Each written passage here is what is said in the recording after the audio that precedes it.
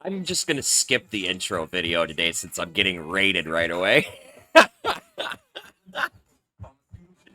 I wasn't ready. Nomus, what's up, man? Holy shit. Let me cut my music down a little bit here. We're just gonna cut the whole theme song stuff all together and just get right into the random shit. um, so good morning, good afternoon, good evening, ladies and gentlemen, guys and gals, theys and thems, my non-binary friends, as well as my sibs from other cribs, and welcome Raiders, welcome Nomus. I hope you had a great rest of your stream, man. I appreciate you. Thanks for the raid. Let me give you a shout out. How's everybody doing today? Y'all taking care of yourselves and staying out of trouble? I didn't even get to take my first puff yet. We are a 420 friendly stream here, so those of you who smoketh the weed, feel free to join me. I was literally in the background bringing up on Steam the update changelog for Ostranauts so I could go through all that again because they changed a bunch of stuff. Nomus, have you played Ostranauts? Have you seen it? I know you're kind of familiar with like Neo Scavenger. It's Ostranauts is by the same developer and actually in the same universe. It just takes place in space. Oh, you've not seen Ostranauts? So it takes place in the Neo Scavenger universe. It's actually running side by side with the events from Neo Scavenger or something, I guess, supposedly. Not that you have any interaction with anything on Earth, because you're stuck in space because of some event that made it so people can't leave Earth and people can't return to Earth, is the long story short. But anyway, um, your objective is to, just like in Neo Scavenger, you go around and you scavenge stuff, you salvage tech, you actually get to like dismantle stuff on other ships, and you can build your own ship. It's got a character creation system that's similar to Neo Scavenger, kind of. Um, I kind of have already done beforehand my character creation thing because that's like a fucking hour process if you like to save scum like I do. Is you don't when you make your choices, there's no backing out during the character creation. You can't go whoopsie, you've already taken it. You screwed. Because it's basically an adventure story that you click through from year to year, you do things. And your choices influence the character. Everything from your starting wealth to your traits to everything. Like, yeah. So anyway, um, awesome. So the big deal with this update is, I'm sorry, Ostranauts takes place in the Sol system. You can, or if you've been in the past, able to see on the map, quote map, the lidar map or radar map, whatever you want to fucking call it. The other planets and locations, it just wasn't really feasible because we didn't have any kind of high speed space travel. The groundwork was there, but it wasn't implemented yet. And now they've given us the ability to use a torch drive, which has to do with the reactor system and shit. And it increases your velocity to actually get to places. Um, that's like the big bread and butter thing with this update is we actually have faster speed travel. Before it was like kind of just drifting, getting up as fast as you can. This game has inertia mechanics and whatnot. And then it has a velocity system that takes some getting used to. So you fly around in a ship and you navigate by this ancient ass, we're talking like Apollo 13 era style fucking navigation tech. And as far as like your velocity going to and from places is concerned, there's two types of velocity. There's your relative velocity to the target that you have targeted, and then there's your actual velocity, and they're two separate things. Everything in space is moving, even the planets. Everything has an orbit. So even if it looks like you're stationary, you're actually following along in the orbit with whatever planetoid planet that you're around. You aren't actually sitting still. Which means even if you're sitting still, you can still get hit by a fucking rocket high speed coming from the other direction, quote unquote. Hi, Purple. How are you? I mean, the game's got some pretty deep, complicated mechanics. It's got like a tile by tile building system too, so you can like completely custom build your ship. You could start out with a junker and then expand out, or you can buy a really big run down ship and fix it up, or you can do a lot of things. But your main job is you're a ship breaker essentially. You buy a license that costs you like $5,000, and then you've got free reign over the scrapyard. You can salvage whatever you want and bring it back and sell it to the licensed salvage kiosks, right? That's how you make your money. Or you can bypass the license and possibly deal with the corporate cops, which are almost worse than real cops. Almost.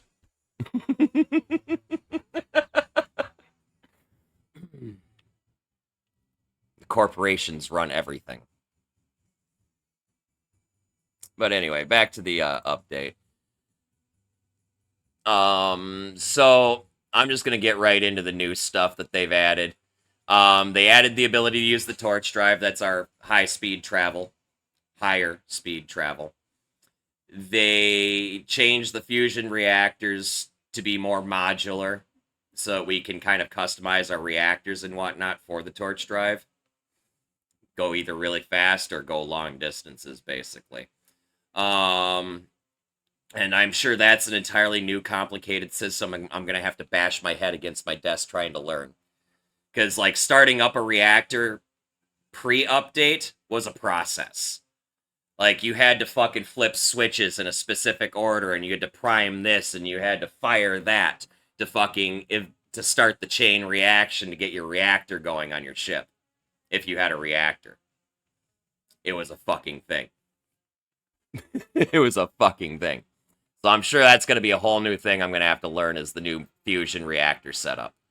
They added basic port services to all other stations in the system, so there's no more, if you do happen to travel out beyond the starting area, there's no more getting stranded at the station you end up at because you can't buy fuel. You don't have to worry about that anymore. They added cargo pod trading systems to allow trading between stations, it looks like, which ought to be interesting. I'm not sure what that all entails. They added a system-wide economy simulation, which might fix some of my exploits for making money. Pre-update, we'll see.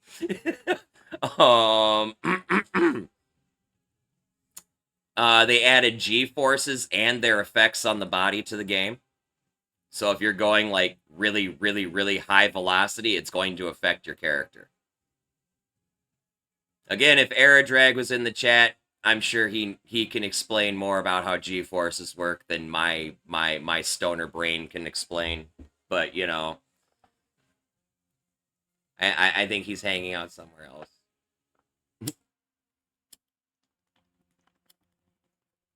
Or maybe if my brother's lurking there, he's got a brain. He can explain G-forces better than I can, maybe. I'm just the stoner. Anyway, moving right along. They added a new super fast forward button that allows you to skip 1 to 6 hours of game time. Although it's buggy, it sounds. This is a huge deal because the game is a second by second deal. You could slow down time, you could fast forward time, but like the slowdown would be like quarter speed, or all the way up to 16 times speed. And when everything's done second by second, shit takes a long fucking time, even with the speeding up time. So being able to jump up to 6 hours in one click, that's kind of huge. That's just a straight up quality of life.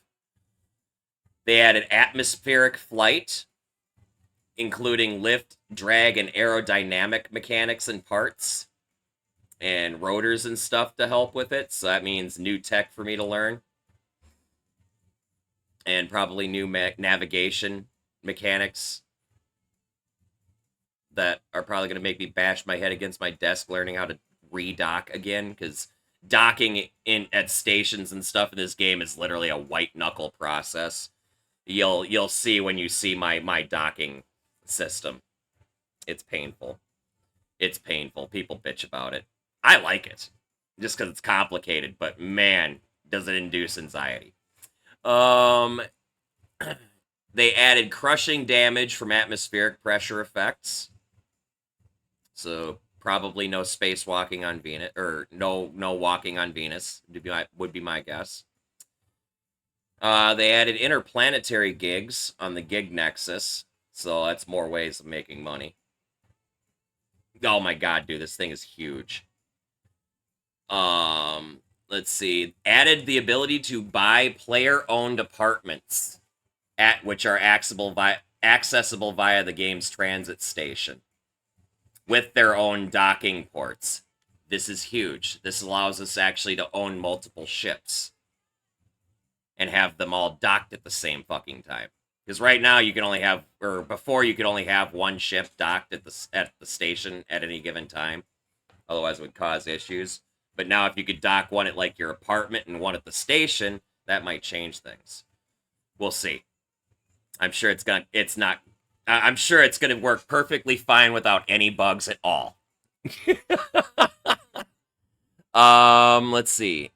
Added the ability to obtain permanent residence visas for both OKLG and Venus stations, which unlocks your ability to buy the apartments and better cargo trade rates. Added a navigation feature to match velocity to target. Thank you, thank you, thank you, thank you. I don't have to sit here and feather my fucking controls trying to match speed with something anymore when I'm trying to dock on a moving target. Oof. Added a navigation feature to hold forward thrust with a toggle. I'm sure that's going to be more relevant with like the torch drive and whatnot, more so than standard navigation. Added a navigation feature to pilot a long range via torch drive course and have autopilot fly it for you. That's huge. And it makes sense that they would do that, because you're talking to fly, even with the ability to skip forward like 6 hours at a time, you're still looking at a couple of days to travel from the default starter system to Venus. Okay? It's a huge fucking distance.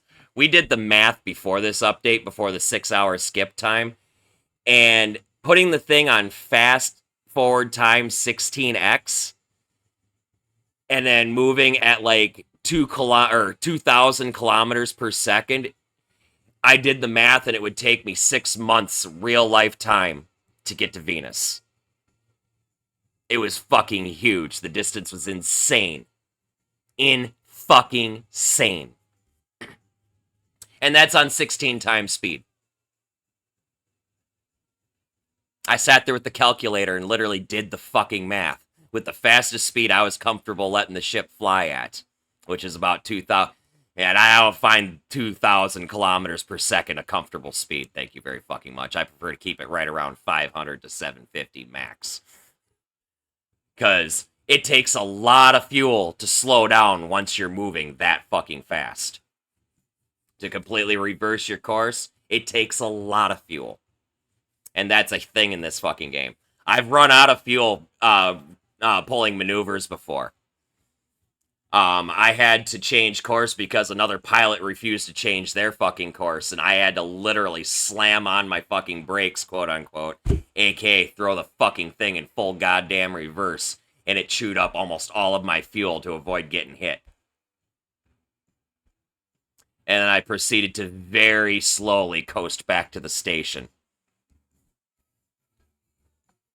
I think I actually might have moved a nitrogen canister from the life support system to the RCS system to use the nitrogen gas as maneuvering fuel, which that's a thing. You can do that. Like when you build your ship, you build your electrical system and everything too. There's so many things. I got hit by a rock once and lost power to half my ship. Like half my ship was just dark black. I had no navigation, no fucking nothing. Fucking rock just took out one little corner of my fucking ship on the outside, but it was a main fucking power line. And I had no power to half my ship, and I'm drifting at about 400 kilometers per second towards my target that's like not far enough away. Okay. I literally went, it was a junker ship I bought, so it had these fucking jumper cables running to various points that weren't needed anymore because I'd already patched up all the shit. And so I literally yanked these fucking useless power cables out of the fucking wall that weren't doing anything, and I bridged power from one side of my ship to the other to get the fucking power grid back online just in time to slow down before I crashed into what I was heading towards. It was intense. It was fucking intense. 10 out of 10, one of the best experiences I've ever had. Because I literally didn't know what the fuck happened. It was days before I finally figured out what actually broke. It was literal fucking days. Finally, I was like going over the outside of my ship and I saw a fucking bad spot and I'm like, is there a power conduit that's supposed to go through there? Fixed it up, pulled the bucket jumper cables out. I had power. It was great. Took me days to find it.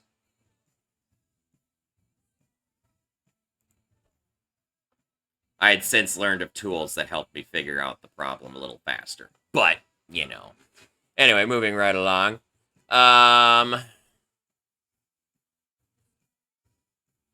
They added racing leagues, which I may or may not participate in.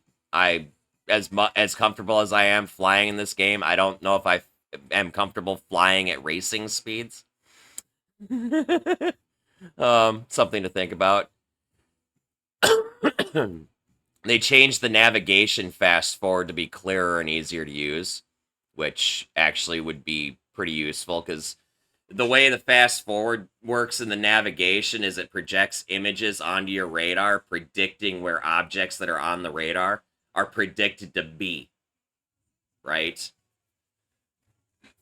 And you can kind of judge by the positioning of these things whether you're actually going to intersect it or not and have to change course well before you have to.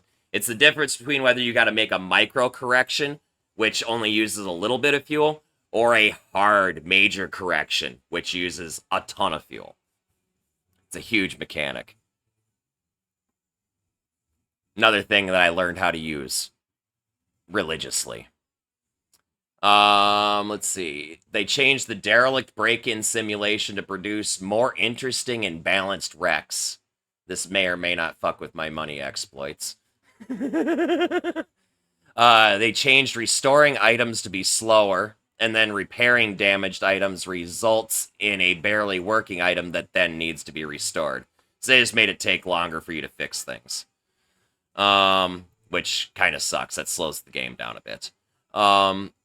They add the ability to buy damaged items, repair those damaged items, and then sell them back and actually make a profit. So they added a way to make money. They added the ability to train more skills. They added 2 entity types that can be encountered in personal combat, so now I might run into more than just random pirates that want to do unmentionable things to me. Pirates are annoying. A lot of times I just leave them alone. I just undock when I dock and I see there's pirates on a ship. I just undock and I leave. I'm like, I don't want to fuck with you guys. They like to break the rules of space and use weapons that are very bad. Typically, when you're in a firefight in space, you use these special energy weapons that fire a fucking gel that does a lot less damage to like equipment and stuff, but still a fair amount of damage to humanoids, right? Including damaging spacesuits and shit like that, right?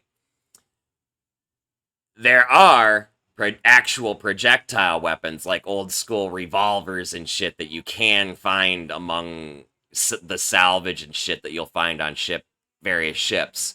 The problem with these weapons is that if you miss what you're aiming at, you will put a hole in the hull of the ship. And that will cause an atmosphere breach. So, yeah. I don't like pirates as they use guns sometimes. And they're just overall not nice people. Hey, what's up, Jazz? How are you? Thank you for the resub. I appreciate you. Let's see. They added several new items, including clothes, cargo pods, pharmaceuticals, studying aids, and new hull parts and weapons. They changed the laser torch to be a more effective weapon, especially against redacted.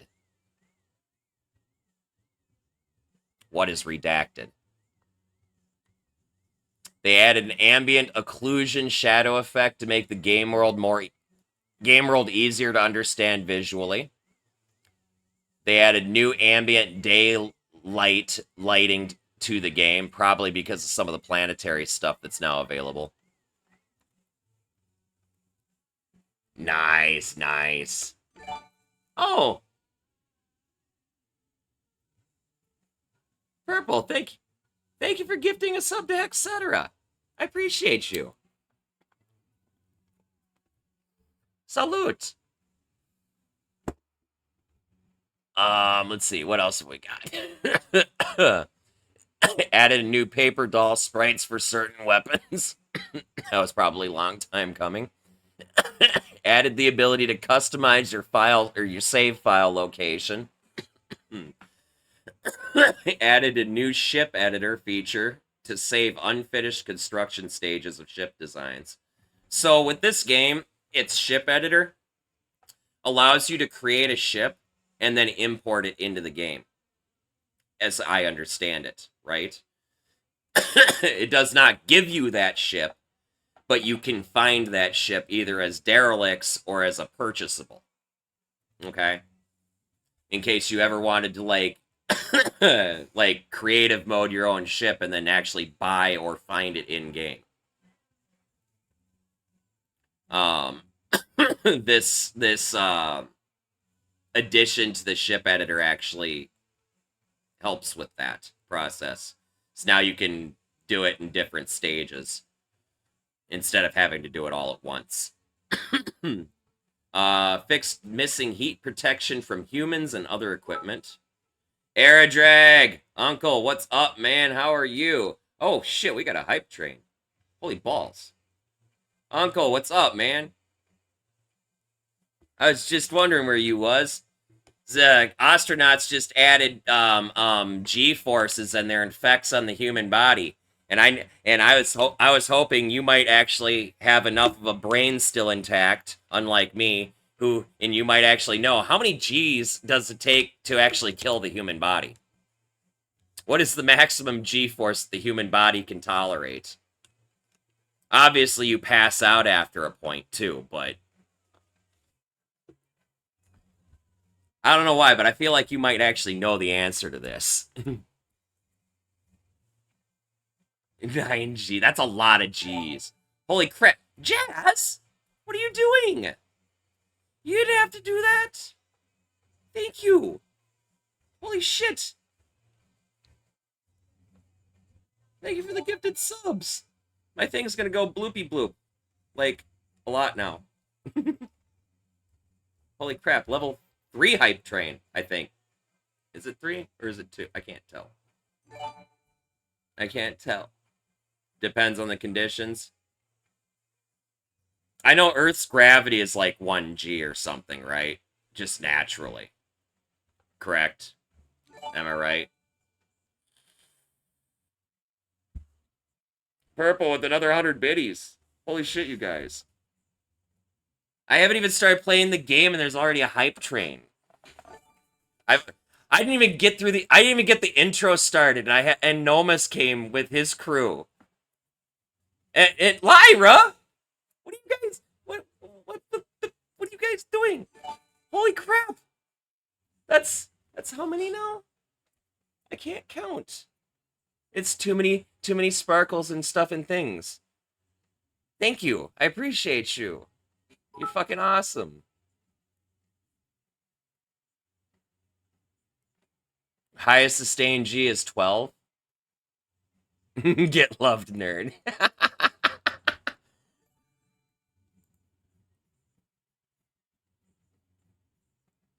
Hell yeah. All the cool people are getting the gifted subs too.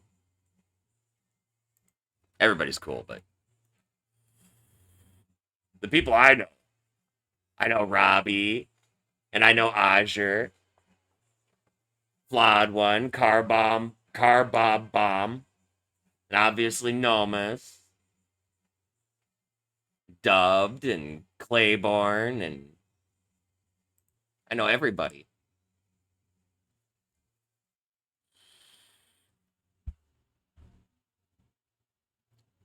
So, more with the updates. And 500 biddies. Uncle, Airdrag, thank you. That's 500 more biddies to the cup. That's more weed. That's what that goes to.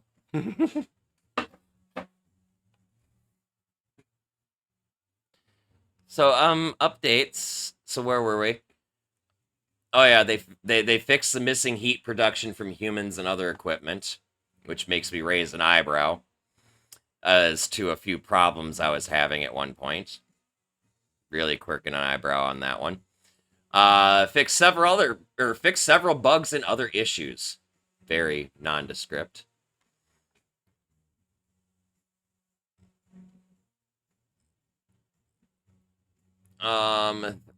Other things they said of note. There's atmosphere, yep. There's G-forces. They've added medications and stuff to the game to help with high G maneuvers. I'm not a fish. Oh, I hope it's just regular hiccups and not heartburn. I have the good shit. Yes, these are the Ostranauts updates. I'm jumping games at least for a couple nights here. I'm gonna check out this update on Ostranauts. Now, I know some of you guys like character creation in games like this, but I wasn't going to sit there for an hour creating a character. I did that off stream, you guys, so we've already got a character ready to go. And we got a Puff Puff Pass card.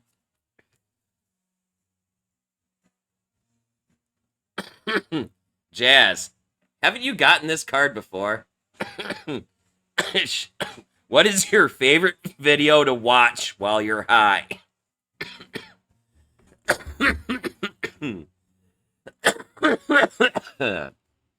I'm pretty sure you can drop a YouTube link in the chat. Purple with 5 more gifted subs. Holy cow, you guys. What level hype train is that now? We got the snake thing now, I think.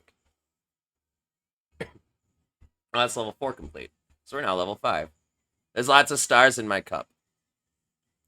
Yes, you can post it right here in the chat. I'm pretty sure. Let me double check.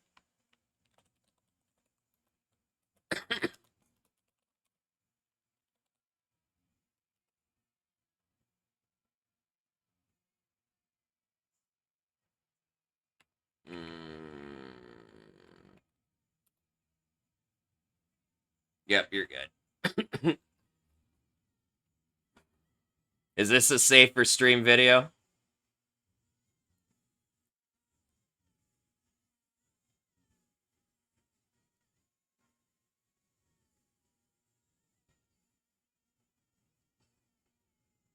Okay, hold on. I'm gonna have to come over here and go to this really fast. There it is. Okay, hold on. Do that really quick. 1 second. Because I have to do some things because my shit doesn't pick up my web browser, I'm pretty sure. I've got to pause my music. 1 second. So we're gonna play this on stream here. Hold on. Hold on. Probably this will work. Yeah. And then we need this for the moment. We're gonna go here. Can you guys see the video? I haven't hit play yet. Looks like somebody who's scared at this of what I think is a bug right here or something. They're like, oh, oh, it's not working, is it? Oh, you can see it? It hasn't refreshed over here on my fucking video feed yet. Hold on. I can't see it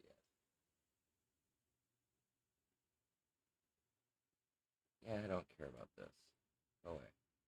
Okay, I can see it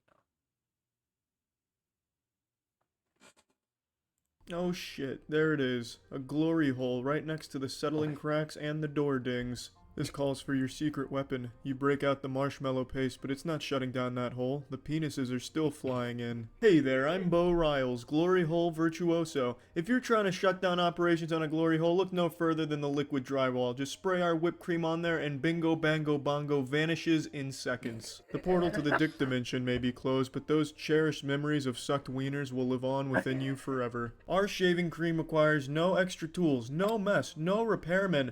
Fuck this repair guy in particular. Give me that wall, bitch. Let me show you how the liquid drywall works. It takes that wall and it puts it in a can. This is wall in a can, motherfucker. It doesn't get more simple than that. Then you spray it on the wall and that wall leaves the can. Now that wall's on your wall. Gone are the days of playing with old Play-Doh. Gone are the days of painting cake frosting on your walls. Martha, you clumsy slut, you've banged the table into the wall. But luckily, thanks to the liquid drywall, we don't have to sell the house anymore. Thanks to the fast and easy repairs. Whoopsie, you got a little asshole on your wall? Butt plugged. No problem. I'm filling more holes than a male porn star today. Another one hiding behind the door? Not on my watch. What's that smell? Another one? Oh, goodness me, more holes than a block of cheese in this motherfucker. But luckily, there's no match for the liquid drywall. If your house is prone to glory holes, go ahead and install our boner barricade with the liquid drywall. No more worrying about rogue cocks popping in. Are your kids so dumb they fight over the broom and then hit the wall? Well, we can fix the wall, but we can't fix the bad parenting that led to this situation in the first place. There's billions of people on this planet. That's a lot of penises. Liquid drywall. You do the math. I can't. I fucking can't. Gordon is right. I fucking can't. I'm fucking dying. I'm fucking dying. Oh my god.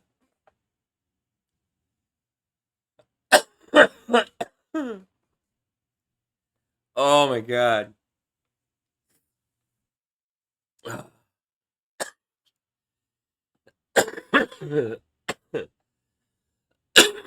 Oh my god.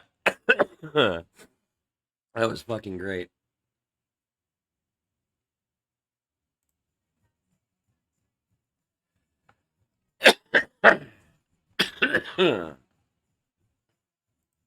Alright, well, let's get into Ostranauts here really quick. I should probably turn my music down just a little bit.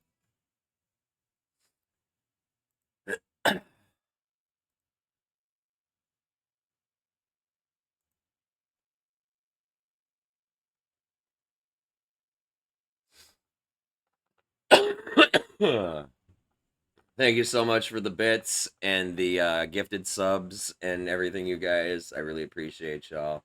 You're fucking awesome. It helps a lot. I'm still dying a little from that hit. We're just gonna go ahead and click this so I can get it off my screen here. Choo choo, I guess.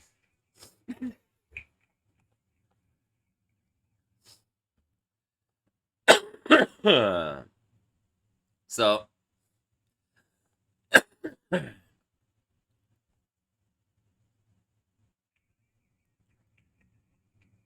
now if I hit continue,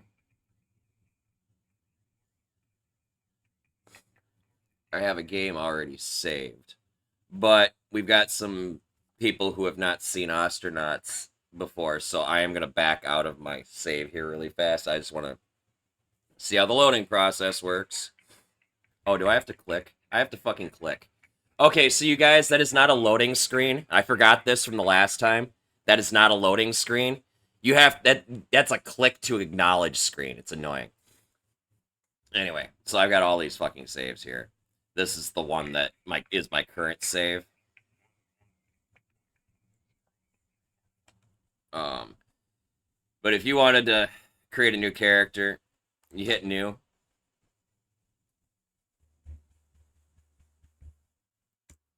And then you click. Because that's not a loading screen. This is a loading screen. That other thing is not a loading screen.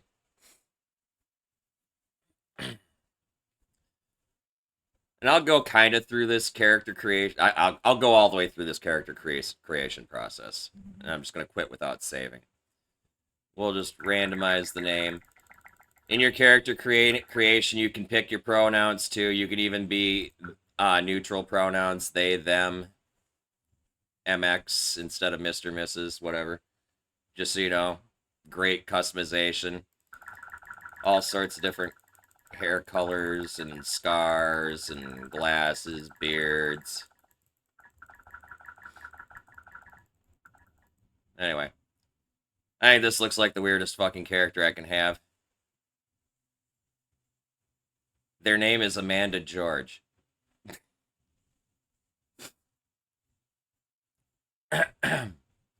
So once you've got your face all figured out and shit, you go to you click the switch to the character kiosk, and through here it gives you, if you want to read through this shit, it gives you like some basic vanilla backstory on the character. Your first checkup, the AOT. I can never. I call these guys ATI. Okay, the ATI MedTech takes a glance at your chart and then your body and then back at your chart. Immunosuppressed, low bone density, hypervolemic, standard condition for a young spacer on K-Leg Station. Born and raised as you were in the weak microgravity of a 33-kilometer asteroid. The doctor says the insomnia is catching up with you. It's chronic around here. Something likely caused by radiation and lack of sunlight. Your eyes work well enough for now, but they're still bad and they're getting worse. 18 years old and rapidly approaching middle age. Your muscles are feeble by Mars standards. They wouldn't stand a chance on Earth. No shit, you say. You're no Earther. You never will be. A heart monitor beeps, then beeps again. The board tech scribbles a few notes and grants your work permissions. Healthy enough to strip hulls in the boneyard despite everything. Fine with you. Closer to the ships, after all. And you're going to get one. And then you're randomly generated a biological mother and father.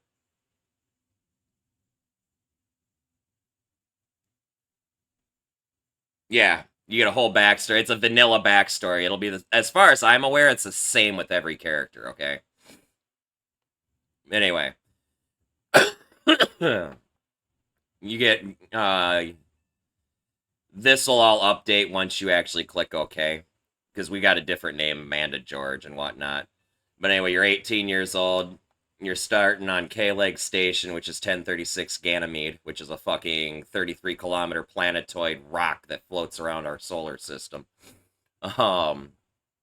Your net worth is just a little over 96 bucks. You have no skills or attributes. And then your career change, which this is automatic because it's the first turn of the character creation. You start out as a shipbreaker. You get skills and attributes: shipbreaker, skilled in spaceship engineering, and skilled in zero-G operations. Right, you get those by default. Okay, once you click OK, it'll update your name and whatnot. It won't, for some reason, it doesn't update your parents' names. So for some reason, our parents are both Alexander and Castro for last names. What's up, Coaster? How you doing, man? So in this window, this is your character creation. And each thing you do in here costs a number of years of your character's life. And then various things can and typically do happen once you hit middle-aged and then what the game considers elderly. You have a very much shorter lifespan than a normal human being, too, by the way. Average lifespan being around 50 years old. So, keep that in mind when you're getting your character older through working on your character, right?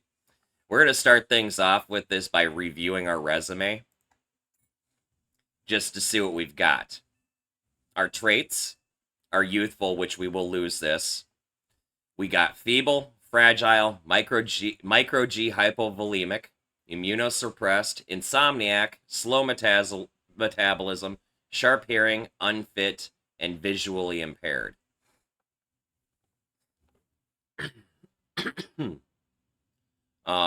And our skills are skilled in spaceship engineering and 0G ops. And system traveler 0, whatever that is. That's new. But anyway, we've now seen what our starting stats are. Typically, the first thing I do, and you'll thank yourself really, really... You'll just thank yourself by doing this. You're going to want to start out by working on your traits. Because you need to get rid of micro G hypovolemic, which only costs 1 year of your life. If you don't know how many years of your life removing or adding traits costs, each of the boxes has a pip next to it. Right? So like humorless has 3 pips. If you wanted to pick up that trait, it would cost you 3 years of your life. If you wanted to pick it up by just working on it, right? With micro G hypovolemia, we can remove that trait for the cost of 1 year. And we're going to do that. And we're going to do the same with immunosuppressed as well. This is for character general health reasons.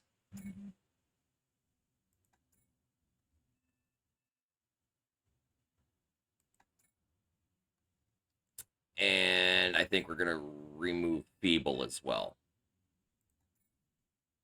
Now, so we've spent 3 years working on our traits, removing some really shitty traits to have, okay? That was a fair trade-off. We are now 22 years old, right? I think we picked up an extra year somewhere. I'm not sure why. We picked up an extra year because we started at 18. I think one of those things might have been 2 traits. I don't remember. Hey, what's up, Dubbed? How you doing, man? Purple, if you're there and available to do channel things, can you shout out both Coaster and Dubbed for me, please? And Lyra, actually, for that matter. The Lyra Dragon as well. As well as another shout out for Nomus, too.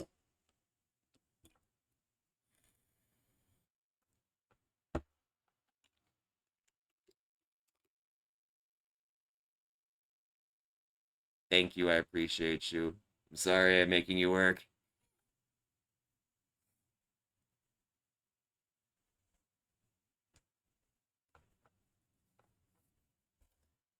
So, anyway, we're now at 22 years old. We still have a net worth of $96.31.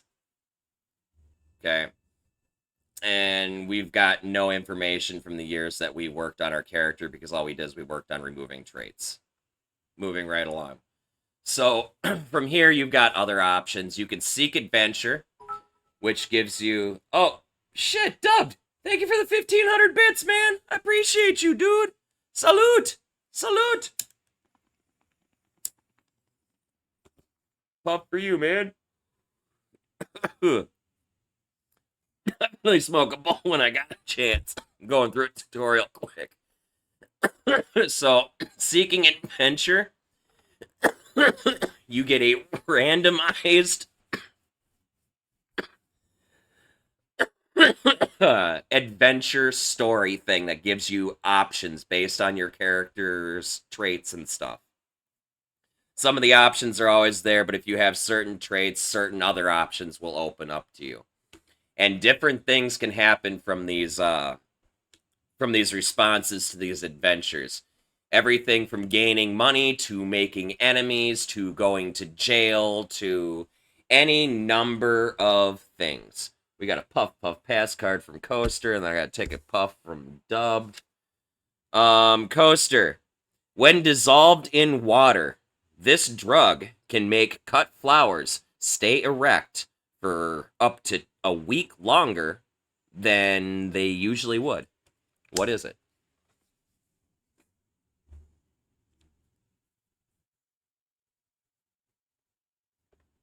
Hopes and dreams.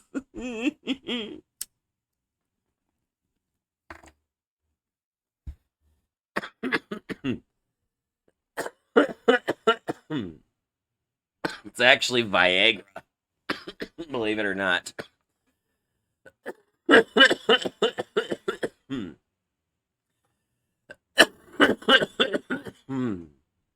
People used to use aspirin back in the day. But now apparently you can waste your expensive Viagra on that shit. Honestly, the flowers are going to get more action than you are anyway at the time that you need that anyhow. So just give it to the fucking flowers.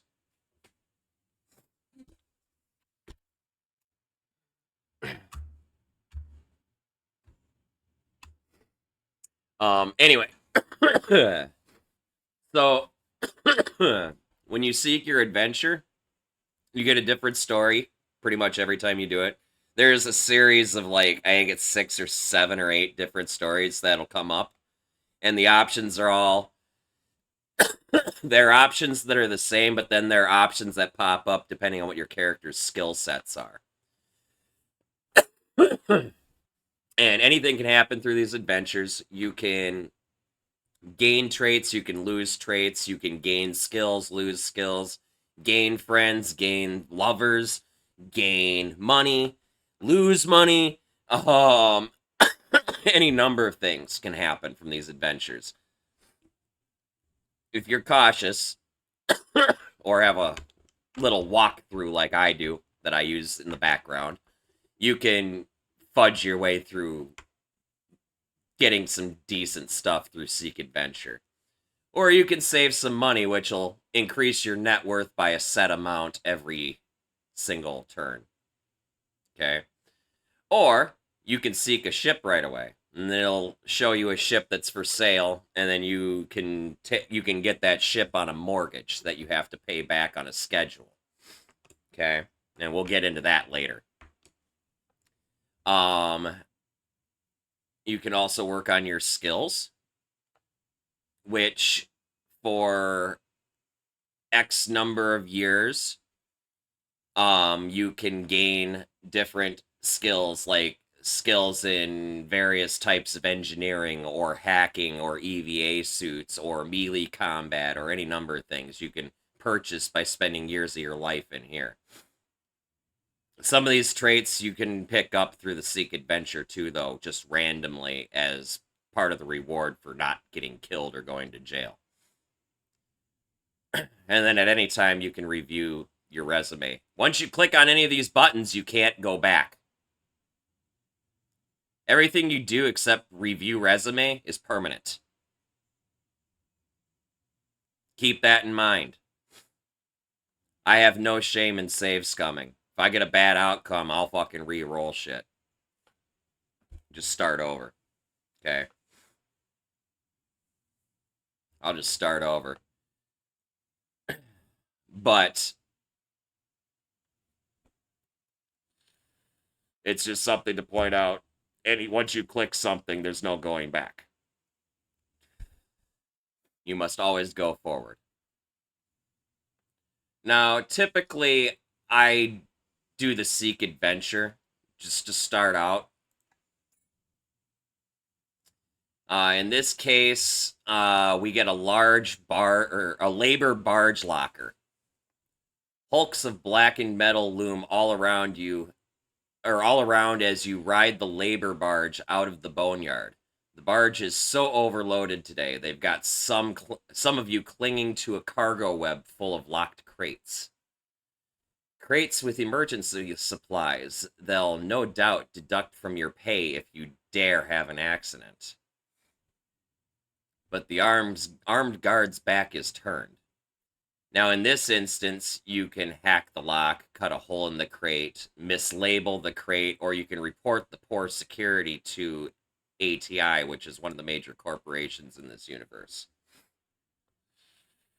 Now, for my experience, the best two results come from either hacking the lock, which makes you a friend and some money, I think, maybe. I know you get a friend.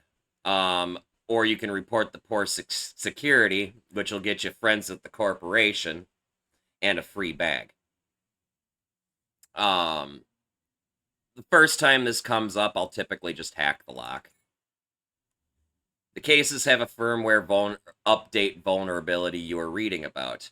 Using a data cable to your handset, you try a script you've been working on to hack the pin. A flash of green and a puff of air signal your success, eliciting silent fist pumps and wide smiles from the neighboring laborers. New friend Brian Foster, shipbreaker from K-Leg Station on Ganymede. I didn't make any money from this, unfortunately, but I did gain a friend, which may or may not be worth something later. Oh, actually, I also gained the skill leader, and I gained skilled in hacking. So now if I look at my resume, I now am skilled in hacking, and then under my traits, I have the leadership trait. Okay? If this turns out to be like a super awesome fucking character, I'm just gonna roll with Amanda George, I swear to God. So, there's some good stuff that actually came out of that.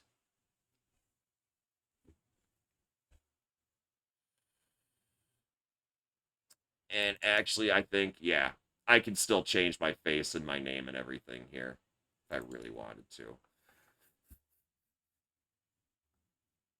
Now, we're at 23 years old. I could still work on my skills. I could work on my traits. I could save some money, or I could seek a ship, or I can continue to seek adventure. I'm going to seek adventure. King Incognito. You're drinking at the local watering hole after your shift when you see the unicorn. They're the scion of an ATI executive, sneaking out to rub shoulders and bump uglies with the common folk. You wince as they try to pay their round in won. It's dollars for the likes of us, friend. If you're careful and lucky, they could be an opportunity. Now, in this instance, you can start a riot, which will net you some money. It'll also do a bunch of other stuff. I could pick their pocket, I could mug them, I could seduce them, I could get them drunk.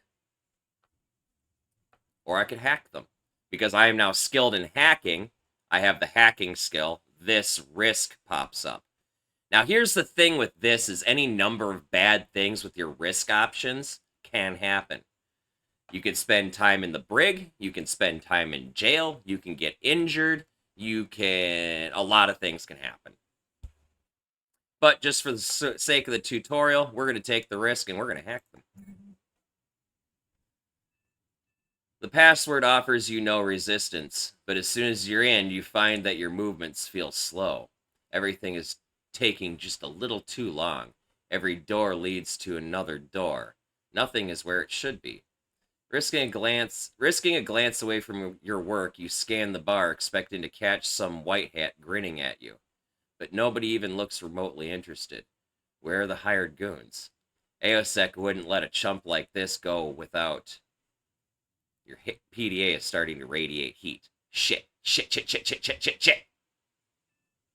Patrons look on as you claw your way into the PDA's battery compartment and pull the cell.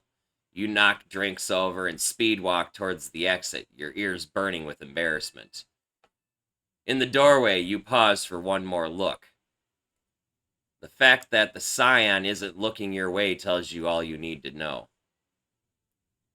Time to go home and check your bank account, or what's left of it. We might have just got back hacked. Oh, no, we gained the... Okay. So we gained the attribute ambitious, and we gained brave.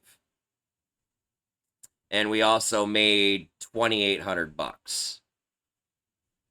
But we also have an enemy that actually has some information on us.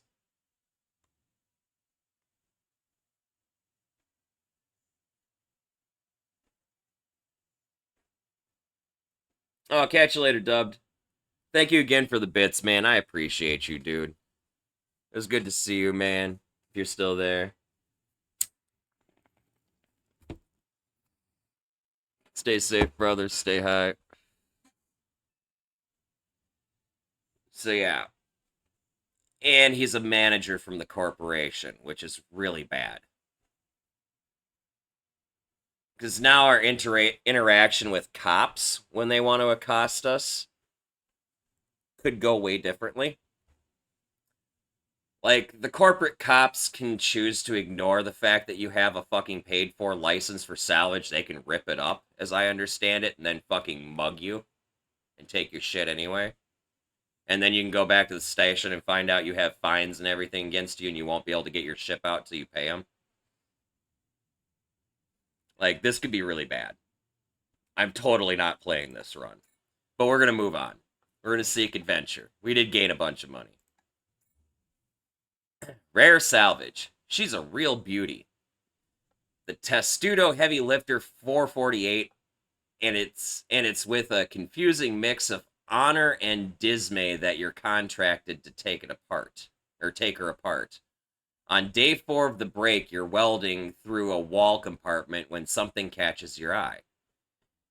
You snap off the torch and take a closer look. Your breath catches at your breath catches at the sight. A Muria intake regulator, the apex of the defunct company's technical achievements. Today, one of the rarest aftermarket parts in the game. They're actually really nice intake thrusters. They're really nice intake systems. I like them. It's popular on other markets too. Maybe ATI don't need to know about this. You can notify the corporate office. You can smuggle it through the black market. You can bribe your boss and split the profits. Or you can smash it and feel alive. They all give different outcomes. I'm missing a trait that would give me a 5th option. I could try to steal it, and I typically would, because the thing's worth a fucking small fortune. But in this instance, I would bribe the boss and split the profits and make, I think it's 750 bucks. And we gained an enemy, actually. And we gained skilled in oligarch etiquette. ATI's middle management know which way the solar wind blows.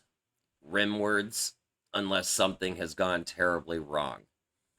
Uncle Ao doesn't want to know about its legendary black markets, or Uncle Ao doesn't want to know about how its legendary black markets are run, and it definitely doesn't want whistleblowers.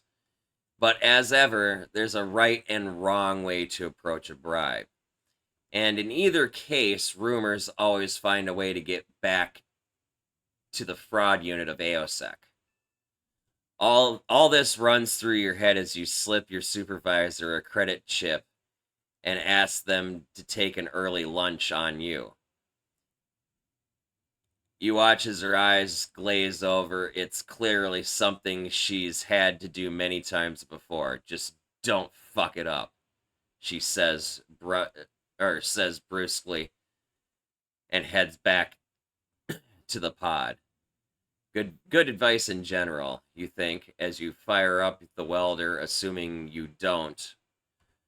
The part will net you far more than the bribe at the end of the day. A good haul, even though it will inevitably attract a little heat from the authorities. That's how we gained Brendan Woodward as an enemy. We'll continue to seek adventure.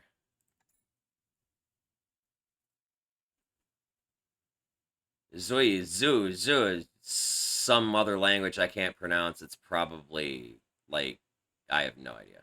A woman calls. You stop what you're doing, mouth dry, so do the dozen or so other day workers in the cramped dormitory. A silver class econo apartment in the ASC barracks. That's the signal from the next pod over. They're coming. Outside the door and up the access corridor, you hear the clatter of mag boots marching in double time. A half dozen of your neighbors flee through the back door. Moments later, you hear a series of sharp cracks and screams. Shocker. Shocker rounds, you hope. You got a moment to act. What do? You could hide in an air vent, blunt. You have nothing to hide. We have a lot of enemies. Okay? The best thing to do is fake a pressure alarm. If you didn't already have hacking, you would have gained hacking from this. This is actually a great one to get early. But you also gain genius as a trait as well.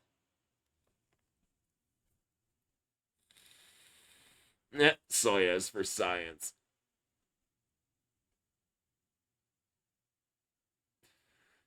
Oh, which one? I haven't looked at them in a while.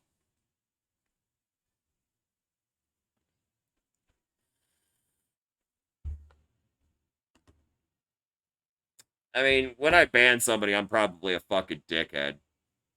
At the same time as doing it, even though they deserve the shit. Who? How do I view that shit? Because I can't remember.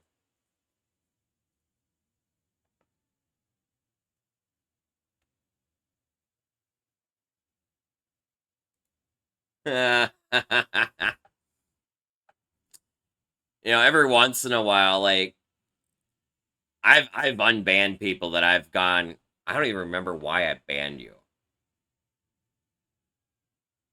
because it's something that happened so fucking long ago. I mean, it depends on the context of the conversation involved, though. That's usually if they're not a bot. That's usually what the ban's about. Is they're just being really shitty in chat. Just unban, please.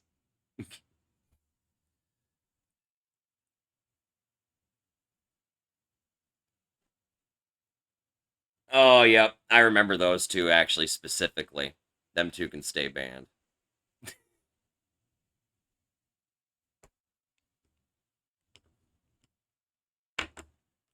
Like, holy fucking shit, dude.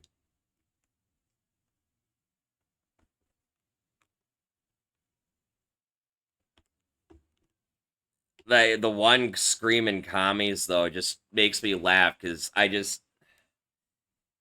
Do people realize that at the time of night that I stream, it's morning on the other side of the fucking world, okay? There are people waking up right now, stumbling upon my bullshit, okay? Like, those particular ones, yes. God, they probably made those requests, like, fucking forever ago anyway. Well, that's what it is stumbling upon my bullshit, because I don't do anything really truly constructive. So anyway, we fake a pressure alarm. On some stations, hackers are monitored with the same vigilance as states seeking nuclear capabilities back on old Earth. Do they have the technology needed to perform a cyber attack? Do they have the motivation, the skills, the opportunity, the support network? This is a good example of why such precautions exist. It is the work of 10 seconds to isolate the corridor the AOSECs are advancing down. It's 3 keystrokes to trigger a vacuum alarm. You hear the thuds and as the bulkheads close, trapping them inside. By the time the sysop can untangle the mess you leave behind, the raid will be neutered. By social embarrassment, if nothing else. Some of your dorm mates take advantage of the confusion and slip away, hopefully to a less policed area of the station, if such a thing exists in the barracks. What's up, Sean? How you doing, man?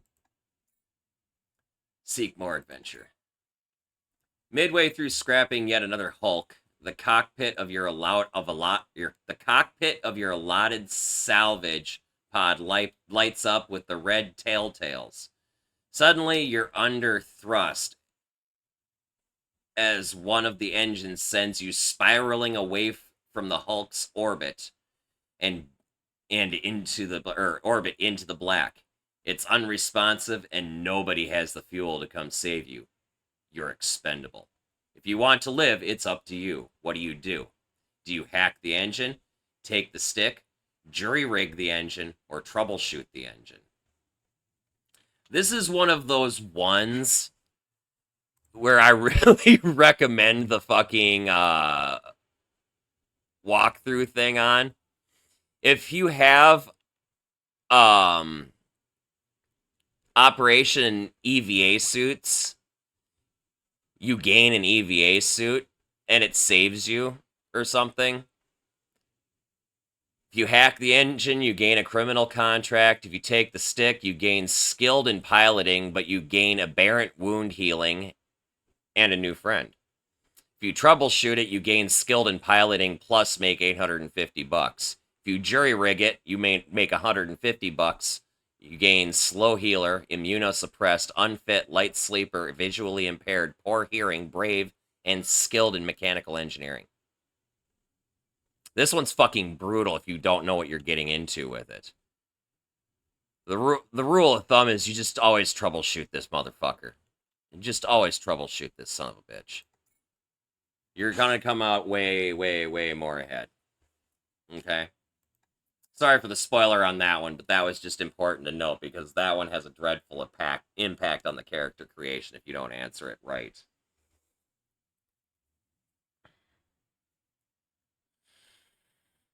What are our traits right now?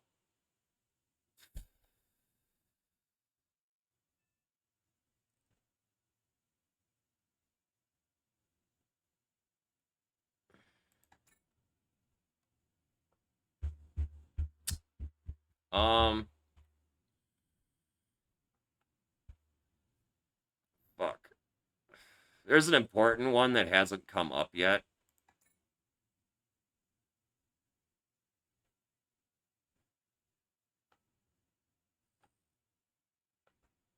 What's this one again?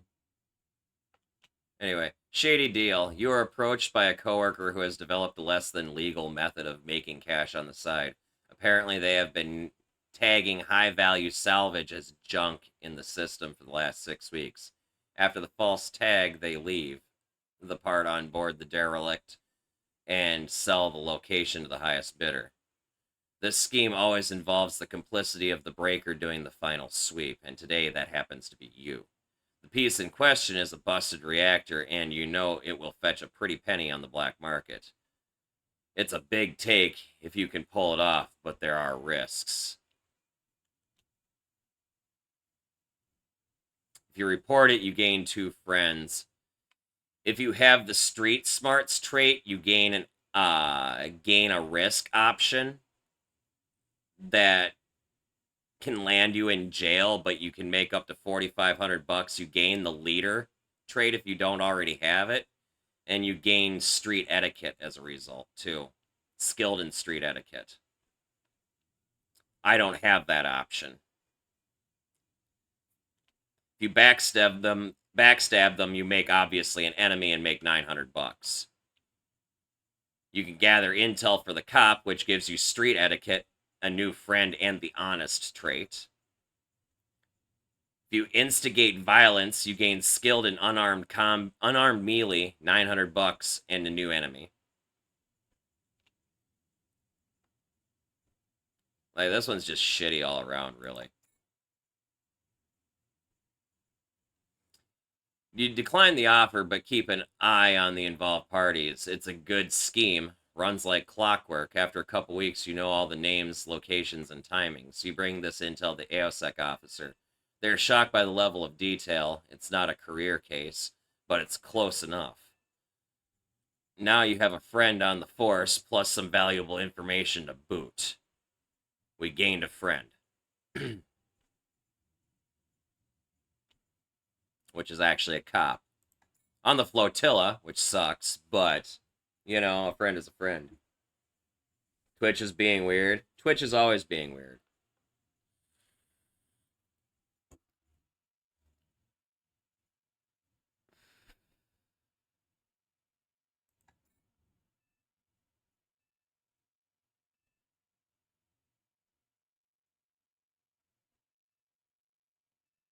We're still a young adult, so let's do another Seek adventure. Daily grind. Ah, this is the suit maintenance one that I was waiting for. This pretty much just gives you a skill. There are some things with it that are kind of weird, but anyway. When all's said and done, shipbreaking and scavenging and hustling is a grind. What was once dangerous eventually becomes monotonous.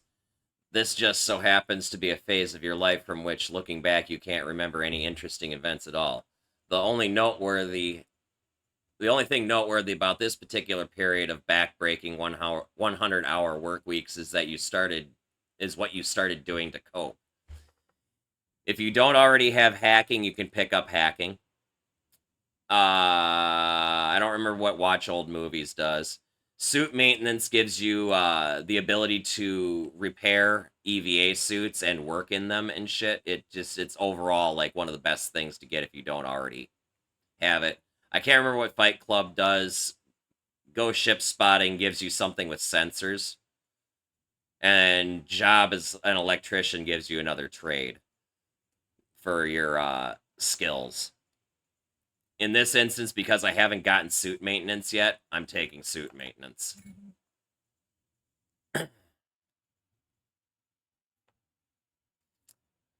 The Bingham 12 vacuum mobility suit has 15 major seals. Lubricate them.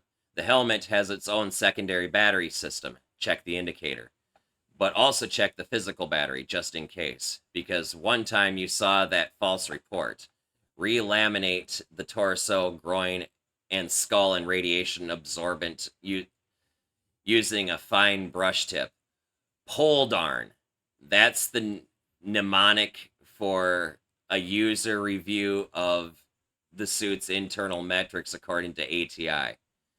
But once you get through it, review the balance calibration because the mnemonic does not cover that for some reason. Check boot soles for microabrasions and organic detritus.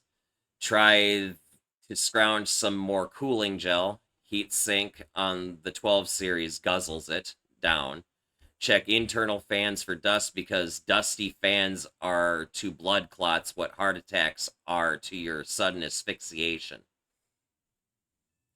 At the start of this period, you could do a full check about 8 times per free shift. Now, the end, you're up to 14. It's the kind of thing someone might have called you insane for if it wasn't so incredibly common. In one of your more lucid moments, it occurs to you that this routine might well save your life, but it might very well destroy it too. We gained some personal things like selfish, and we became picky about every detail or something like that. Let me take a look. Okay, so we hit middle-aged also. A lot of things happened. So we gained clumsy, slow healer, light sleeper, poor hearing, but we gained skilled in EVA suits, skilled in physics, patient, and finicky. I don't care about finicky. I don't care about patient. Slow healer's kind of whatever, right? Clumsy sucks. That has to go. I don't really care about poor healing or poor hearing. But that clumsy has to go. That has to go. So at 29 years old, we're going to work on traits again.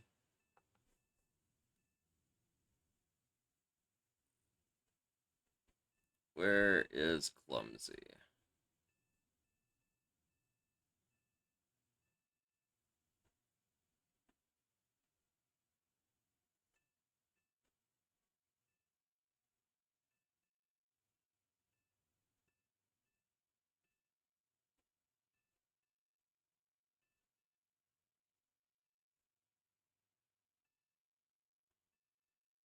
There it is.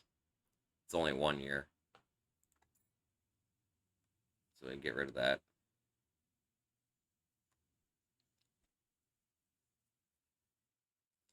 Let's view our resume again. Is there anything else we really truly want to get rid of?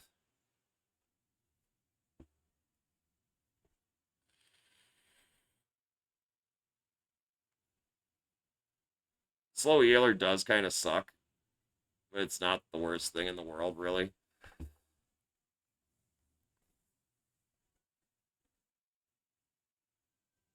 I don't know why I'm putting this much work into a character I'm not going to create, or not going to use, but...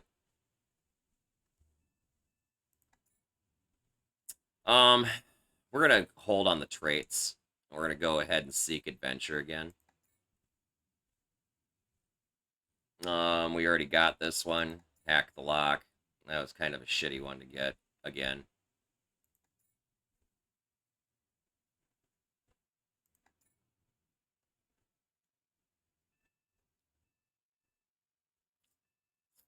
So this one is, since I'm not going to keep this character, I kind of want to do this one because I've never done the cheat.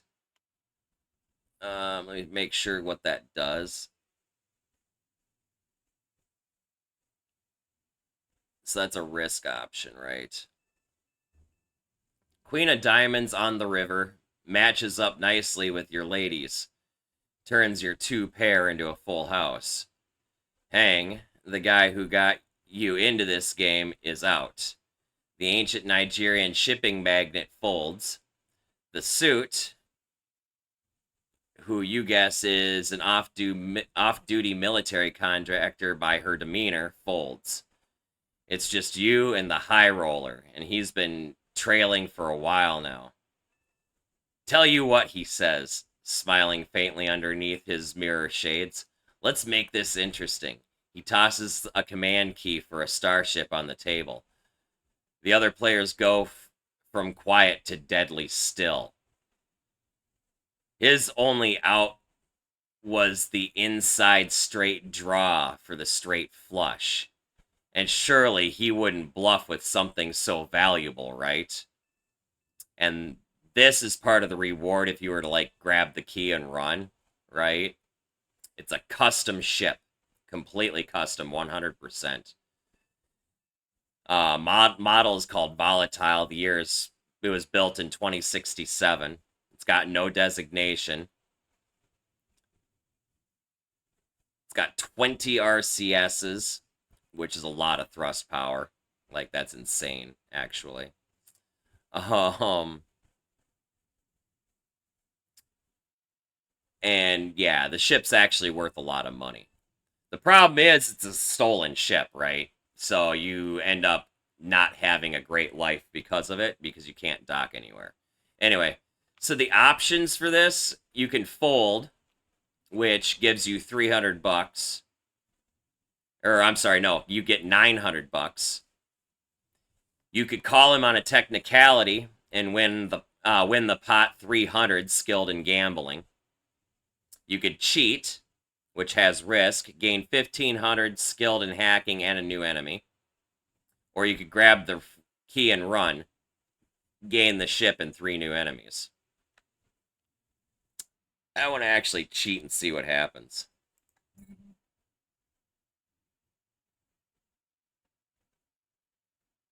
Mirror shades, a cool idea, only about 100 years out of fashion and for good reason. Cyberware is too dumb not to be networked.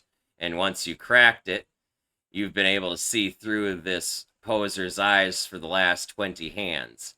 And you take a peek and find that, for once, the guy's actually holding a monster.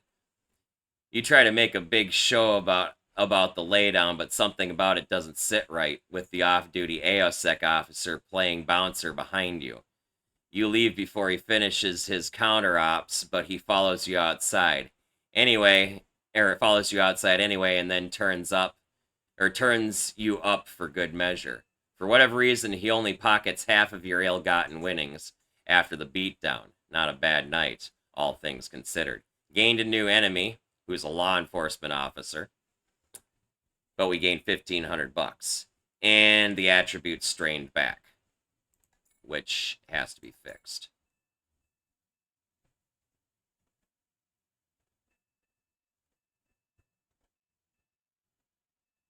Once I figure out where it is.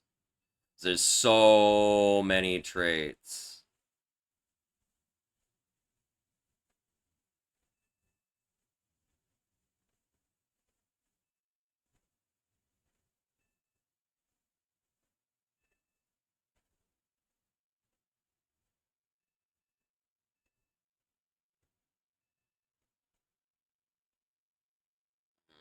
It's probably from unfit, actually, which really sucks.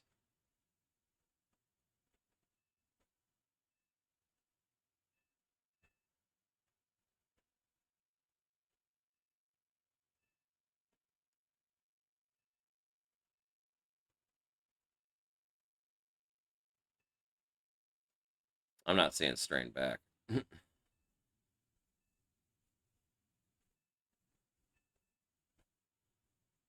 I do, however, see this, which does need to go at this point.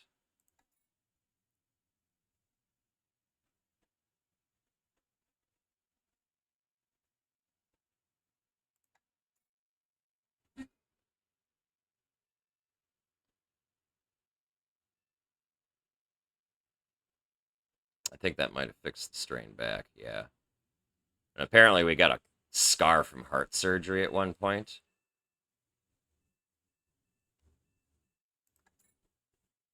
It's 35, we'll seek another adventure.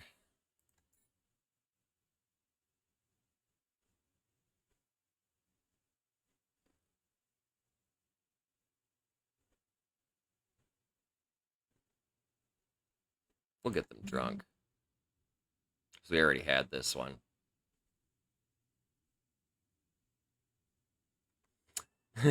So, you're drinking at the local watering hole after your shift when you see the ATI executive sneaking out to rub shoulders and bump uglies, blah, blah, blah. There's one commodity that's more valuable than all else, even in a monotone like K-leg information. And you'd bet they're full of it.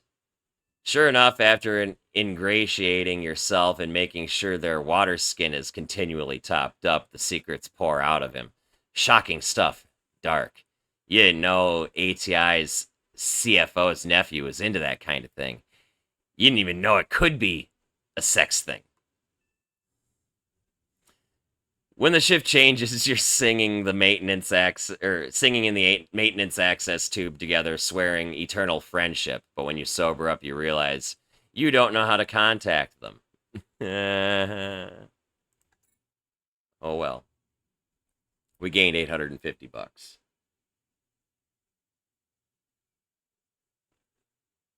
We'll do Seek Adventure again. So I want to try and crank this money up as high as possible.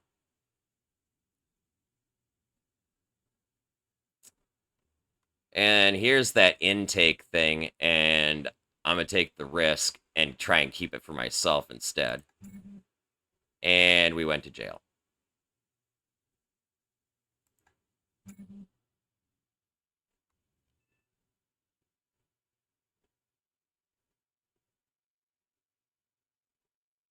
And we just totally fucked up this character beyond repair. Because now we're 38 and we got a bunch of shit we have to get rid of.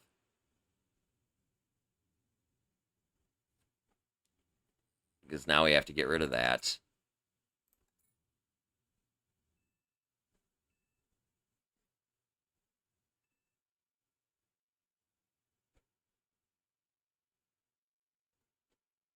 I think that might have been it, actually.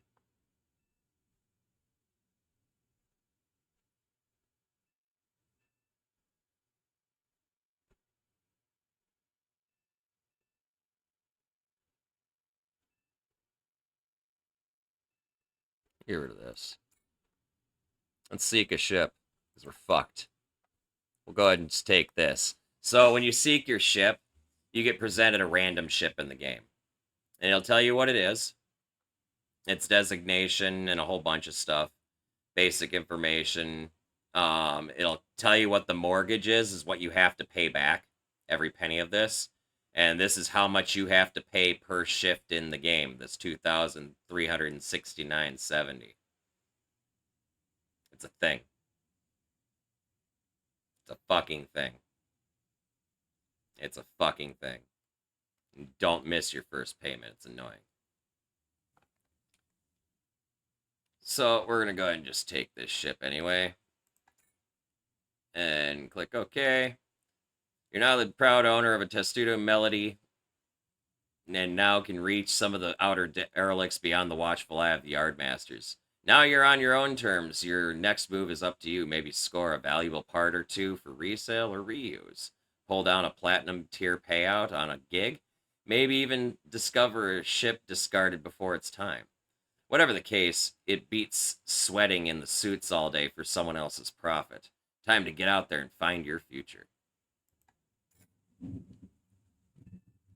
And it'll give you a recap of the character and stuff that you can go back over, and then you just click submit because you can't go back. You do have an option of changing your character face up till this point. But you click submit, and then you're dropped in here.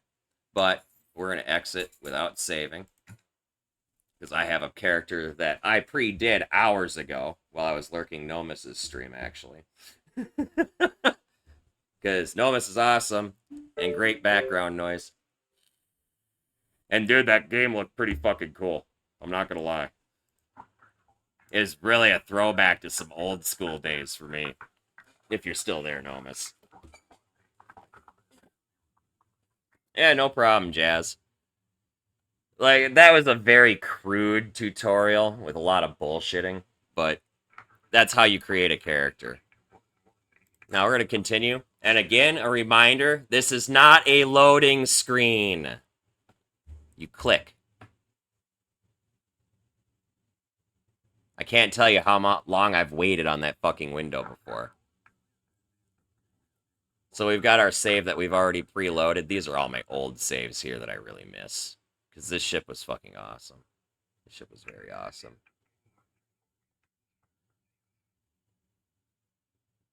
We haven't loaded the game yet.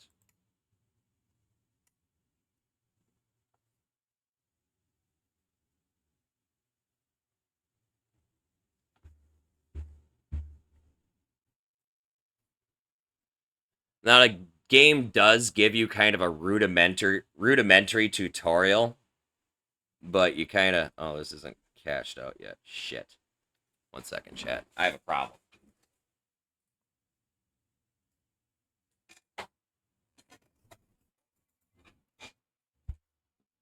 When the game loads, it loads paused. So you can, like, load the game and walk away if you have a slower computer. Now, one of the biggest changes in this game that they actually didn't mention in the changelog, that I noticed anyway. Before, when I played this game, all of our health bars were actually just descriptive words like well rested or I have to take a shit. You know, stupid things like that. Fucking, and they would change, like, colors if something was in trouble, right? Now you've actually got bars so you can see what's going on, right? That tell you some of the basic information.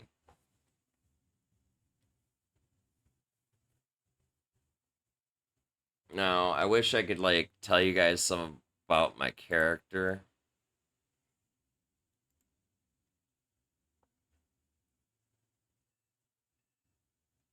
but we are skilled in software engineering, business admin, spaceship piloting, skilled in physics, EVA suits, oligarch or etiquette, persuasion, unarmed melee, folk etiquette, street etiquette, zero G ops, spaceship engineering. We're skilled in hacking, and then we got system traveler, whatever the fuck that is. We've also got light sleeper, honest, slow metabolism. We're a leader. We're middle aged. We're feeble, which sucks. I didn't see him pick that back up. My bad. Shit. That really sucks. Oh well. Slow metabolism, insomniac, visual impaired, genius, honest, charismatic, patient, finicky, loyal. We've got an industrial scar. We're a slight or light sleeper with poor hearing. We're ambitious, diligent, and shy.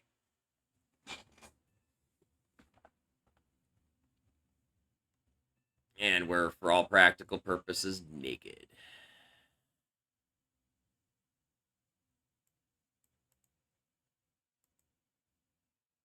We can put on our coveralls. We can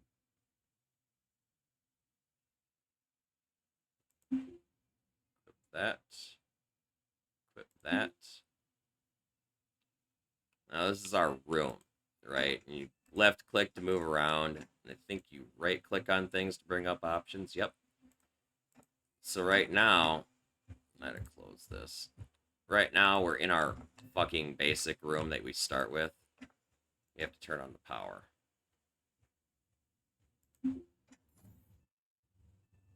And that will... Yeah, you got goals here in your PDA. So your PDA covers a lot of stuff. If you have multiple characters, if you've hired people to work for you, you set up their work schedules in here. That's your roster. Gigs will list your different gigs and stuff. Tasks lists anything that needs to be done. Power visibility is kind of important. It's one of my favorite tools. It tells me when there's connections that are broken somewhere that need to be fixed. I love power visibility. You've got an install thing that'll allow you to install stuff that you've salvaged from places, even though I would just grab the things, click on them, and then click install and point where I want them installed. But anyway, it's there. And then you've got your custom orders for repairing stuff and equipping and shit, I think, maybe.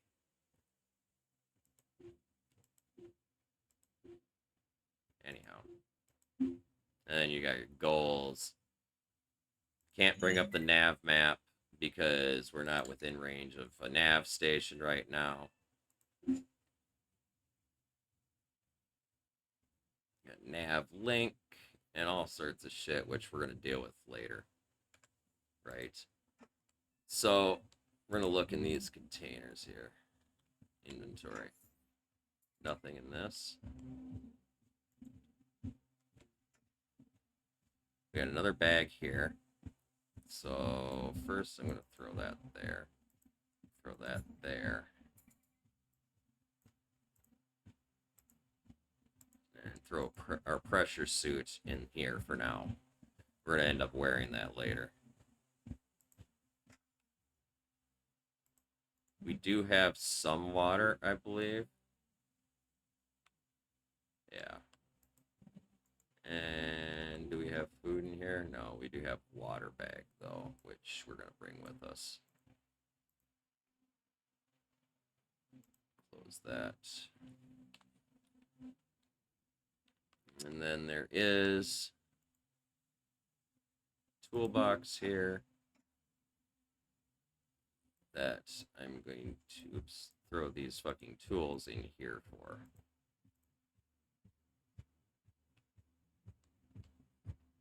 And then once we've grabbed all that crap, let's check this container.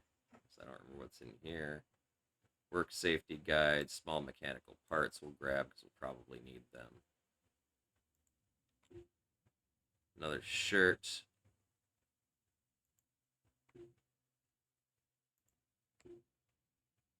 Another shirt and more fucking parts. Got another sink here.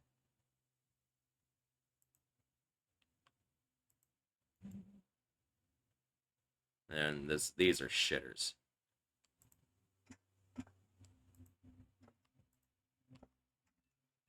Once we've done that, come out here, we deal with this. The door to K-Leg station slides open. You're greeted by the familiar aroma of station vendor fare. Spot prawn stir fry in suya curry, kebab of chicken in yaji spice rub, Szechuan beef with pink peppercorn. Your head knows that the meat is aquaponic, or lab grown, or worse. But your heart tells you that anything prepared by human hands is better than trencher's chow. Tired looking spacers circulate between the bunks, the refuel kiosk, and the breaker yard, moving in and out of the gossamer haze of cigarette smoke that is a permanent fixture on the station. The smokes are Sangara Viceroys, the breaker brand of choice. Folks here will chain smoke them unfiltered, no matter how many times ATI execs fine them for overworking the CO2 scrubbers. Your new ship is waiting in port, not far from the kiosk hub and scrap shops. Once you find it, you can finally undock from this rock. If you want to strip ships for salvage, all you need are the hand tools you own, but you need a welder to start remodeling and repairing hulls. Either way, if you're lucky, you can finally start making a living. Something beyond the corporate sponsored rat race of breaking ships for daily wage. A life you can call your own.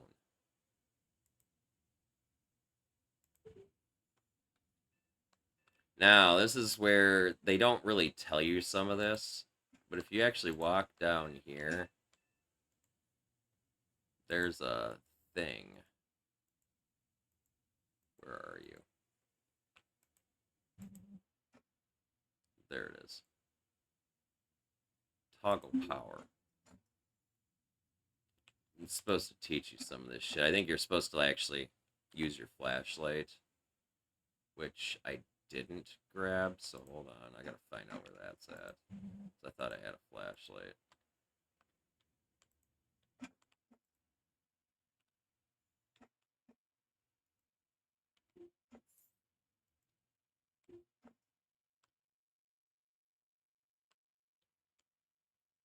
I have no flashlight?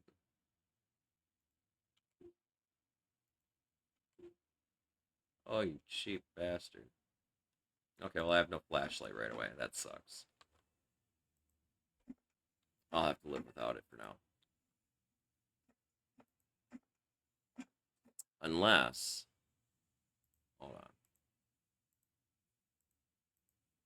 Hold on. There we go.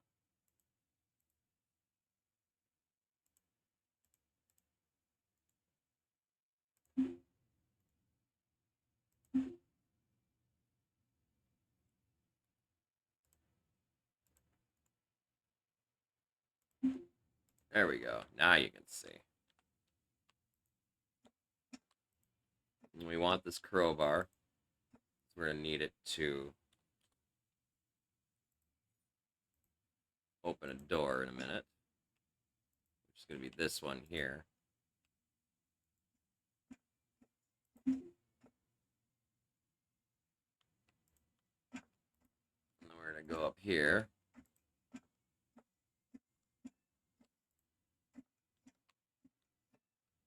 And then you see this. Install. Right there. If you picked up all your starting stuff that it doesn't really tell you to pick up, but if you pick up all your starting stuff... Oh, wow. I'm actually training to become skilled in electrical engineering now.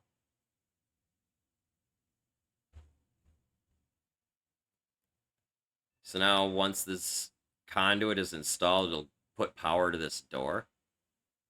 And we'll be able to go into this room, which actually has stuff. And we're going to take that stuff.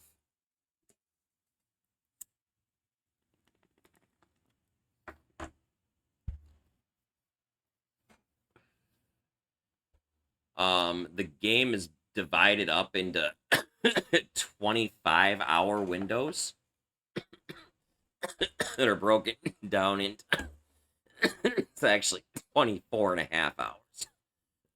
But it's broken down into 5 shifts. 4 full ones with a mini shift that's a half hour, which is called untime. Untime is a weird thing with this game, and you don't want to save during it because it'll fuck your shit up. If I go into my roster, see this hour 24 doesn't let you schedule stuff. Don't save during that time either. Oof.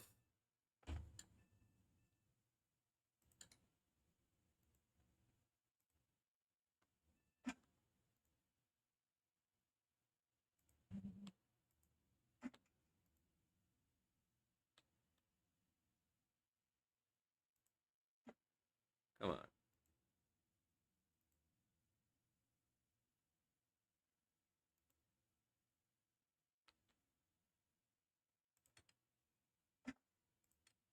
There we go.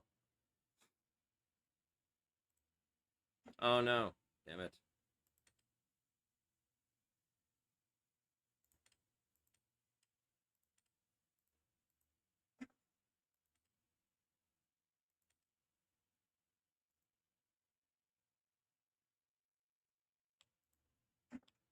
Oh, come on.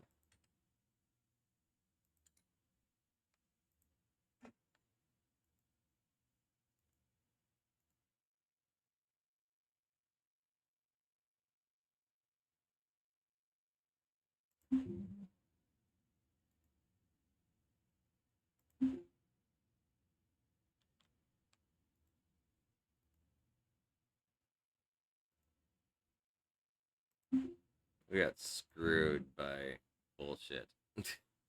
Sorry, chat.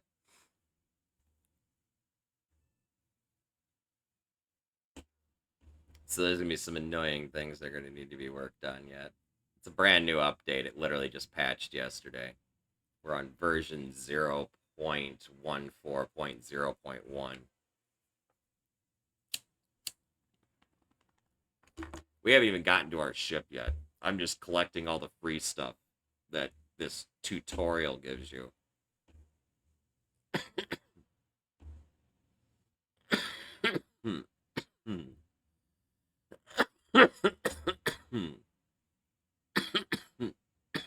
Now, we have $10,000. A lot of that's gonna get eaten up pretty fucking quick.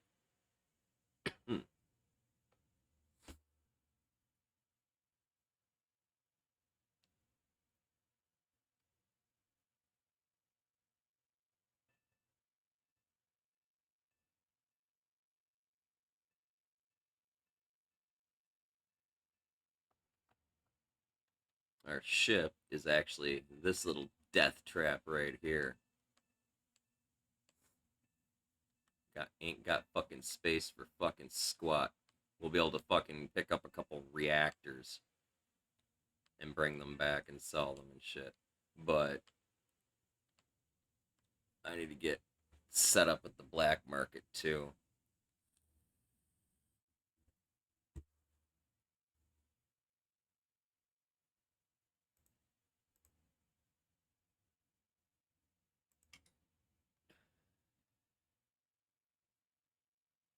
I can prepay my mortgage. Or actually do this. Pay selected. And that pays. Oh, this also shows where I made money too.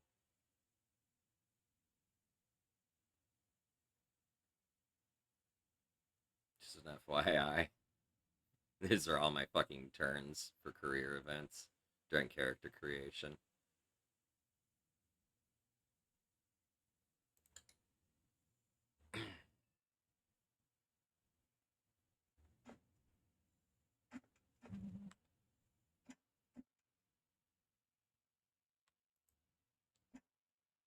Yeah, don't do that. Open. Oh, there's only a fucking knife in here. Oh. You picked it up already. Okay.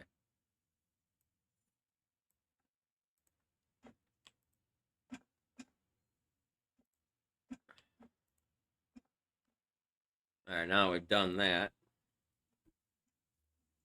Thank you, Purple.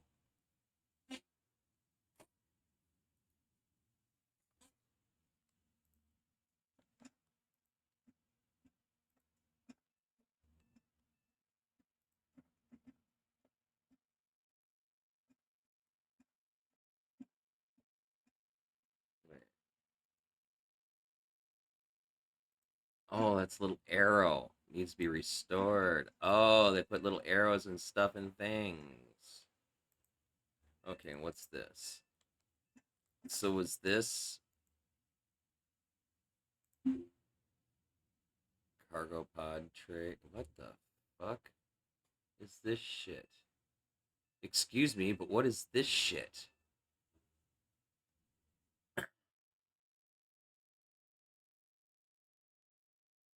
Wait, what is this?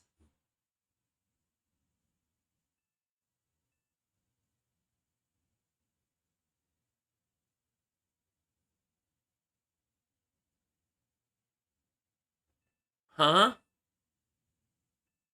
If I wanted to buy. My life just got miserable.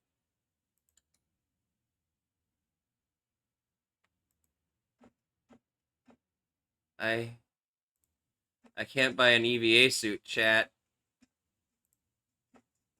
This is the problem. What's that?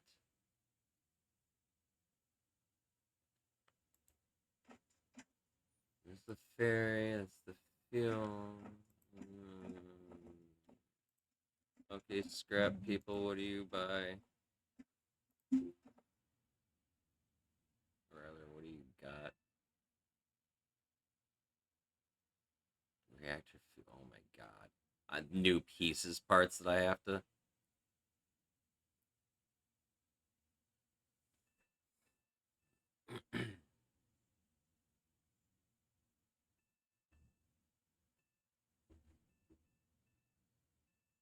So I have to find all my fucking tools. That sucks.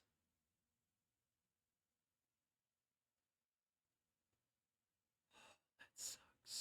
That sucks. That sucks. That sucks. That sucks. That sucks. That sucks. That sucks. That sucks.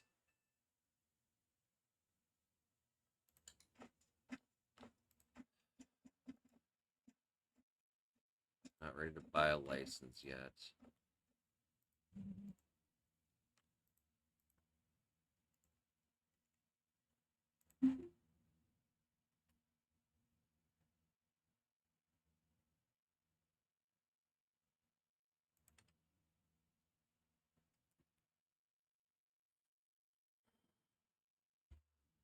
Alright, now we're at the fucking Mescaform bar. The halcyon days of the wildcat Nigerian colony before Earth's ablation cascade. That the ablation cascade is the event that happened in Neo Scavenger and this game that made Earth's atmosphere no longer traversable by spacecraft. That's why everybody who's stuck on Earth during Neo Scavenger is stuck on Earth, and everybody who is in space during this game is stuck in space, and you can't land on Earth anywhere. You can't go through its atmosphere. Something's fucking wrong. The ablation cascade is what it's called. The ablation cascade gutted the economy. Spacers come here to escape the bureaucratic grind, to imagine a world without bosses, to split a chilled bottle of Bismertnia, even when they can't afford to. A dozen meters away from the shuttle stop, you see a knot of revelers gathering in the warm light of the Mescaform bar. Laughter and conversation float through Mescaform in a melange of English, Mandarin, and even Yoruba. That last one might be a sign of AO a sign AO managers are mixing it up with the common folk. Whatever the language, the warm organics of human voices in close proximity is a welcoming departure from the hollow echo of com chatter.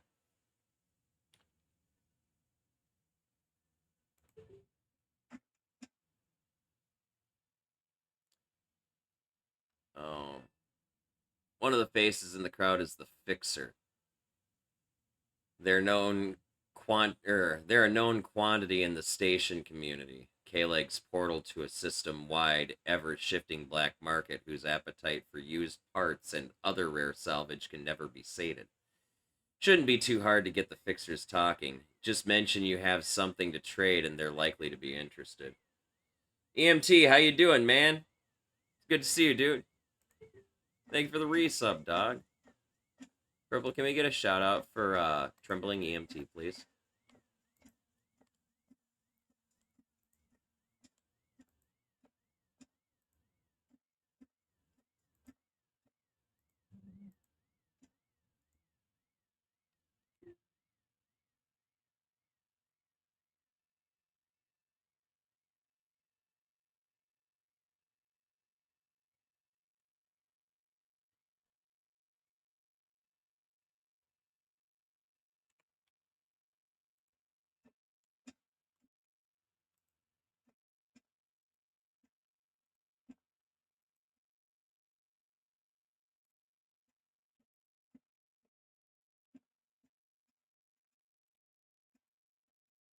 Okay, it says the black market dealer.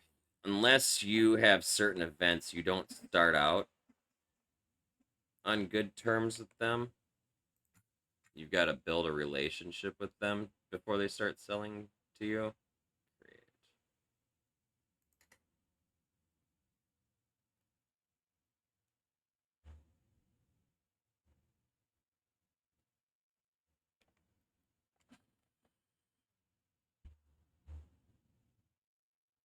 Robert Hutchinson.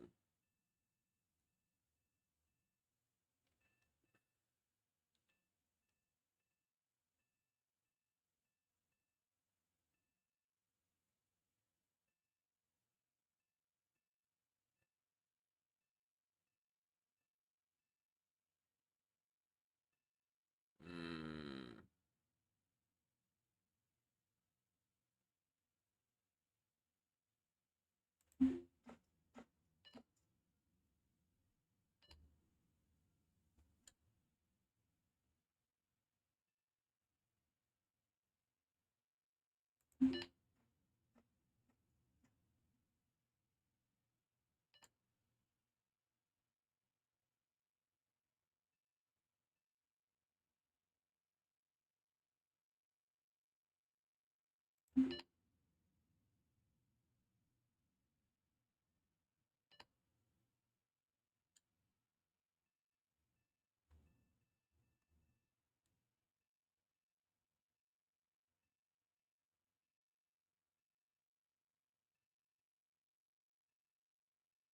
So this is basically the NPCs, how you communicate with the NPCs. You right click on them, and then you get these dialogue options down here. Red ones are offensive ones. Green is neutral. Blue is trade, I think. And then yellow, I think, is work related stuff. I'm trying to get to an on. I don't want them seeing us as a stranger.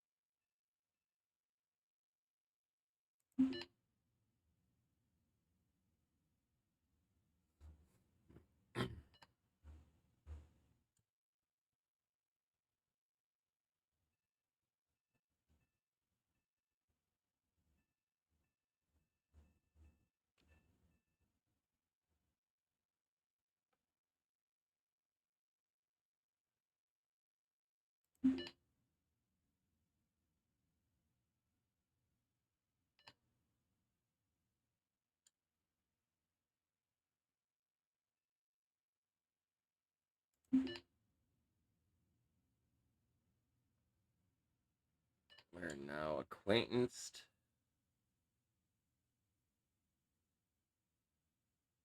Now, can we get a trade?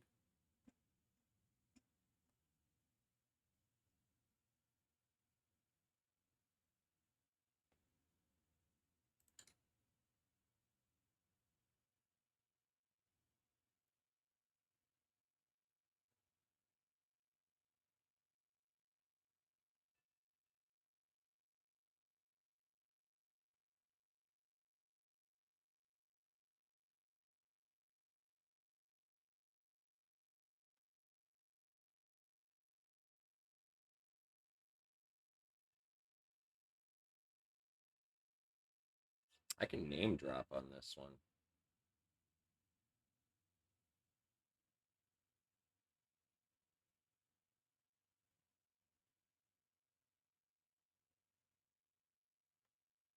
Let's try this name drop.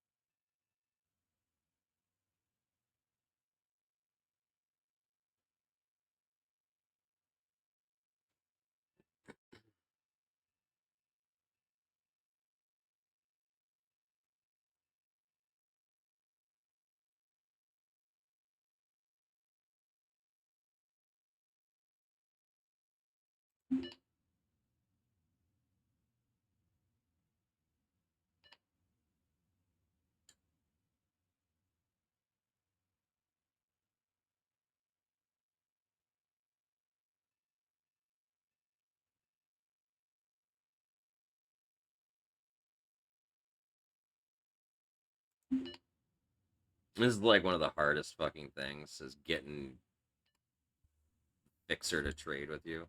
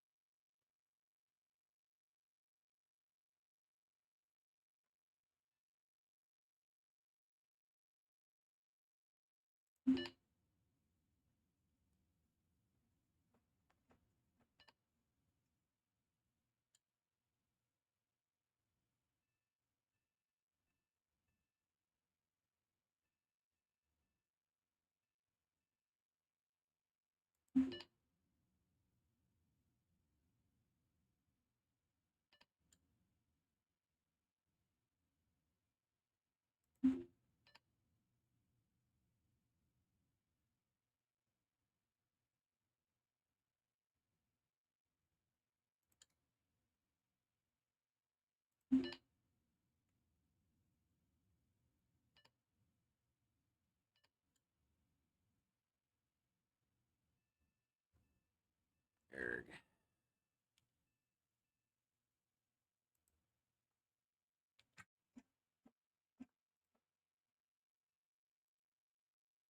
We'll have to come back for him later. That's gonna make making money a bit of a problem. We got some work to do on our ship before we can even do anything anyway.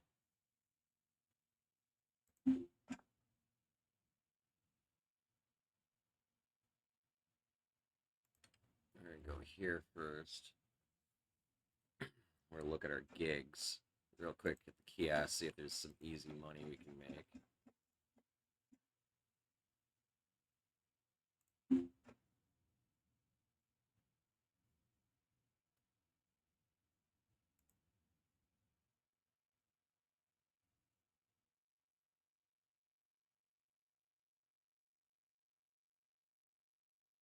The old Imperium. So I gotta pick it up from K-Leg locker. I gotta run to. I can do this. We'll go ahead and take this gig. So we gotta grab it from commercial. And then we gotta run to the old Emporium. Got it. Oh, I gotta go to that kiosk though.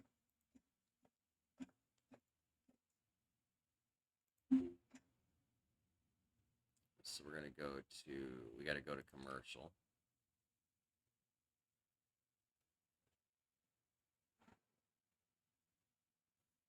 Stepping off the tram at K-Leg's commercial district, the difference is immediately apparent. It's not nicer, but maybe less worn out. Like less people come here, or at least less rough and tumble types. The main point of the main point of interest here is the Port Authority office, a place every captain inevitably becomes familiar with as they navigate the web of red tape surrounding spaceport operations. You'll find at least a few pilots and ship owners slouched in line here, down on their luck and hoping for a break. The longer the line, the more likely that nice clerk is on duty today.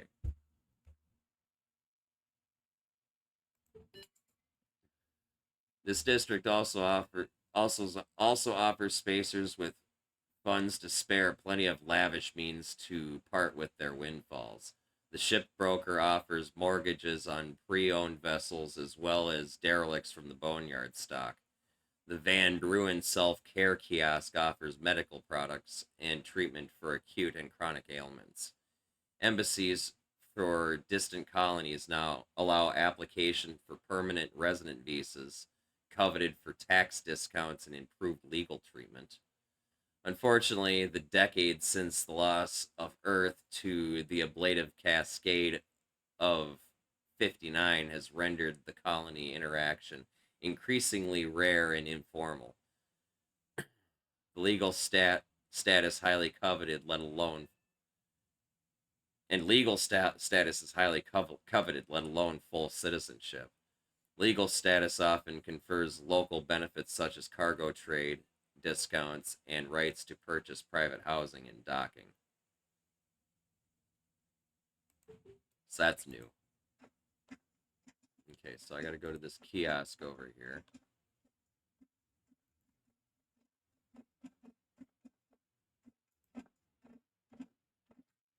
Okay.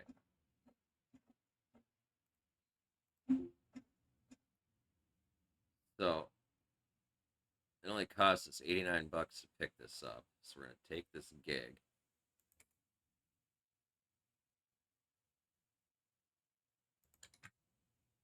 And then we paused instantly because this is on a timer, right?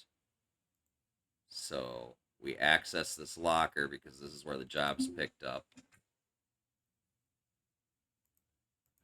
And we move that to our inventory. And then while we are paused, we're going to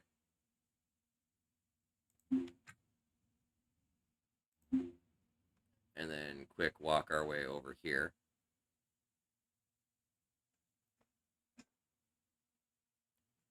And then we're going to go to the old Emporium.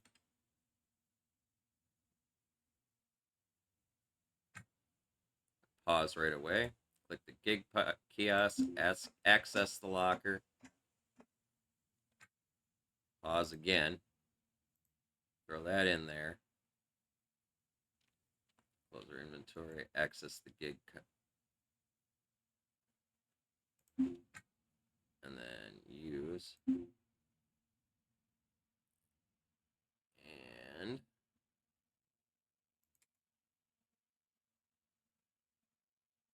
we can turn this in.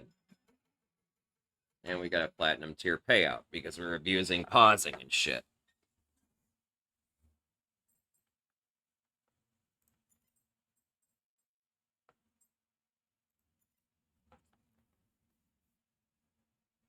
Now, we go in here.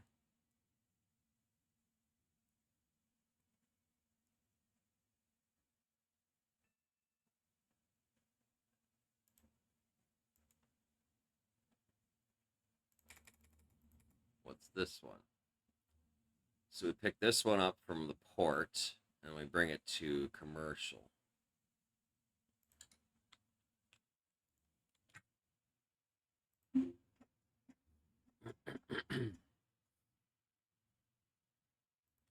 This is just some really quick, easy money that you can make right away.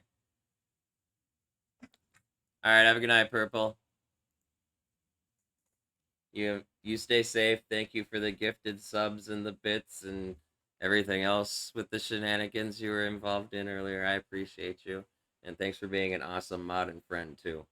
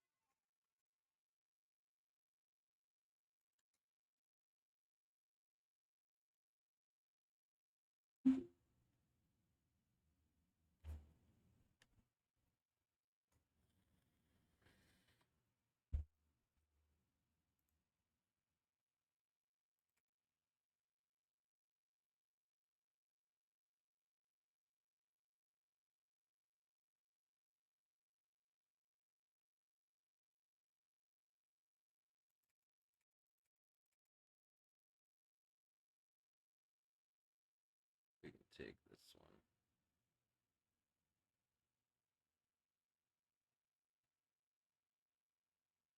We gotta go to the old Emporium.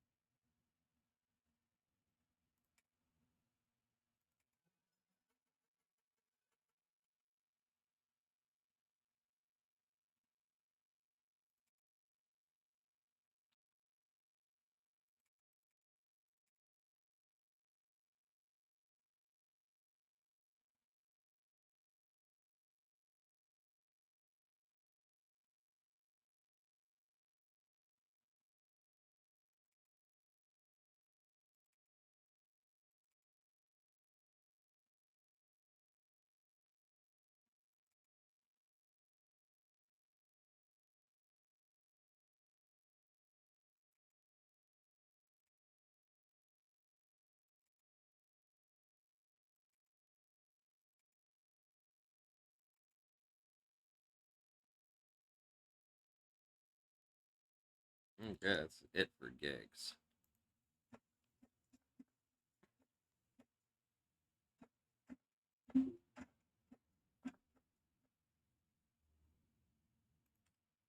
Now we're ready to go look at her ship.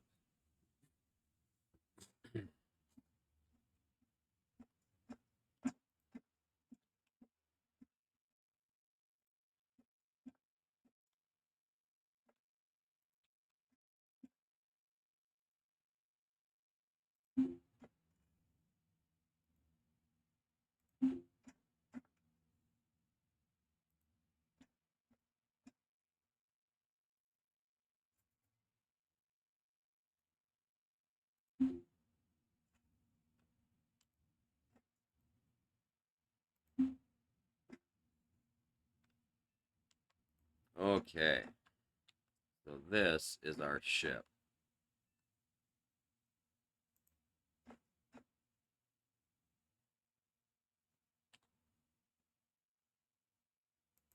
We don't need that. Don't really have any containers to work with. It looks like so there's gonna be no random fucking crap, unfortunately. So,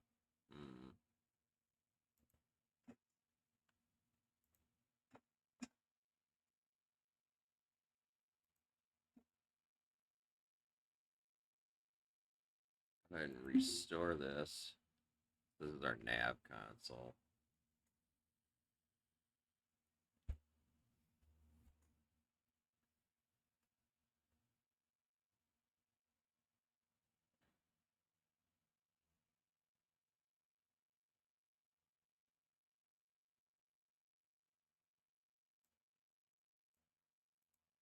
We don't need that on us anymore. Go in that hand.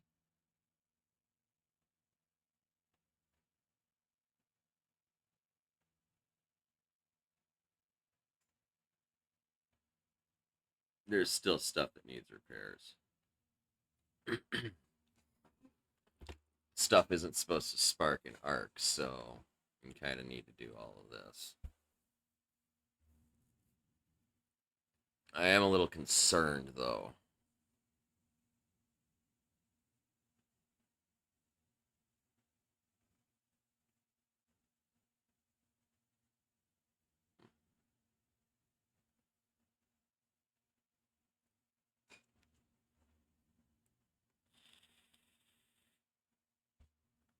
This is not going to be our permanent ship. This is literally only a means to an end. I could, I could stuff like 3 or 4 reactors in here if I need to, and make a fucking buttload of money.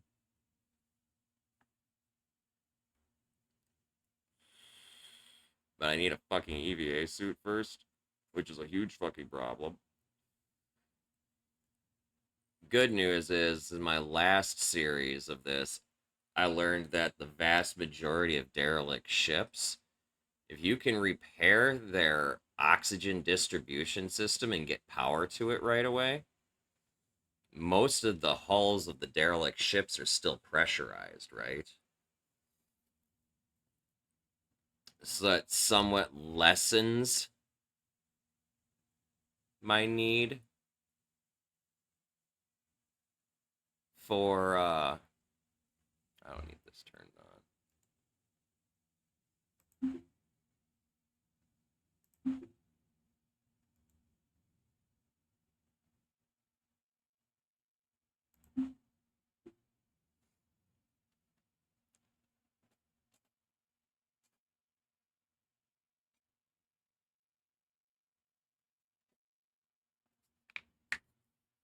Now, one big problem I have is I don't have an EVA suit. I have a pressure suit, and that's it. It's not good. So that means a lot of back and forth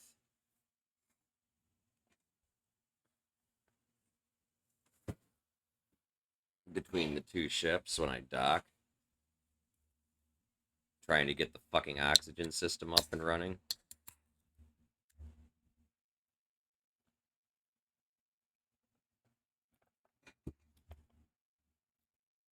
And wow, did they ever increase the time it takes to repair shit. I mean, admittedly, I'm not skilled in my robotics engineering yet, which is one of the things that I probably should have trained. But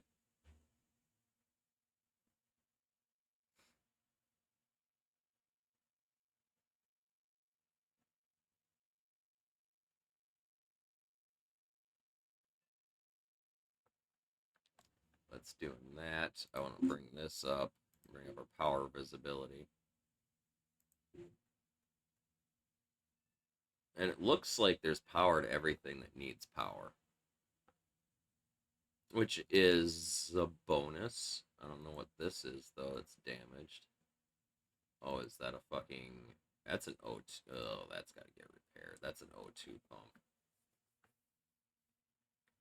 That's oxygen. I need that working.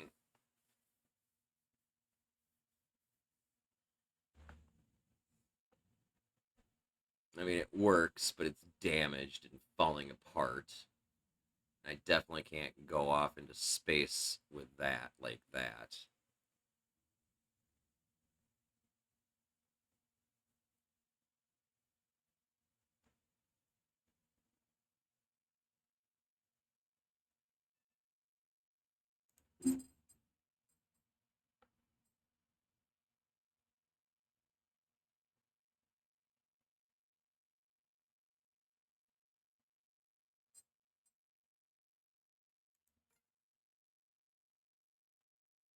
Oh, there's a wear and tear overlay now? Oh, no, it's the same. They just changed the name. That's beautiful.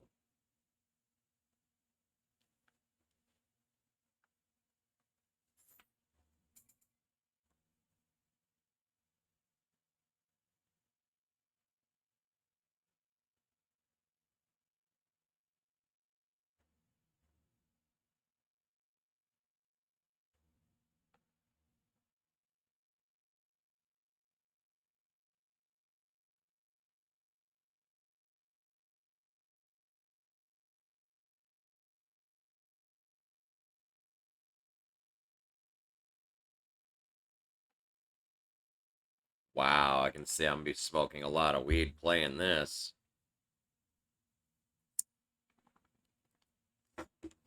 So while I'm repairing this fucking thing, which is my navigation console, I'm gonna go over some of the ship systems that you can kind of see on the top down. Um, Obviously the lightning bolts are representations of where I have power running through the walls, or other things like in this case these are power conduits. These little yellow things, the black stripes on them.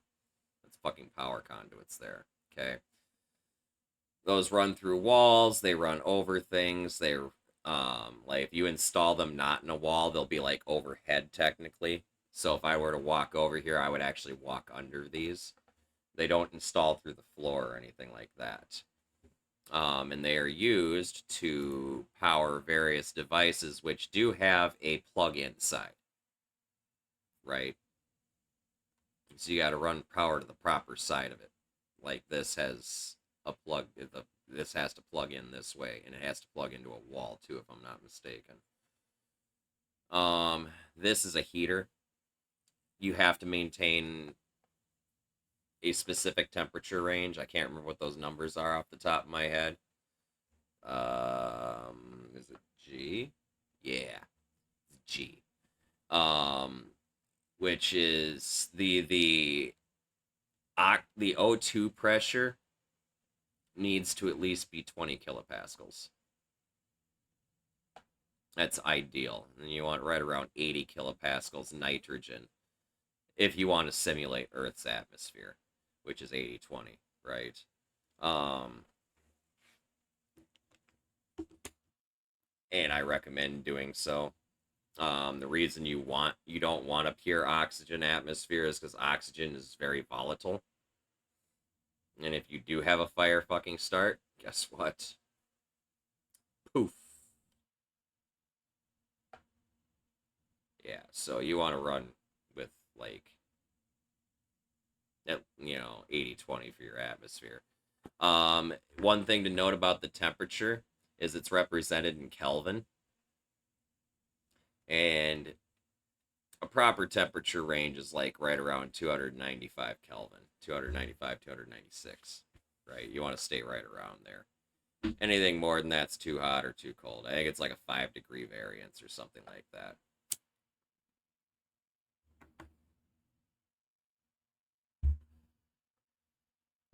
These things with the blue-brown things attached to them, these are actually two devices.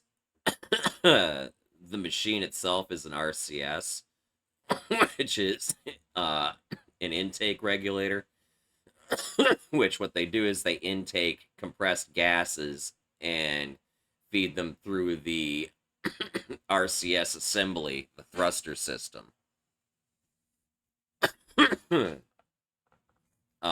To create propulsion, right?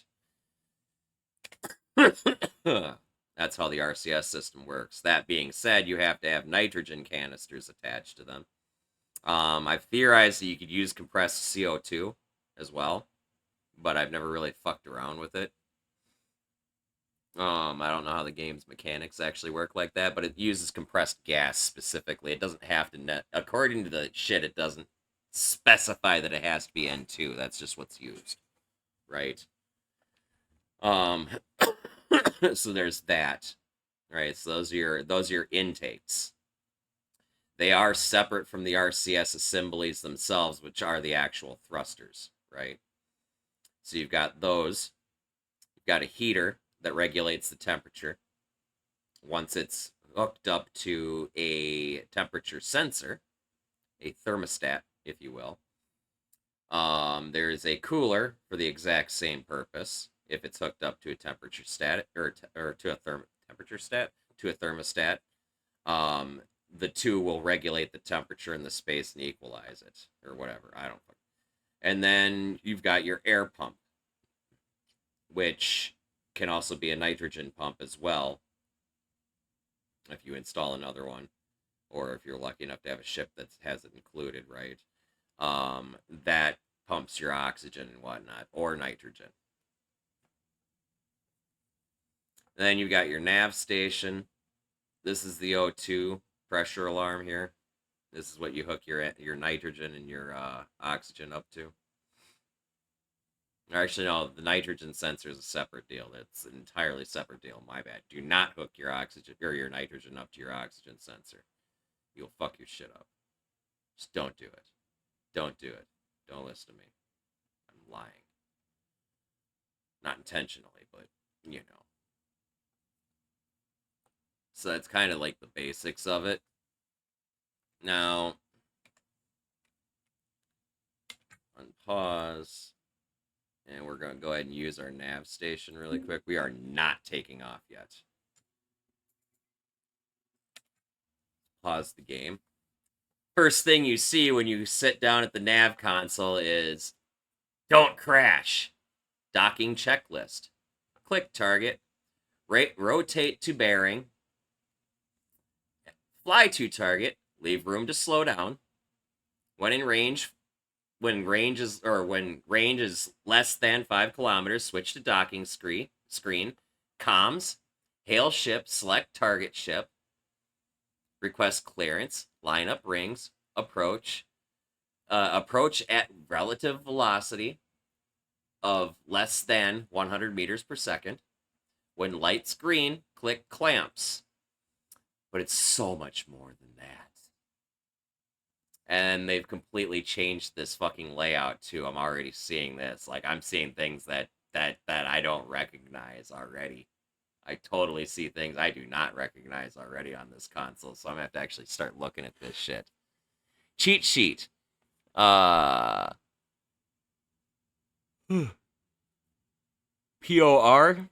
nearest biggest gravity well. VREL, relative velocity. VCRS is cross velocity, which is sideways. RNG is range. BRG is bearing. 0 equals dead ahead. Delta V is remaining fuel in milliseconds. Oh.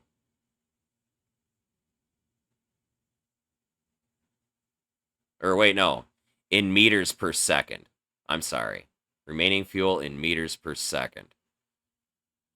RCS reaction control, or RCS is reaction control system, your thrust.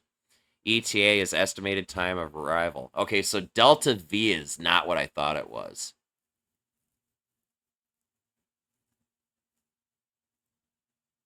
Delta V is not what I thought it was. Delta V is remaining fuel in meters per second. Anyway, we close that.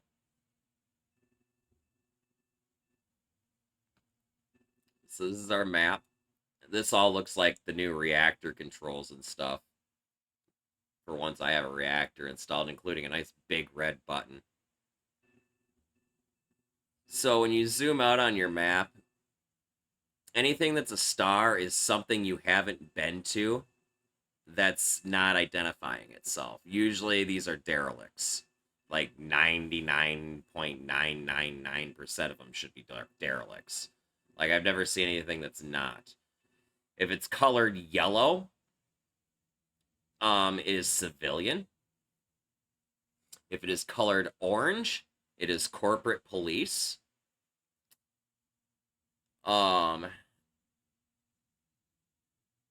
If it is gray, it is derelict, and if it's blue, it's yours.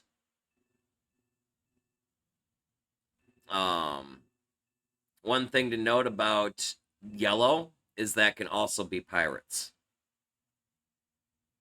Just fair warning. And they will initiate very high-speed maneuver forced docking on your ship. It's insane, these fucking pilots, dude. Like, you know, you think trying to fucking spin around like a fucking top would prevent them from being able to fucking dock on you. No, they got you. You might as well just fucking slow the goddamn hell down to reduce the amount of fucking impact damage to as little as fucking possible and pray. Dispatch the pirates when they fucking board. Don't even let them fucking demand anything. Just shoot them as they come through the fucking airlock. That's how I always dealt with them. Just bang, bang, bang. Fucking space them. And then if I'm not fucking hurtling at high velocity towards something dangerous, I will take the time to strip a couple of valuable fucking parts out of their fucking ships, because they're usually running like high-end RCS units or something. RCS intakes, right? Which are worth some money. Maybe a reactor that I can steal too, right? And then undock at that high speed and fucking slam on the brakes as they fly out into fucking nowhere. Never to be seen again. But anyway, moving right along. Diamonds on the map, solid diamonds, are more or less finished areas. Not solid diamonds, so like perforated diamonds, are works in progress areas. And just so you know, this map is fucking huge. So I will show you things that will just blow your mind. Like, this is just the local system of Ganymede, the rock, not the fucking moon, the fucking random floating planetoid in our fucking solar system. This is just Ganymede. We've got a fucking station here, apparently, right? Right. So, like, where is it? I'm gonna have to relearn my... here we go. So, this is the local system. This is the local system zoomed out. This is the whole planetoid's orbit, right? Or its orbit line, right? Here's an inner solar system map. And then the outer solar system map. And you can go to all these places, but I think it's only the inner solar system. It's like anywhere where there's like these diamonds and stuff should be places you can go to and run into things. But this is like fucking insane, dude. This universe is fucking massive. Oh, and word of advice. Change your shit to map controls when you're docked. If you're gonna be looking at the map while docked at your fucking ship, or while it's sitting in your nav console, I should say, right? Fucking, it defaults to RCS maneuvers at the start of the game. And if you try to move the mouse at or move the map with the cursor keys, you're going to engage the thrusters while you're docked at the station, or whatever else you happen to be docked to. So you don't want to do that. You want to switch the navigation mode from RCS maneuvers to map controls when you're looking at your map. Just word of advice. Yeah, your tracking control systems here.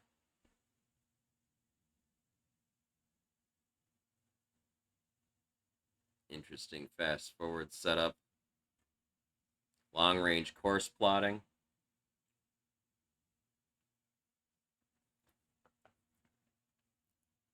And then our torch drive controls, which are all tied to the reactor.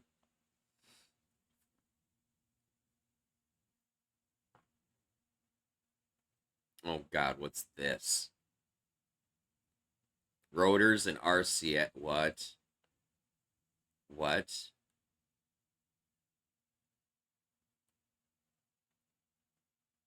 Oh my god, these are like new.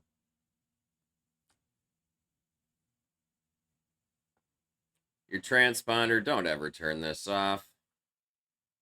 If your transponder's turned off, that means you're doing like illegal activities, because you are harder to track. It's the transponder sends the identification of your ship, so everything around you knows you're there and knows who you are. Typically, pirates will fly blind for a while. The thing with turning off the transponder, though, is it's also tied into your radar system, so you really are kind of flying blind with it turned off. I hope you know what you're fucking doing.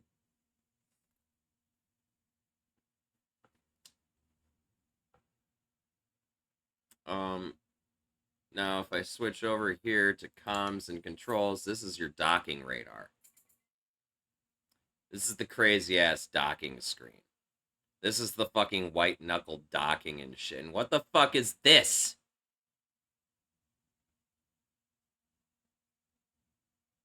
Eh?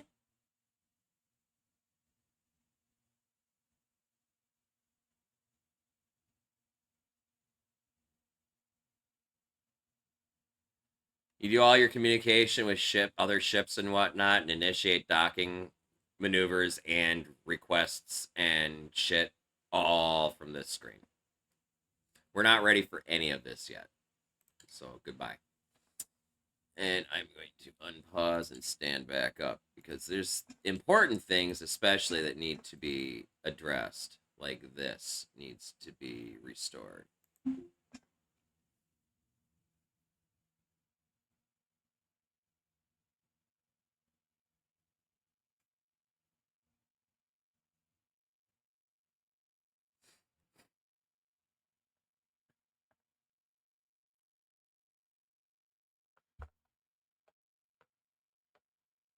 Hey, what's up, Daisy? How are you?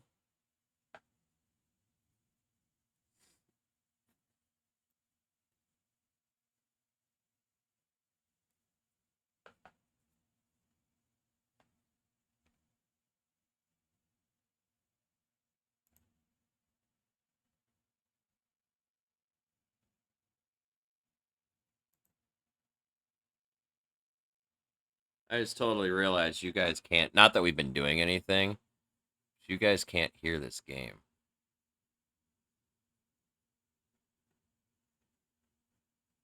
Hold on.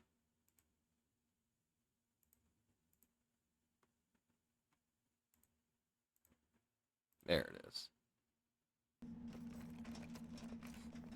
Not that there's a lot of background noise and whatnot right now, because we're not flying or anything. I've just been doing tutorial stuff. But now the sound's actually on, so maybe you might hear a buzzing of a thing or something. Sorry, guys. Didn't realize there's no sound. Not that there's any sound to really care about, but, you know.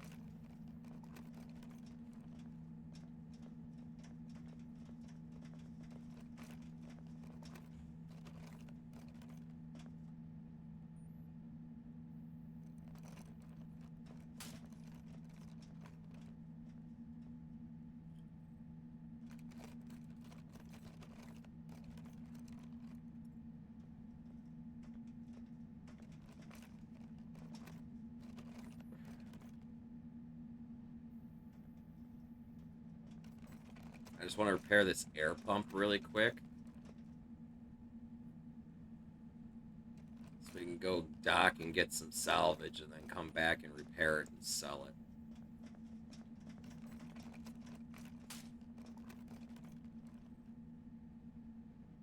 You know, I got things that are like sparking and arcing all over the fucking place. This whole place is sketchy as shit.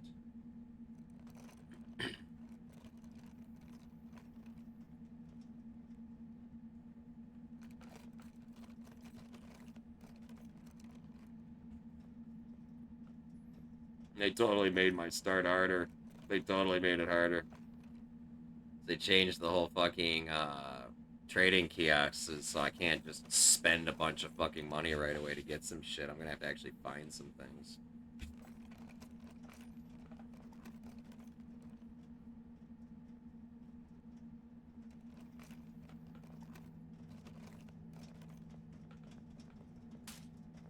Like, I really need to buy an EVA suit.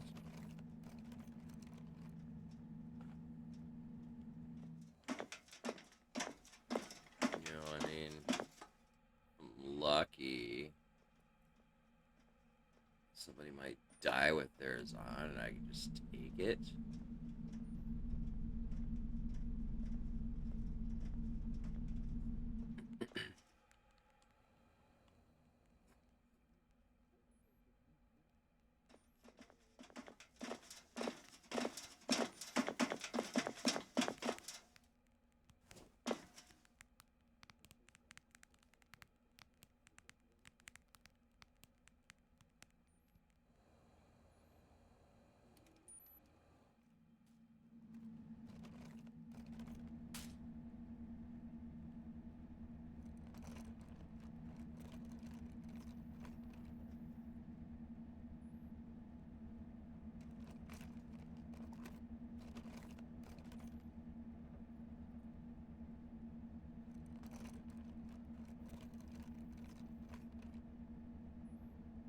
I am missing a lot of engineering skills. I didn't realize that when I built this character.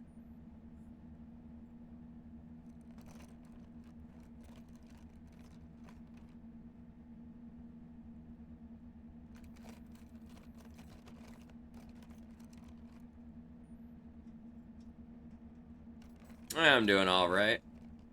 Jumping back to Ostranauts to check out their new update. They added some new tech to the game and whatnot. And apparently fixed a plethora of bugs. I actually want to see.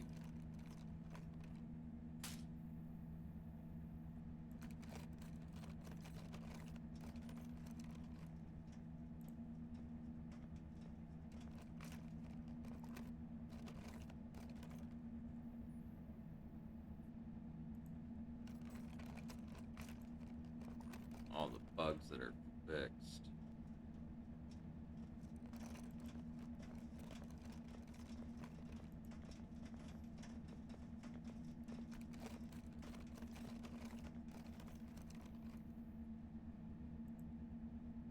I really would like to know what's supposed to be fixed.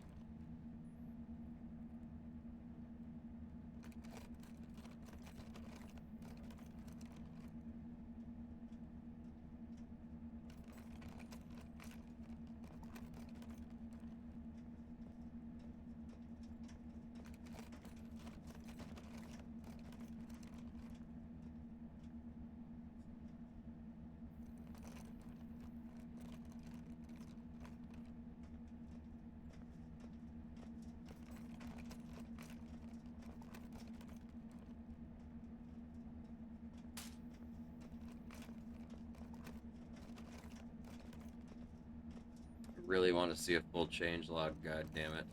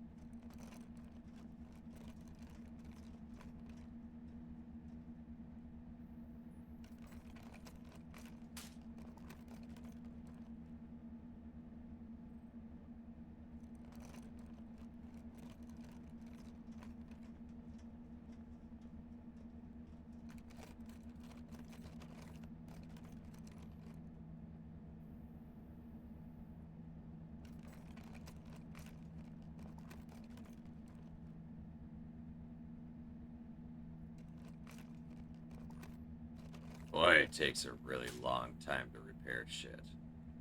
My god.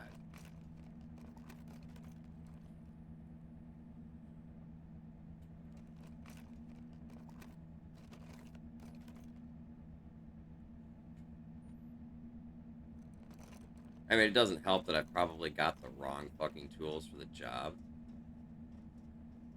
Normally I would have like a welding torch and shit. A laser torch. Which does like 80% of this shit.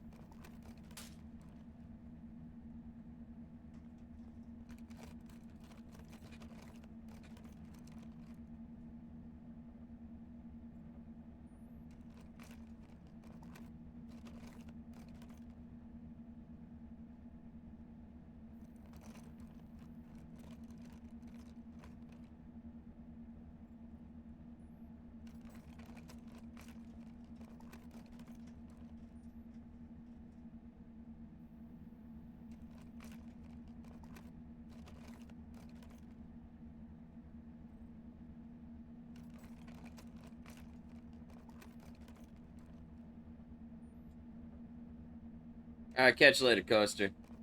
Good to see you, man. Stay safe. Much love.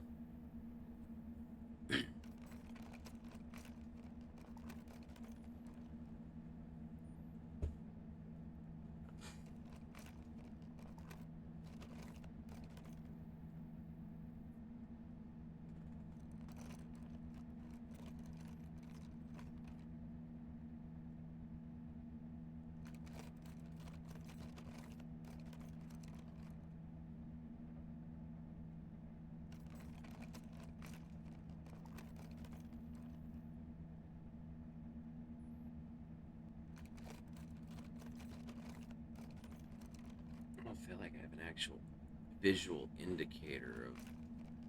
Oh, I do, okay. Damn thing is actually really damaged.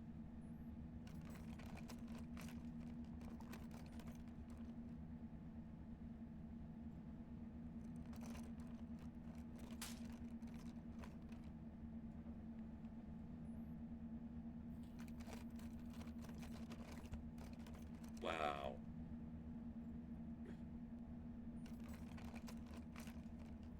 I need tools. Really bad.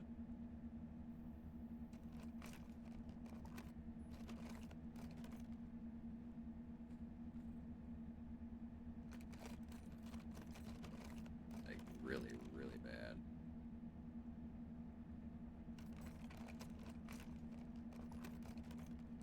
This is just utterly painful. Utterly painful.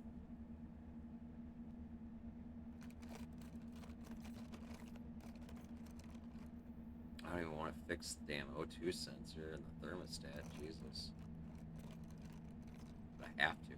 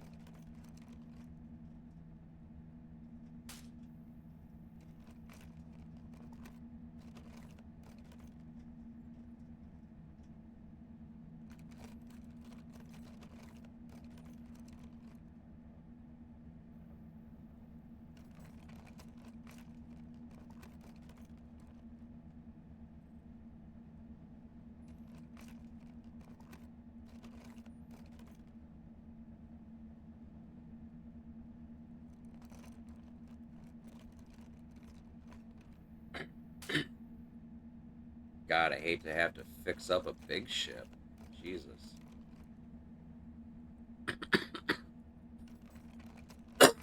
Well, at least it doesn't look broken anymore.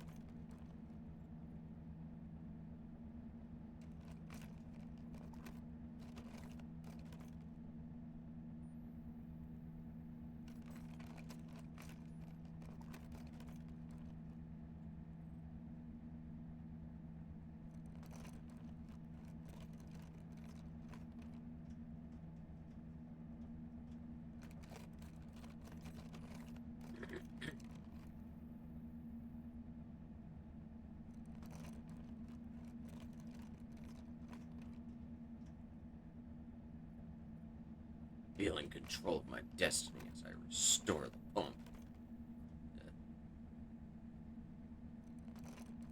This is going to take a lot of time to restore this ship. I really need some tools.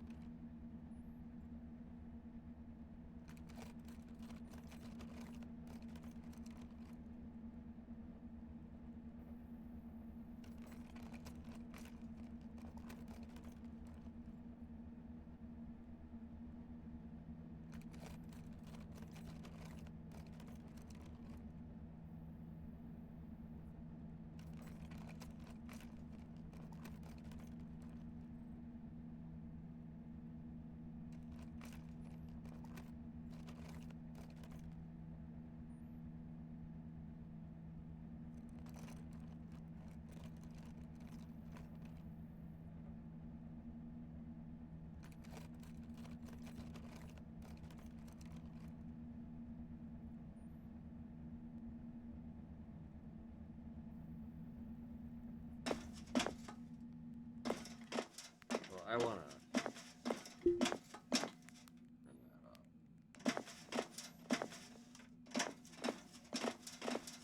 Suit helmet. More pressure suit helmet. People are dropping their stuff on the floor already.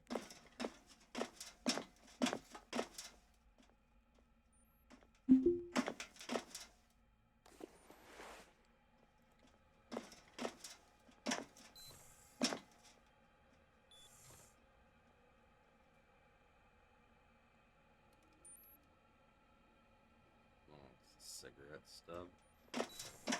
Somebody's smoking in the bathroom. Naughty, naughty.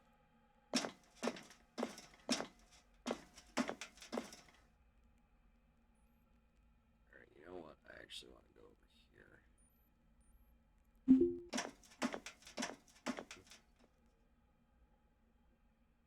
Oh, there's the estates. That's a new area. I didn't notice this before.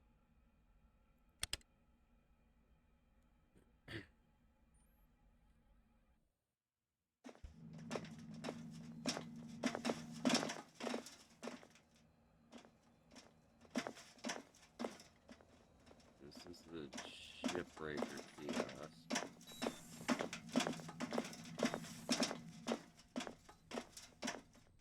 Where are the embassies?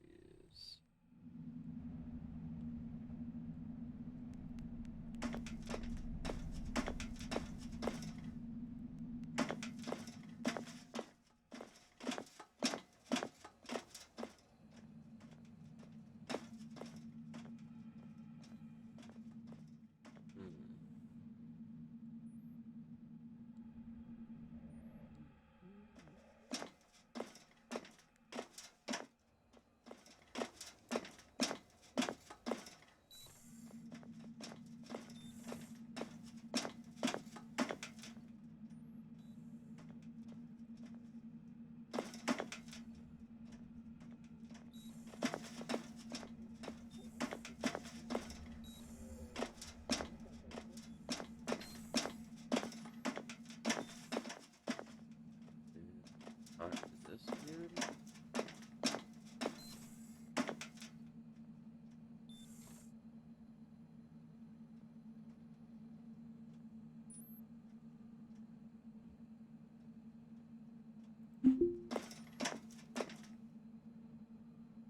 Nope. I can get water from him for a lot of money.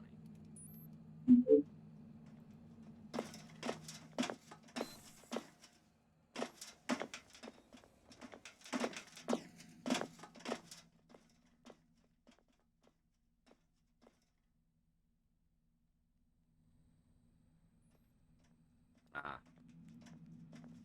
that's what I wasn't seeing.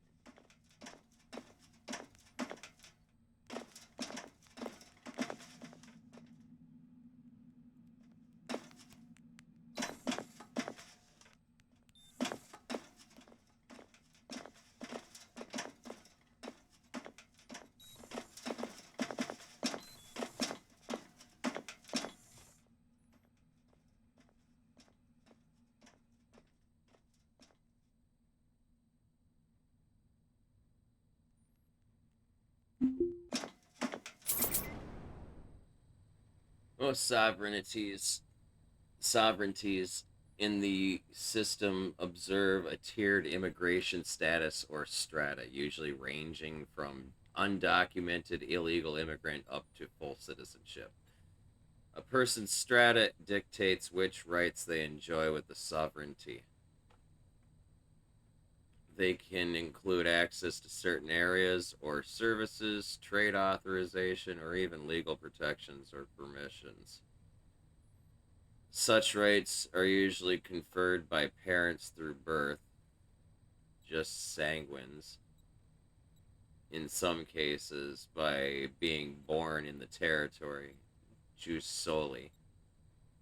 Obtaining legal status after birth usually involves applying for a visa and may include getting a sponsor and or paying a significant fee.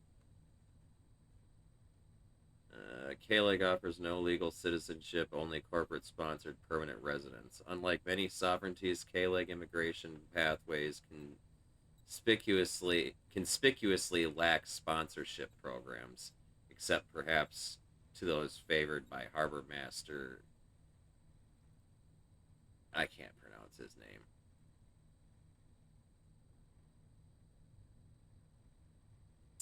Wow. Skilled labor visa is $750,000 and $5 million for an investor visa.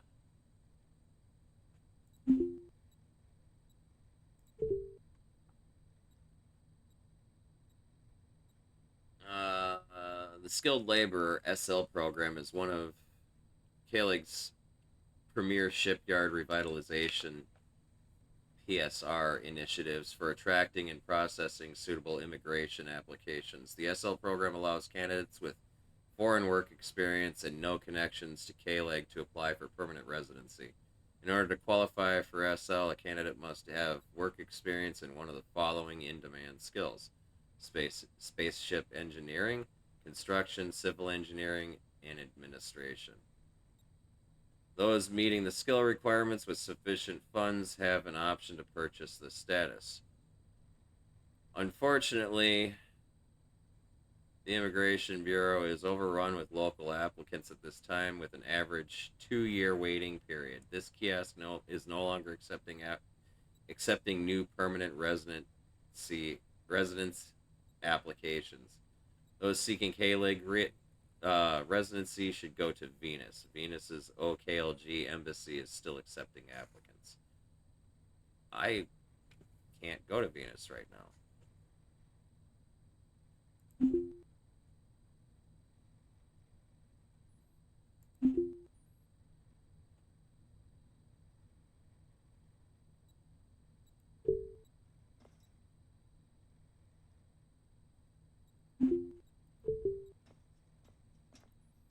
Well, that's that.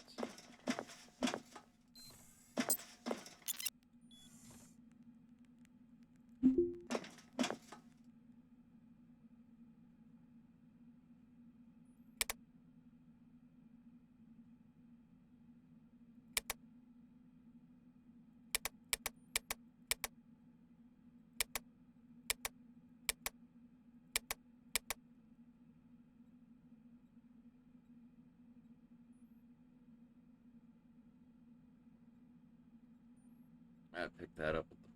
Okay. This one. Oh.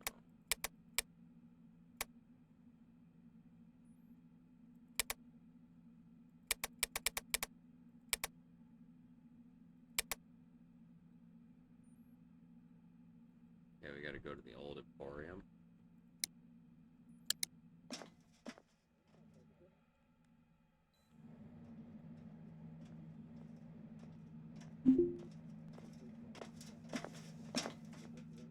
Alright, catch you later, Daisy. Get some good sleep. Much love, friend. Have a good night.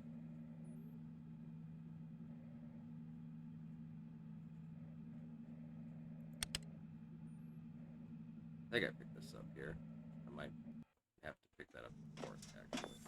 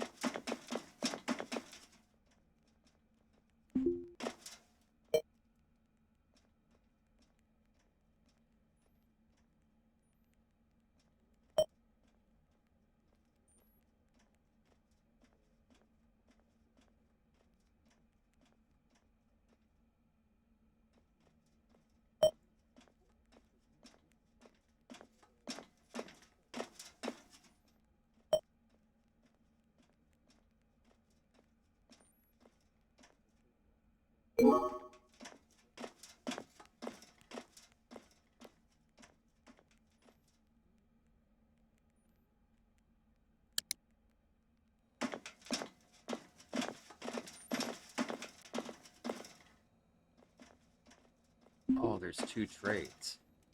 Wait, what's this?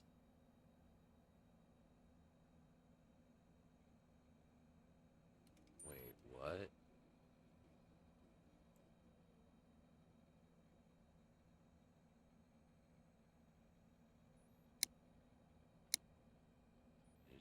What?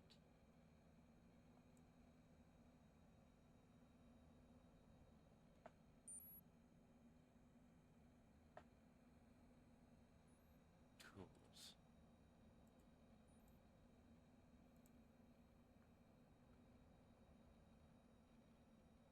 Do I have to have a cargo plot?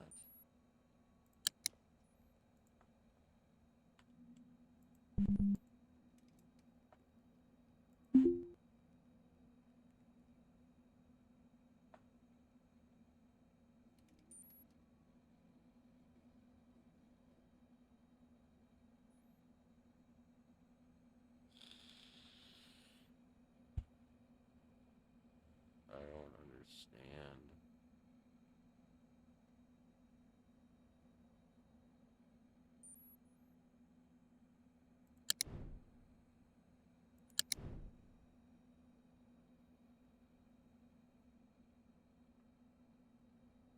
You don't have the stuff and things that I want. Or need, for that matter. I mean, I need shit, but...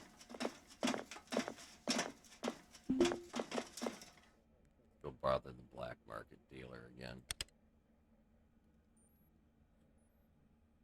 And maybe go to the estates. Take a look at that shit. Oh, shit. Let me take that puff. Sorry, Daisy.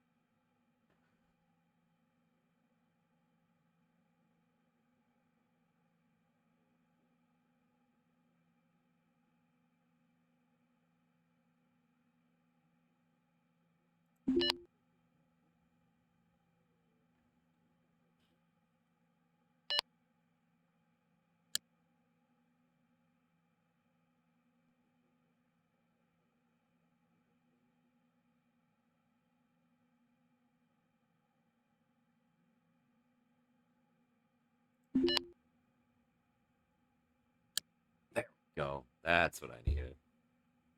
Finally. Thank God. And I need that. I need this in my life, like, right now. Fucking 8 grand, but I need it.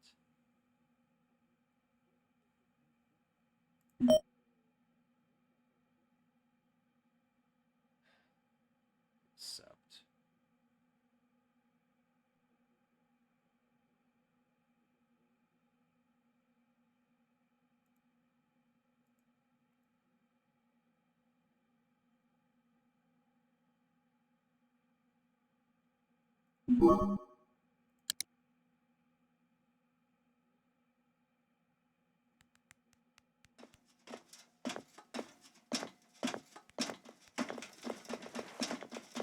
Wait, is that just the fucking battery? No!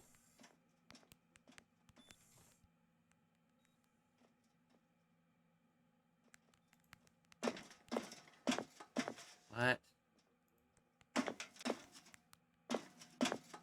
Oh, did I just fuck everything up? That I did. Unless it delivered it to my fucking... Doubt it.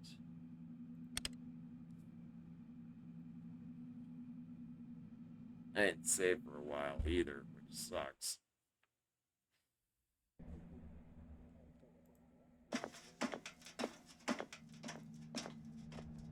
Please. No, I bought just a fucking battery. Son of a bitch. Ugh. So mad right now. Okay, well, I have to do this.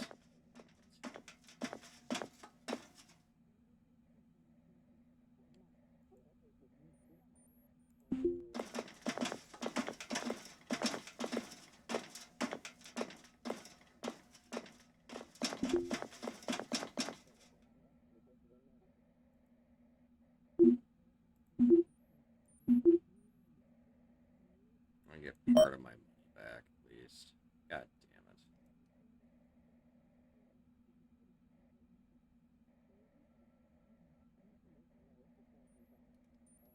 it.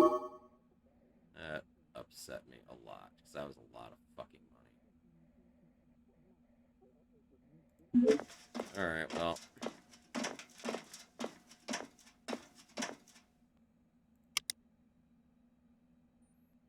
don't have to pay anything right now. Okay.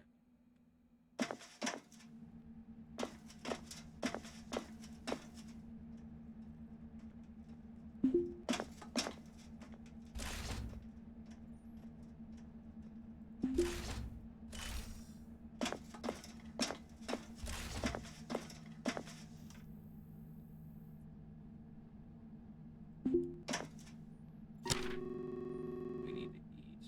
Shit.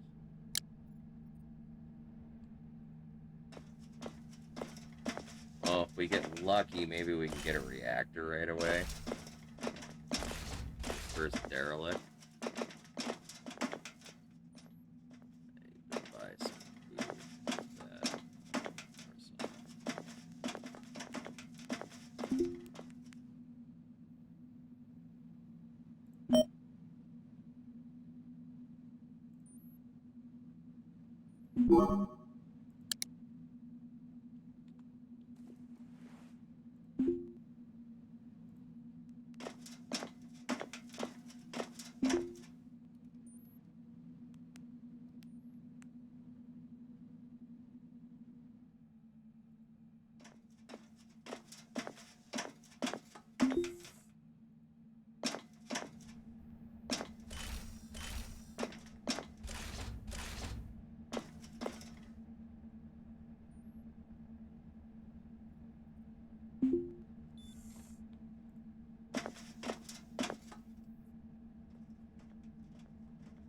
Okay.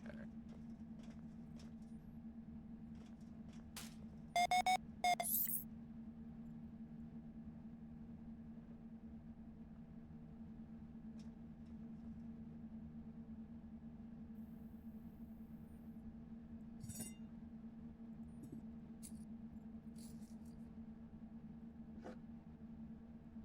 keep all of that on us.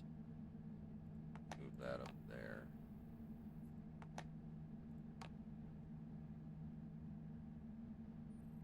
There.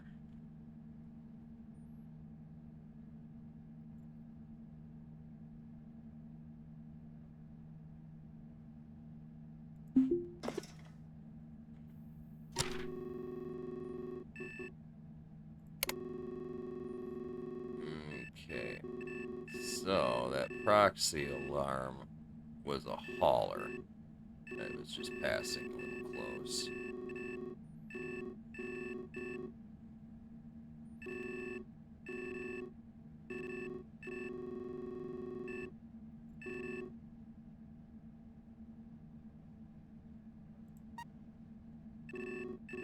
Lock that target.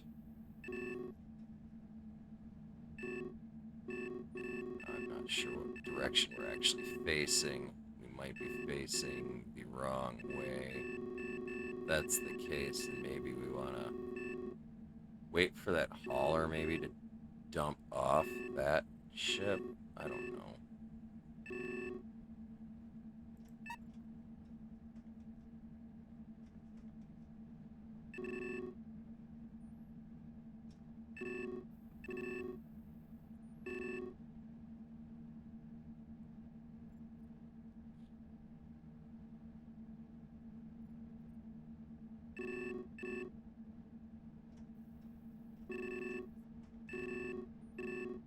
Before I do anything, save. Even though I really fucked up. But I guess I have an extra battery for a laser torch when I find one.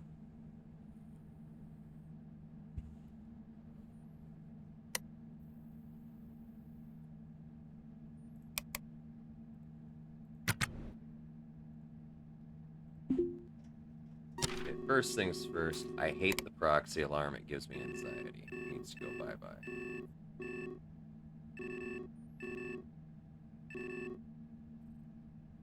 And then I think...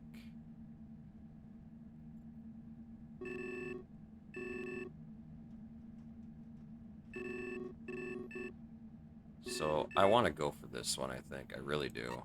My reasoning for that is it's going to take me a while to fucking salvage anything of value off of there. And this station's position is going to move while I'm out. Never mind the fact that I don't know how long it's going to take me to get oxygen flowing in that fucking place. That's the other fucking thing.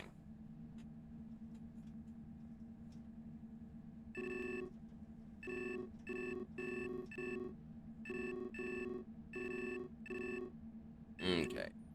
So, this is where I really hate my life.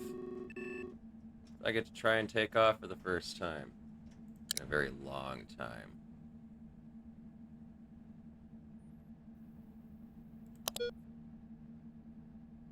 Request clearance to undock.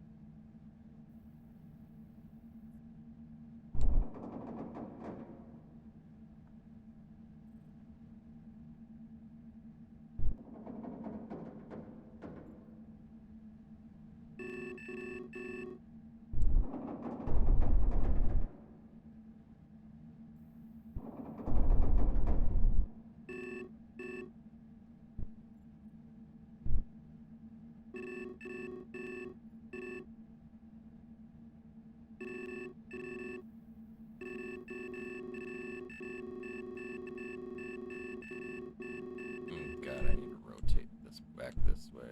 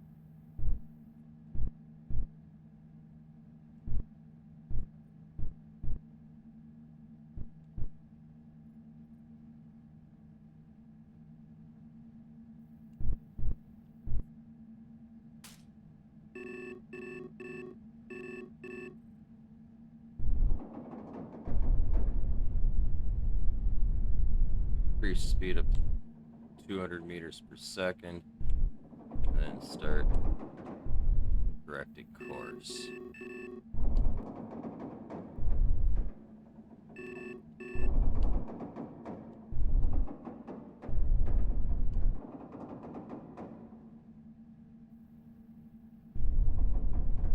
Oh, my VCRS is way off. I'm going the wrong fucking way. I'm looking at the wrong number.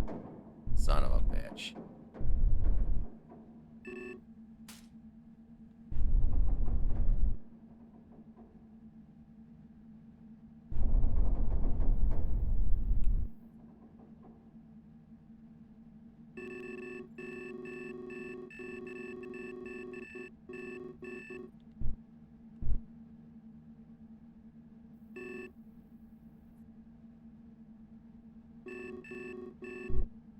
New navigation is going to take me some getting used to.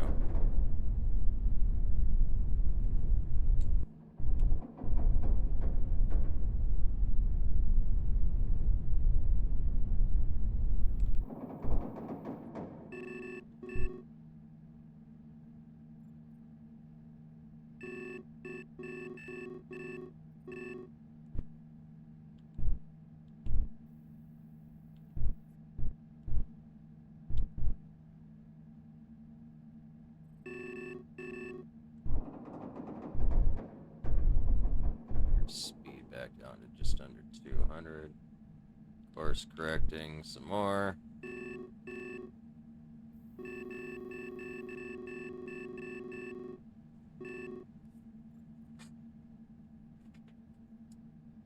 Oh.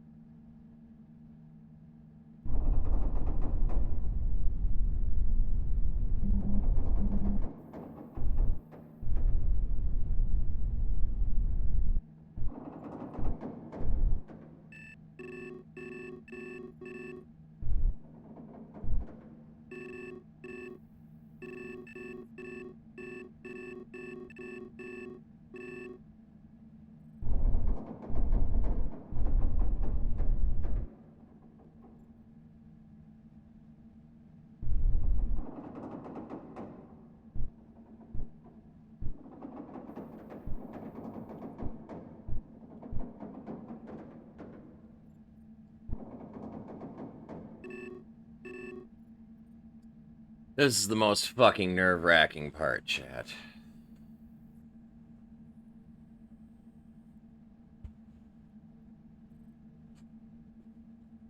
Now we're coming in nice and slow. It's not as bad as it could be. I need to get the feel of the ship, and was noticing the gravity notifications and shit from inertia and G-forces.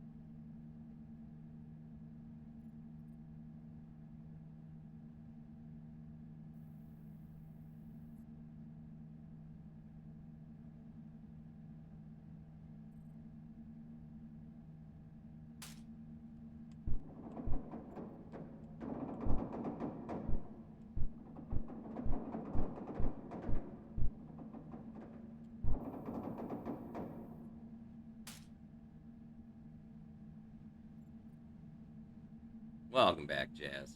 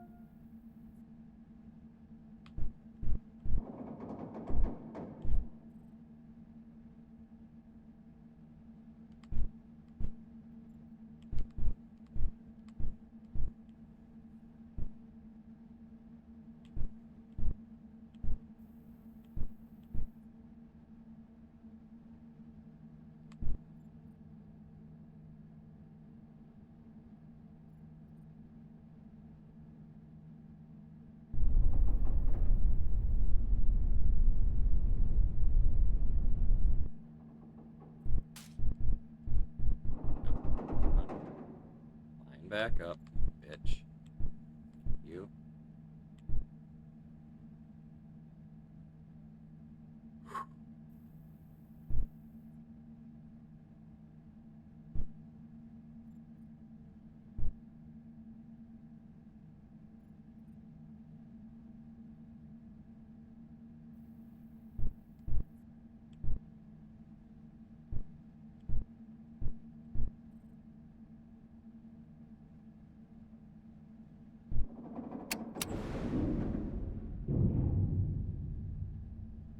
First derelict. Perhaps you found a racing skiff.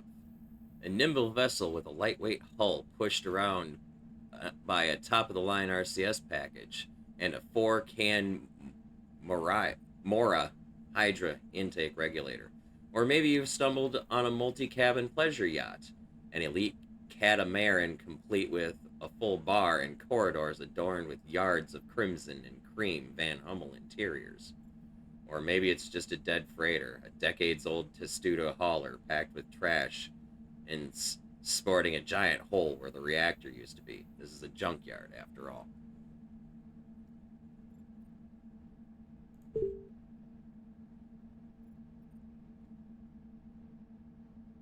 Or with a license, trade a bit of profit.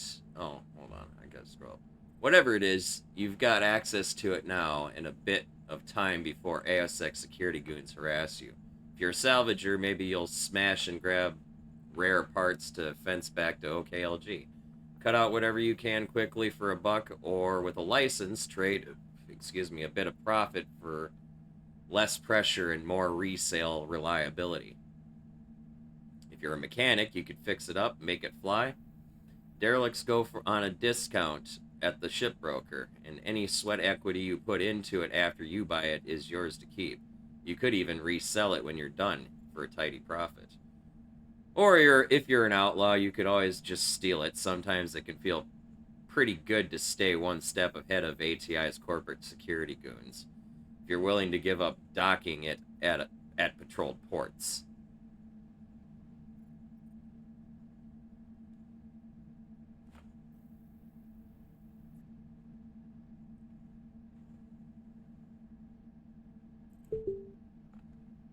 Now, first thing I do is I hit this, and I can already see this thing is crap. In fact, it's probably the exact same ship that I've got, which actually really fucking sucks.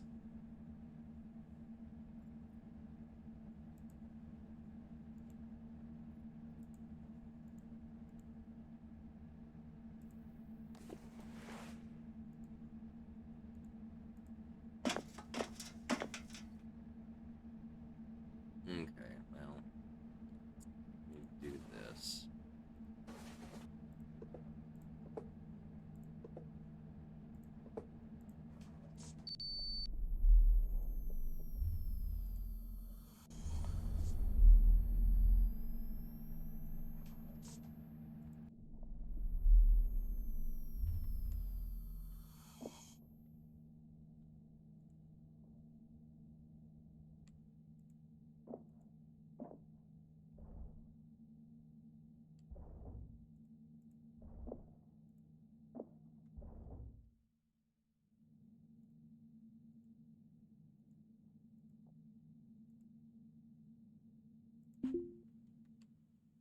Oh, this thing is fucked. I can't even do anything because I don't have an EVA. Okay, maybe I can. Either way, there's nothing worth grabbing here, it looks like.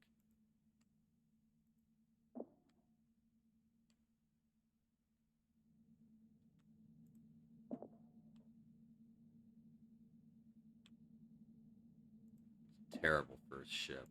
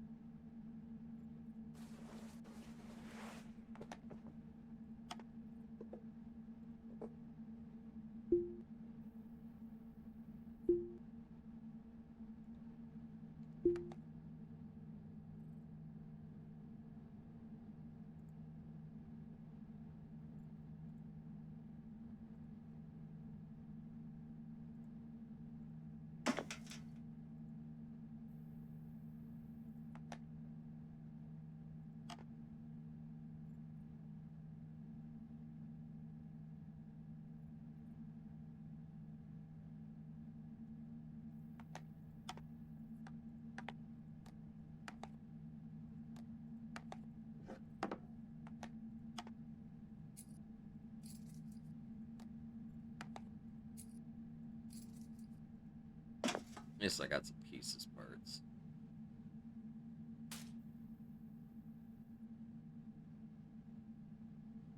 This needs to stay on me at all times.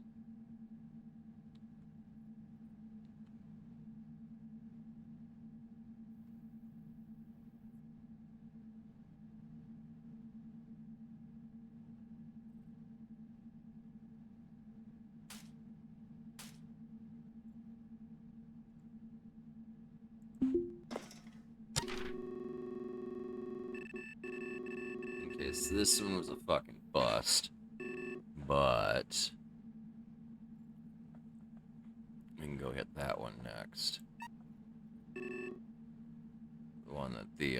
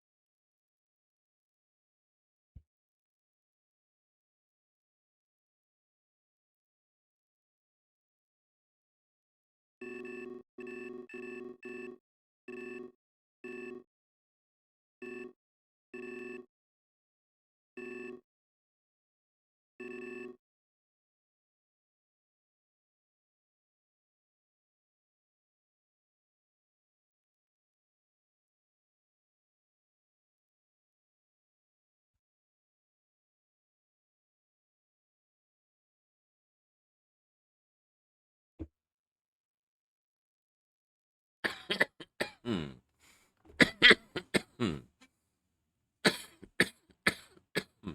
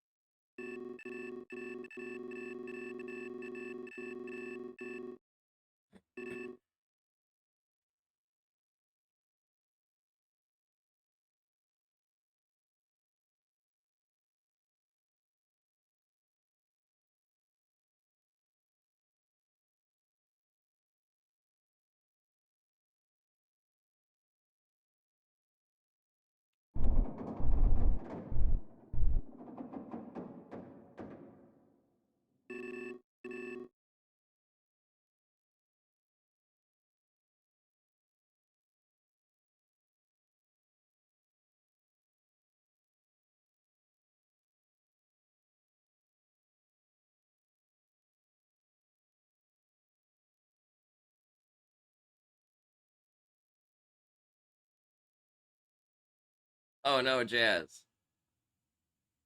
What the fuck?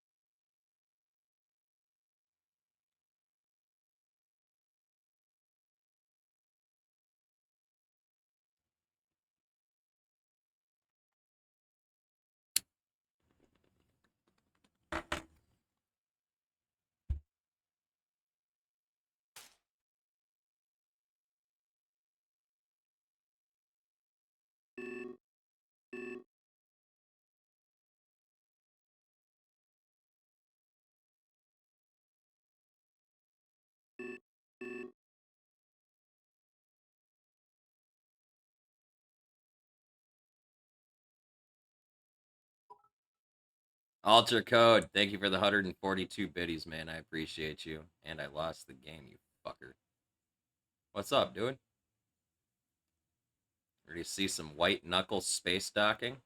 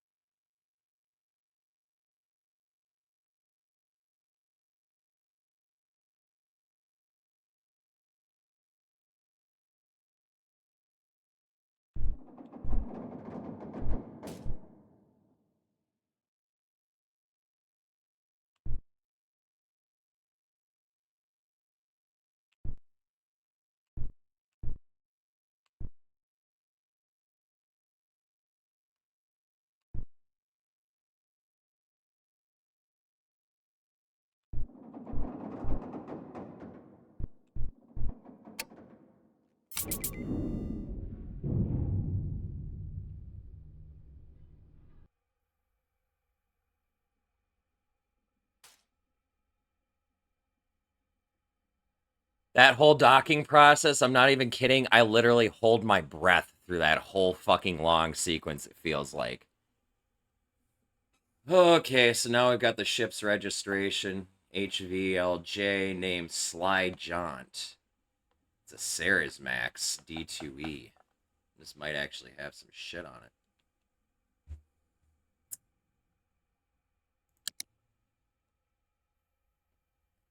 It is a good sized ship. This is beautiful. Turn on power power visibility is on.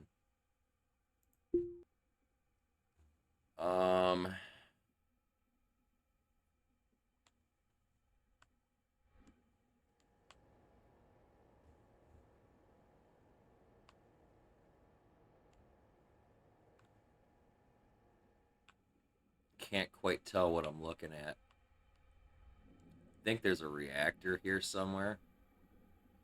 What?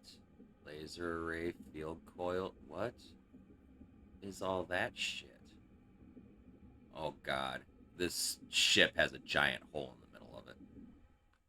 Which means pressurizing it's not going to be an option. Which means this just got infinitely more difficult.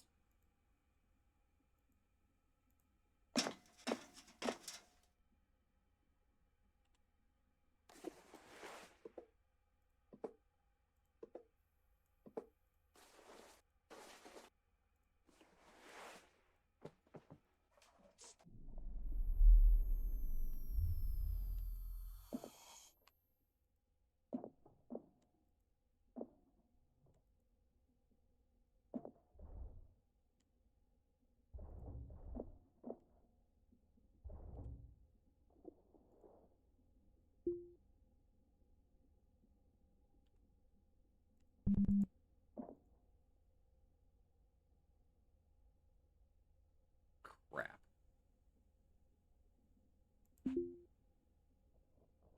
How long is it going to take me to fucking bust this door open?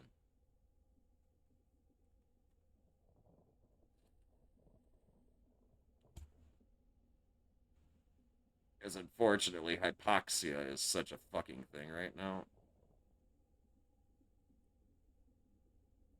Too hot. What? Oh yeah, because I'm not in a fucking EVA suit. That's why. This salvage just got really difficult.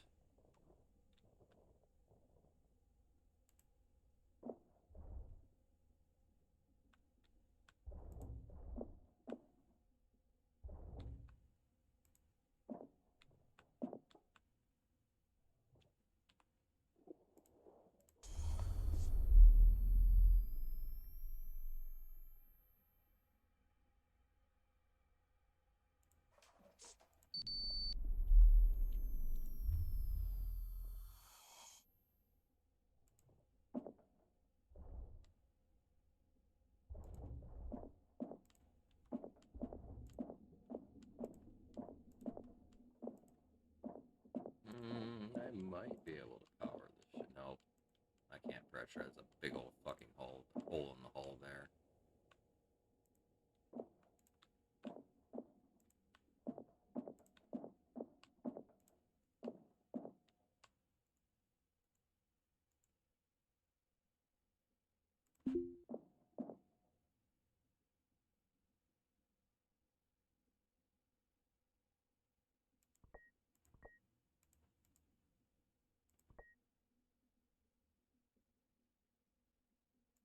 Oh, there we go.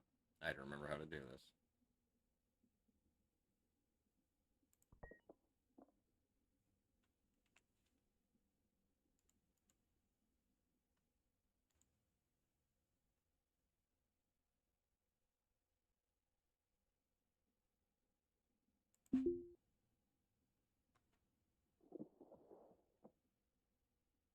Good bag we'll grab. Good pressure suit with a bad helmet. Grab those.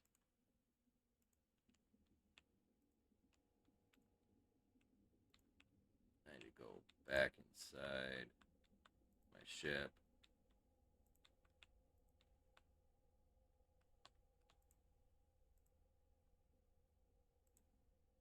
Drop off this bag.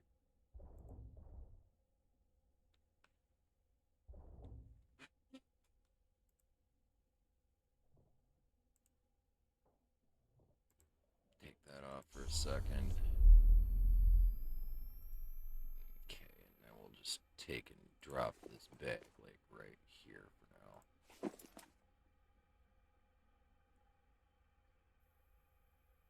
I don't need this with me. Just go on the floor here somewhere, because I don't care right now.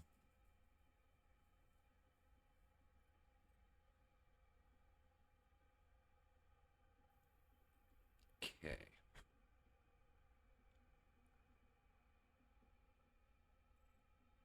Any 4.95.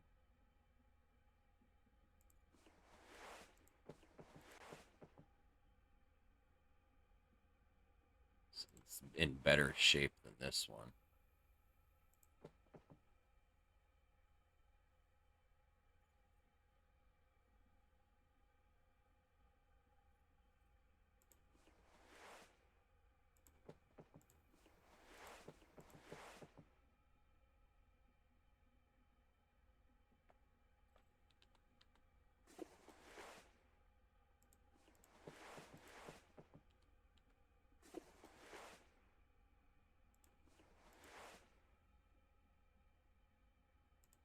Okay, that can actually go there. And now I can carry that.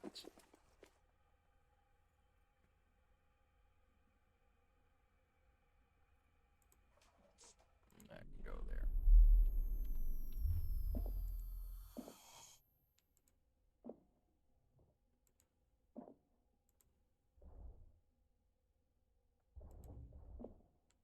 Oh, damn it. That's not gonna work.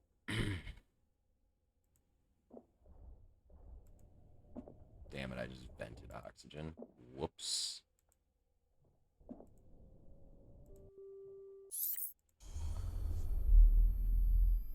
Okay, so I can't take this one because I have to have. Where's that clip point? I have to have that in my hand.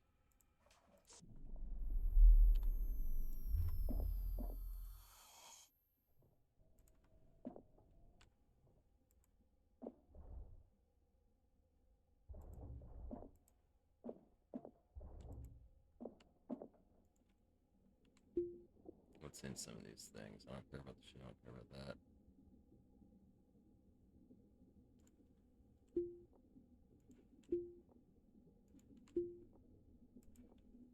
Grab those. Don't care about that.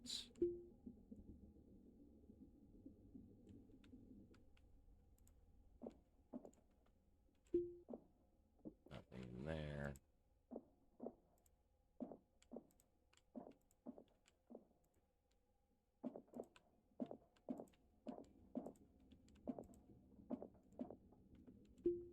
Nothing in that.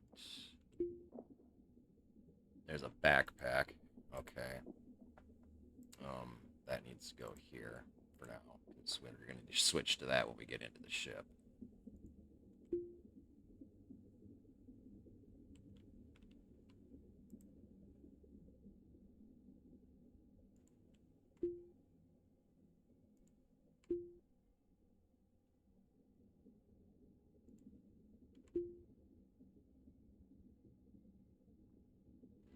That's rice wine.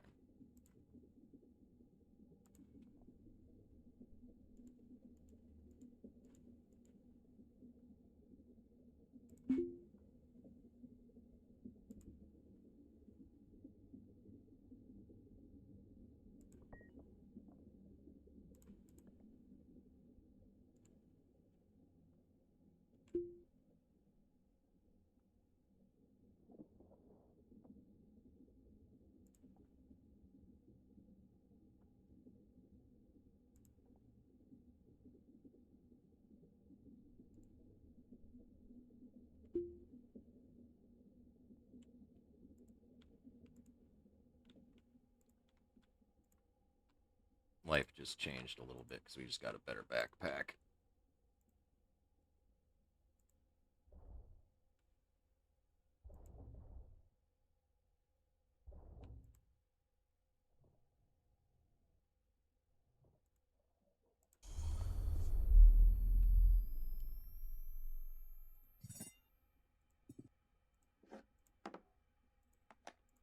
All of this in here for the moment.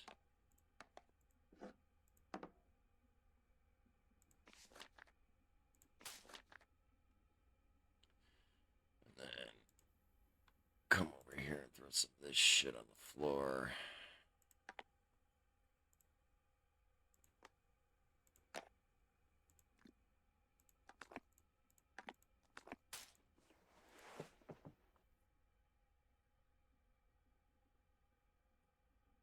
And that go like right there for now. That can go there, and then that can go there.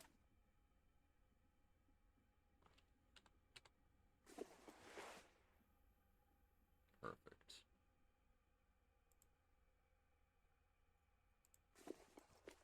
Oh, that needs to go there, though.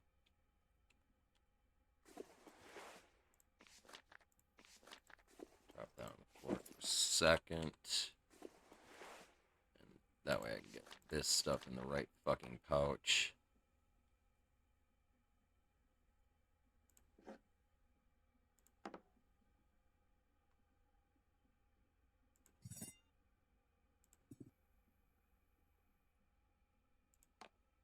Throw that there for now.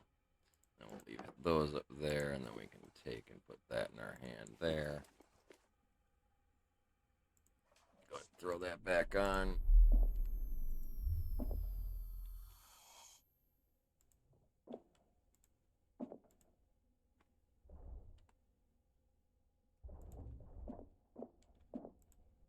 Okay. That is a perfectly good circuit board. Throw that in there for now. And those are in great shape too.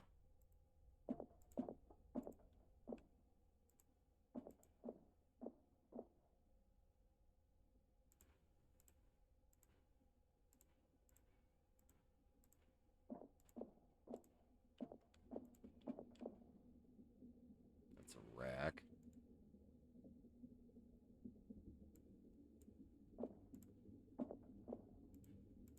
Let's go ahead and drag this back to the ship. Maybe I can install it somewhere and utilize it.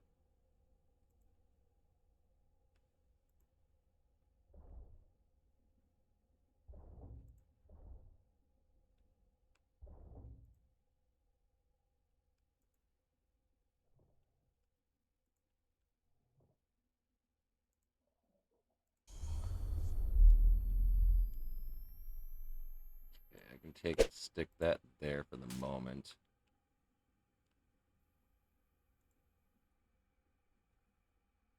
If I install this rack right here,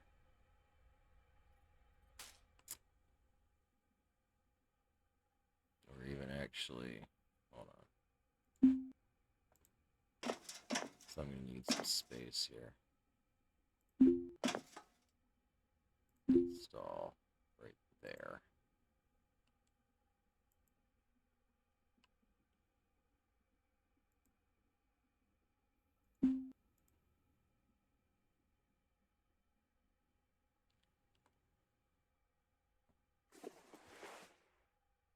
I said install. Right there. Oh, is it because I fucking shit on the floor?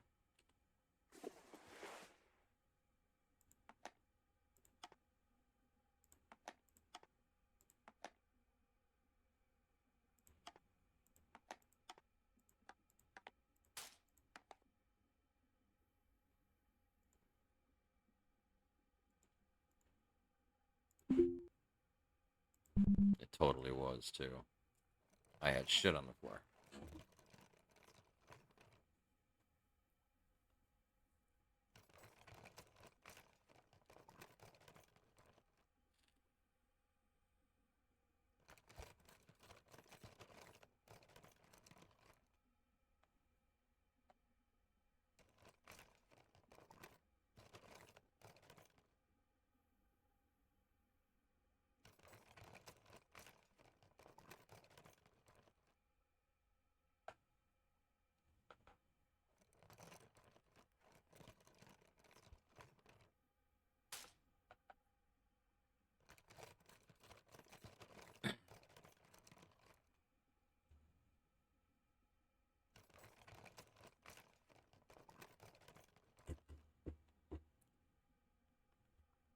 I have to repack my bowl to match that one, Alter. One sec. So, Alter Code, have you not seen this game before? I'm assuming you haven't. It's by the same guys that made Neo Scavenger. And it's actually set in the same universe. It's just in space instead of on Earth.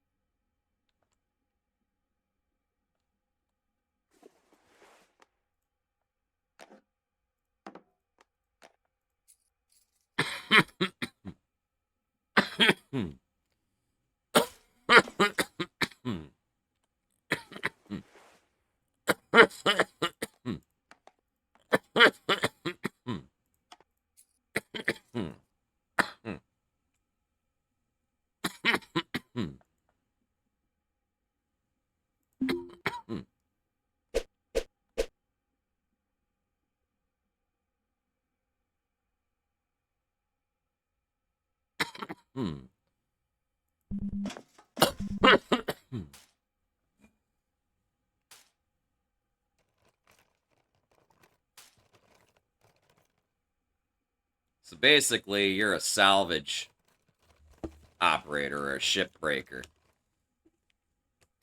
Licensed or otherwise. I'm licensed.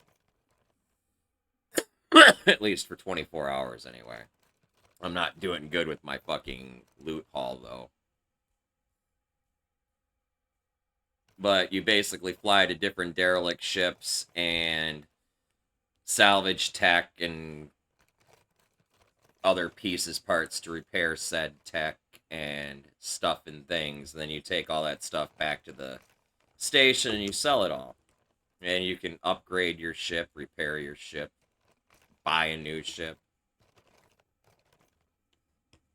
You start out with a ship that's random-ish. You can pick which random ship you want, but it's random-ish, right? And that ship has some fucking ridiculous mortgage on it. Insane mortgage on it. My payments are like fucking $2,500 a ship. My mortgage is like fucking over $800,000. So I got a lot of work to do.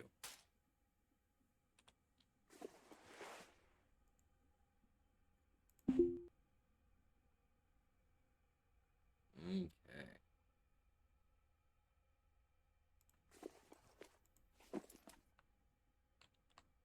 This is gonna help with like storage and shit.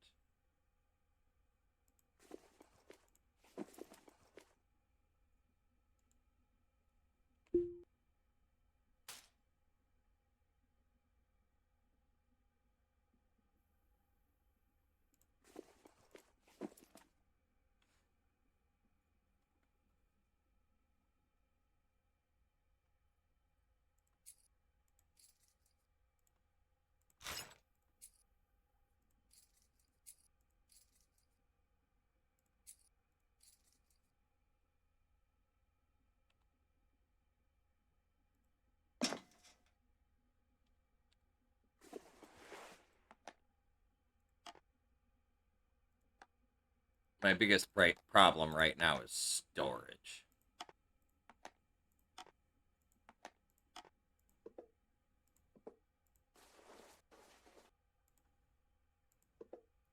Never mind the lack of loot.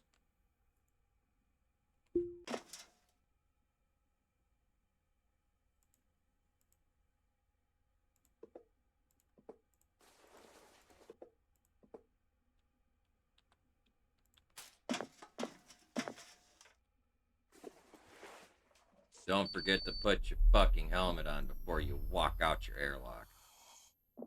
It's not a good experience.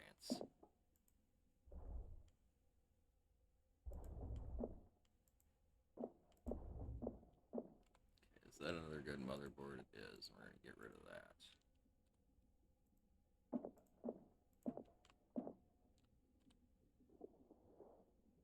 More PCBs. pieces, parts. Another motherboard and more pieces, parts.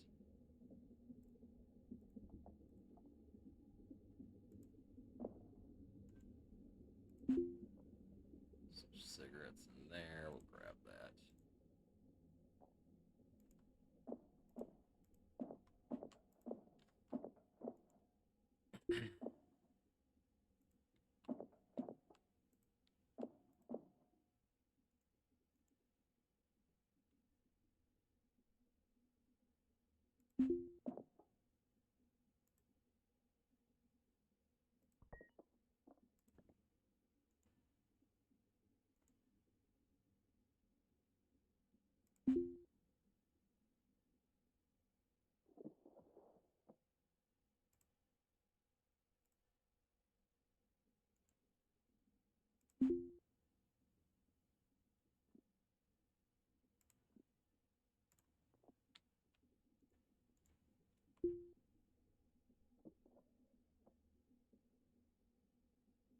Shoes are actually worth a little bit of money, so I'm going to grab them.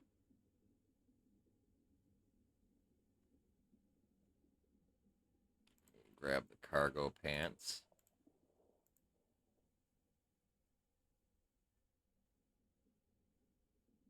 Go ahead and grab one of those, because you never know when you need them. That pressure suit helmet's crap.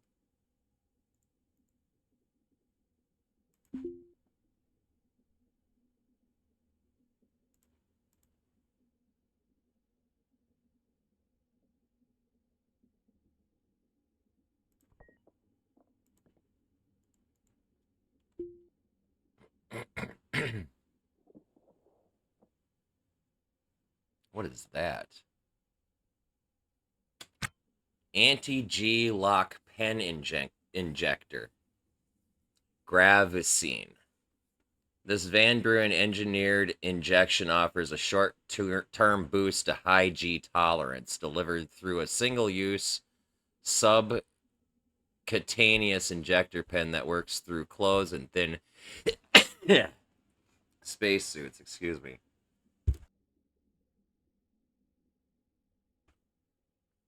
The medication primarily works to maintain adequate cardiac output and alertness to reduce G lock and injury under high G strain.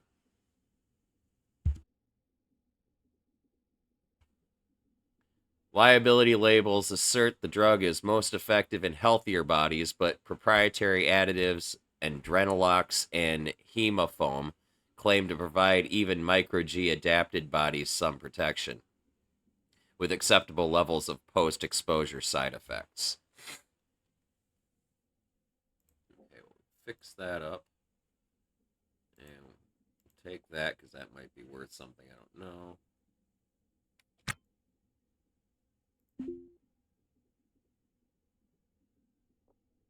There's one cigarette in there, so we'll grab that. Of course, shoes are worth money.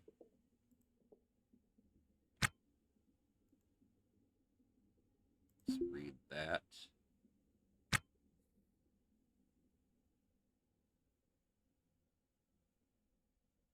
This is expired.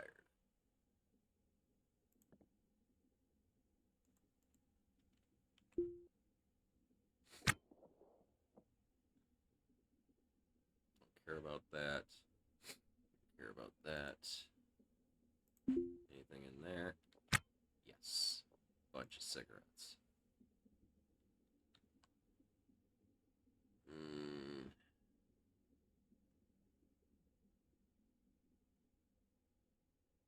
Seem to be still doing okay.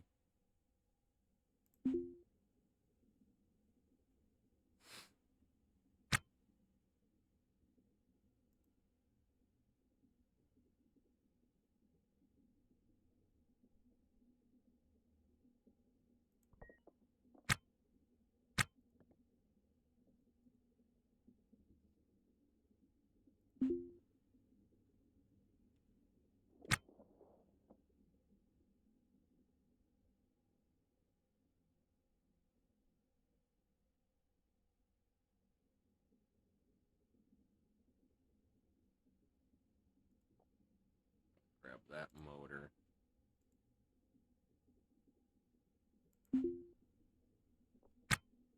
Cigarettes in there.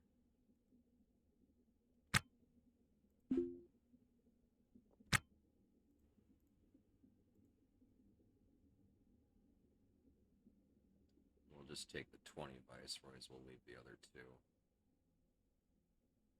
And then we need to go back to the ship.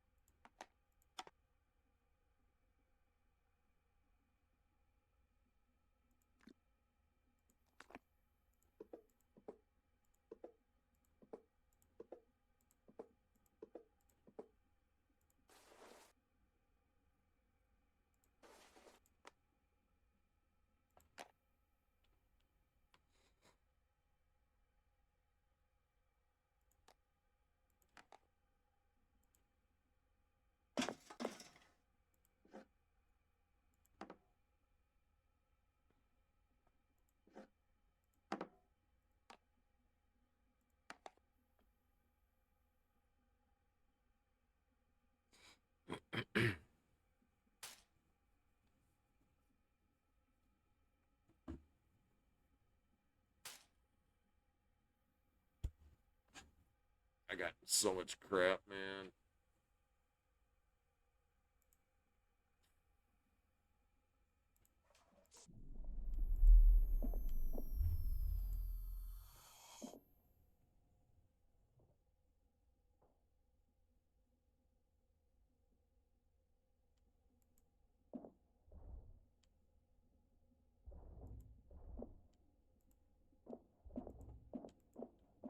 I need another bag, though.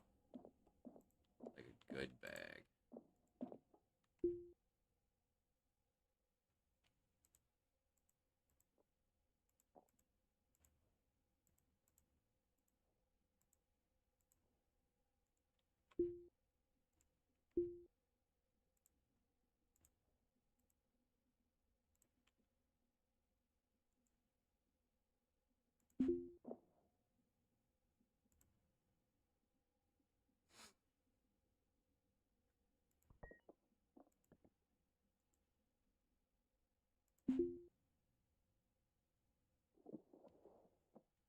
Ask and you shall receive.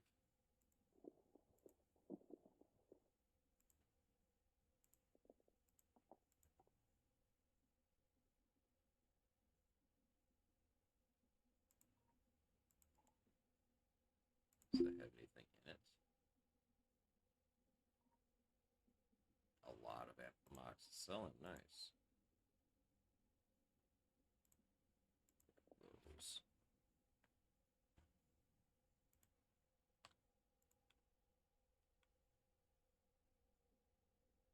Actually, let's do this. Let's throw this in here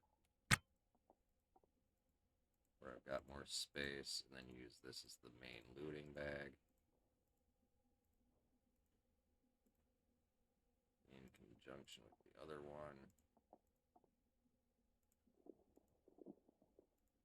And we'll use the other one for storage back on the ship.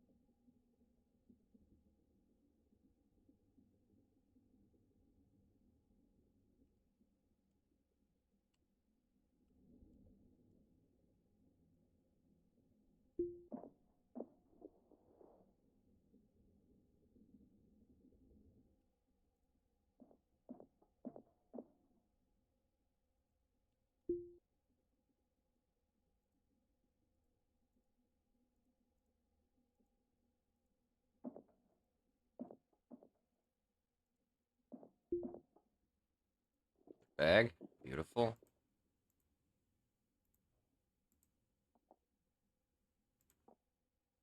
Yeah, we need a few heat sinks, so I might as well grab that.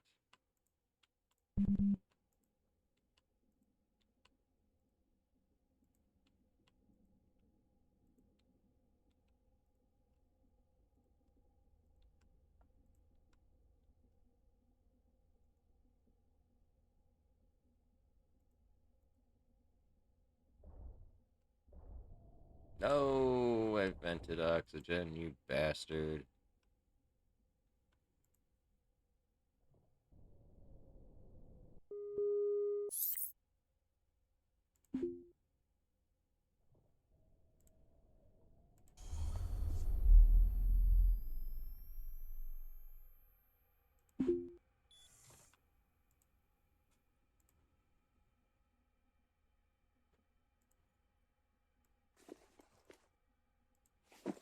Set that there, and then when this is full, we'll just come grab it.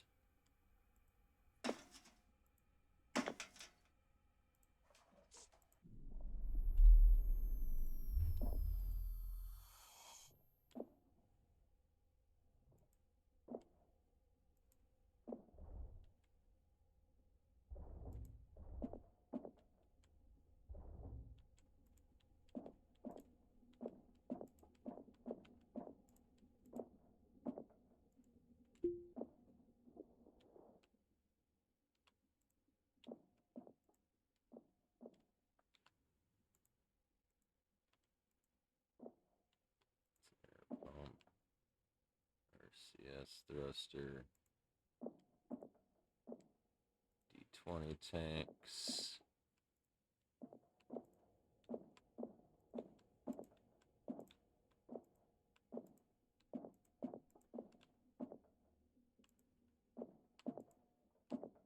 Come back out here. I was already that one. I was.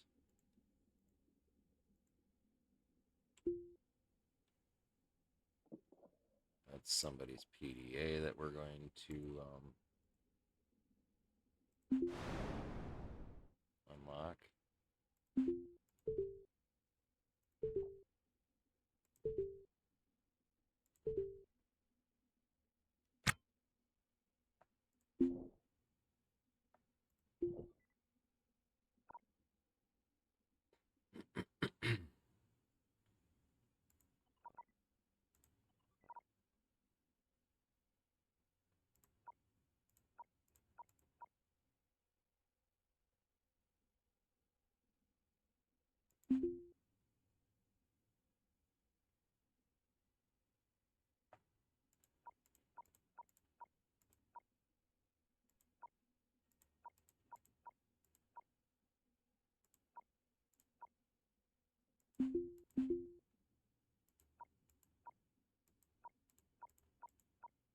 Oh, what? Did I fuck up? I did.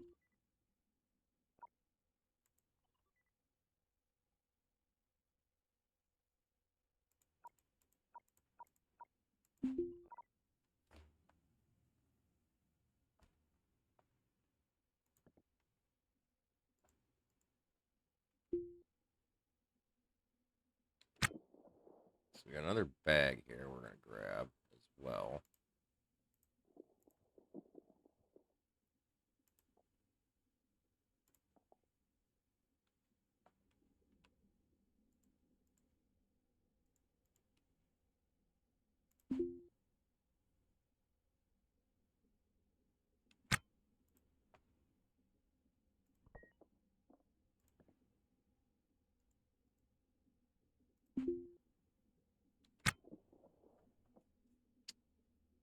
Okay, well, there's part of an EVA suit that we're going to go ahead and grab because I'm going to fix it up.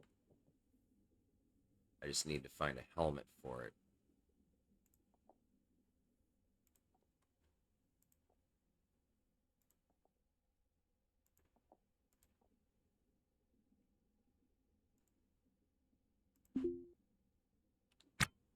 It has no scrubber or O2 bottle or anything, but that's fine. We can add all of that later.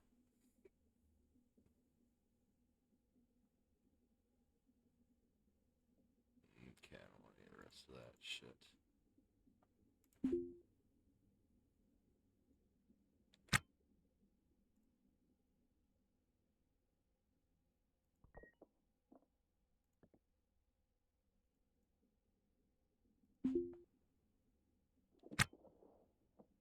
More shoes. Some good heat sinks.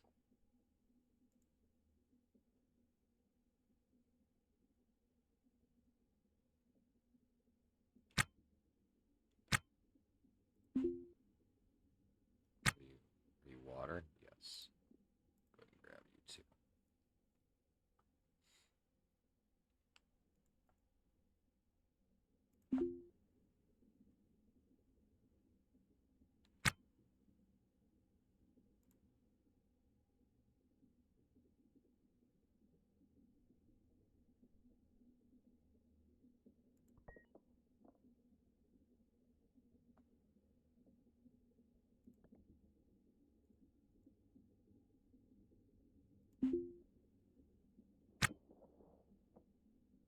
And there's the helmet.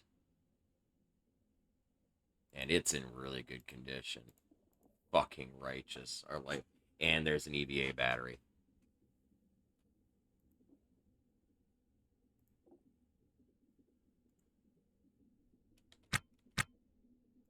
Inventory. We're gonna throw this battery in here right now. We need to find an O2 bottle next.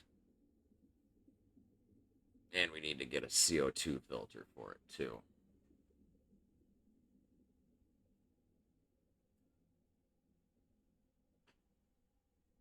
The helmet can go on there.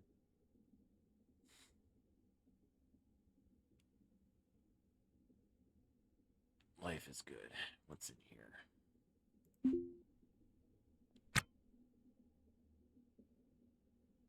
Rice wine. It's a fucking pretty much full bottle of it. We'll grab it.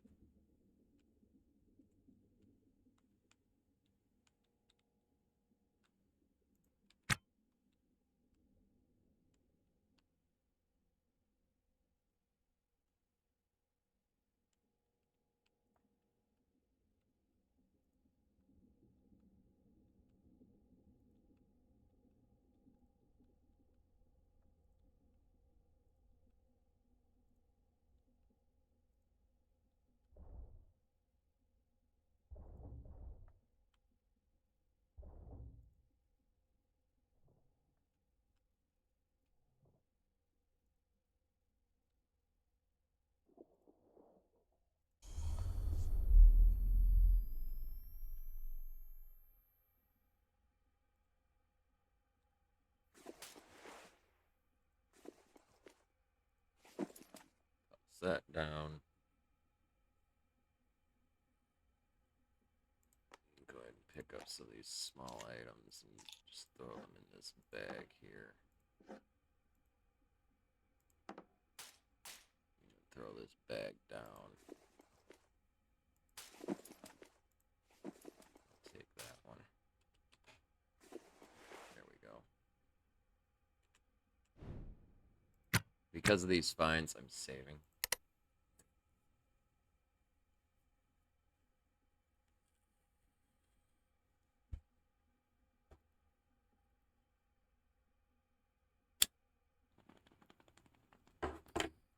I just have to find a CO2 filter and an O2 bottle for this fucking EVA suit.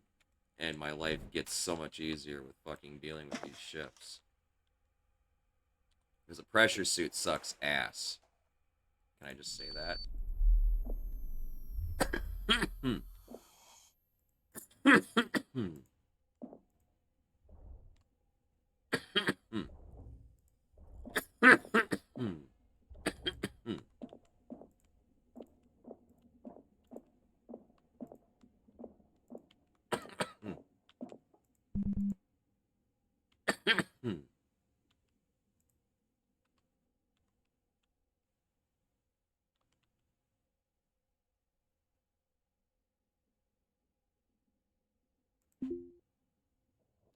I have to dismantle this.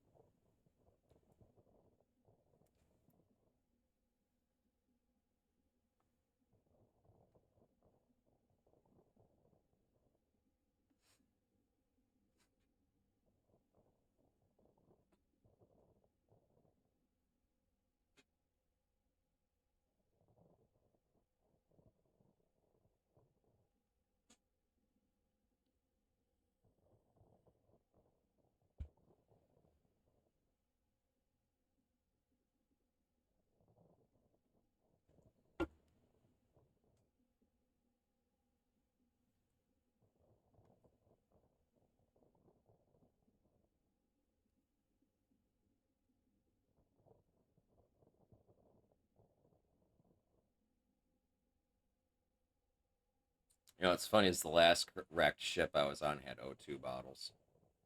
I didn't grab them.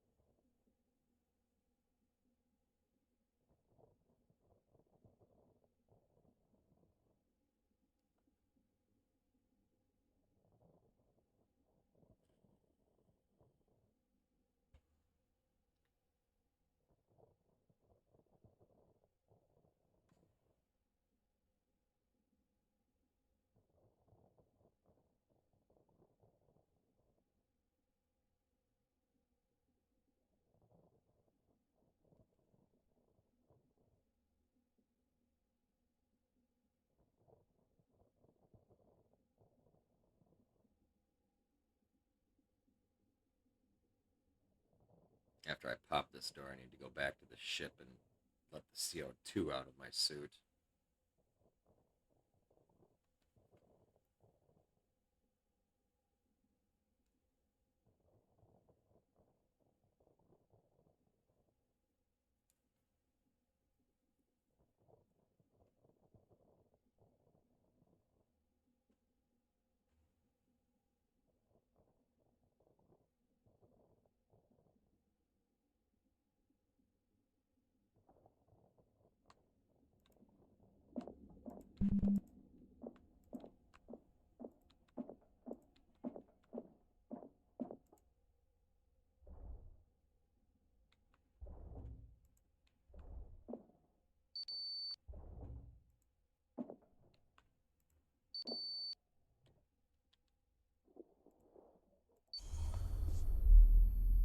Called it.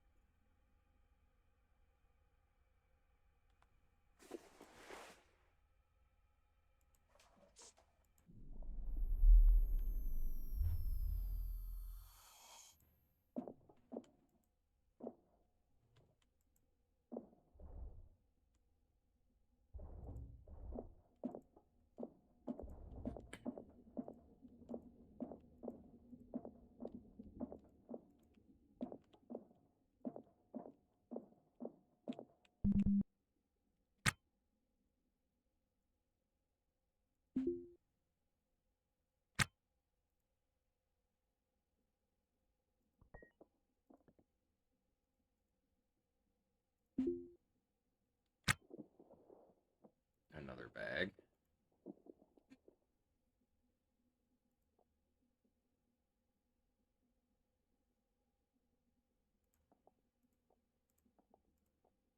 I am rather enjoying all the bags I'm finding on this run. That really is making my life later easier.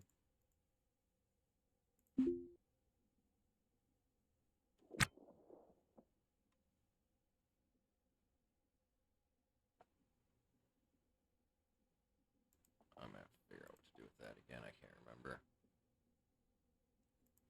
That EVA helmet might be worth something. It's for a C.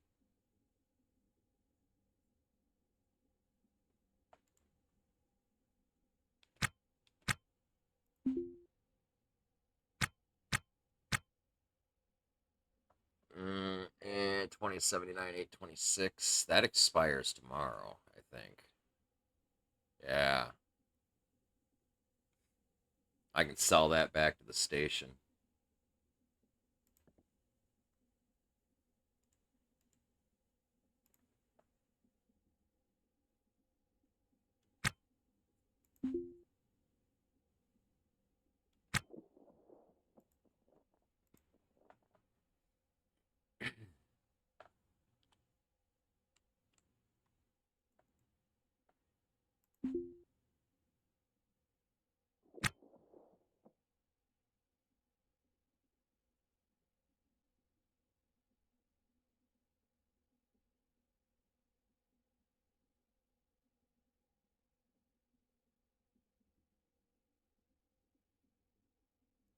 We'll grab that. We'll grab those. Probably water, but they might not be.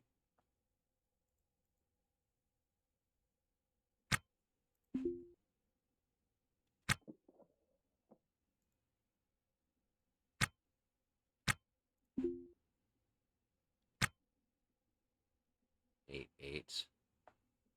That's expired. Okay.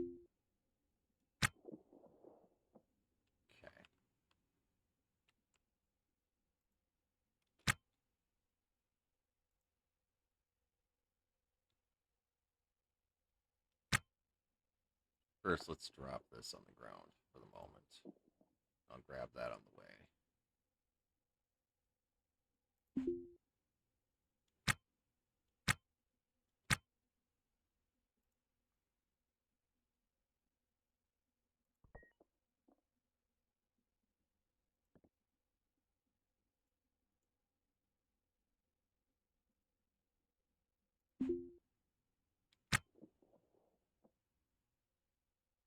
nothing in that one.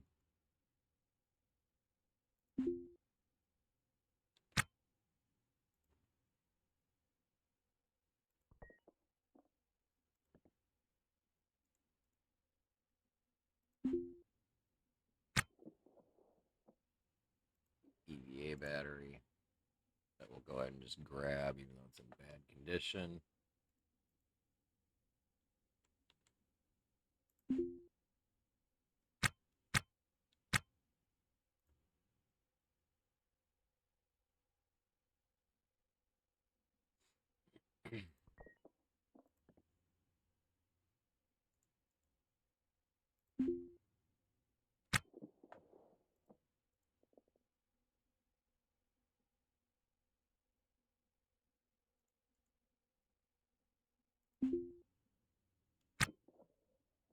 A spear?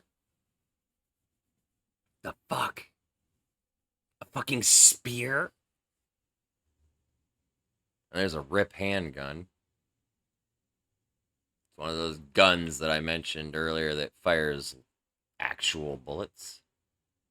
I'm gonna grab it because somebody might buy it, so.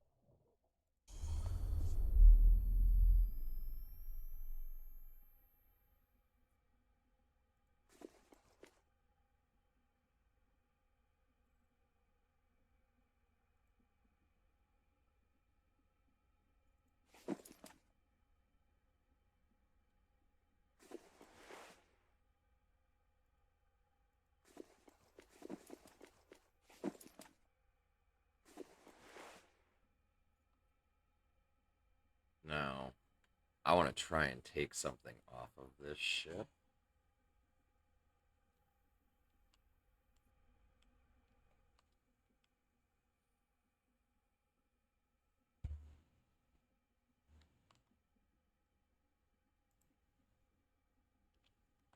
First. Oh, I don't have a fucking. This can wait till I get back to the station. I still don't have a thing for it.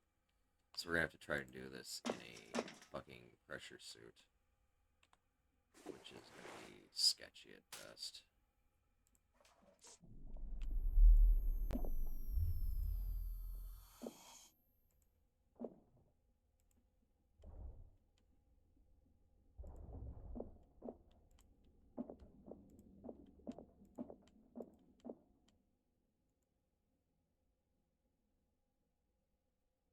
I want to try and uninstall this and bring it back and fix it up.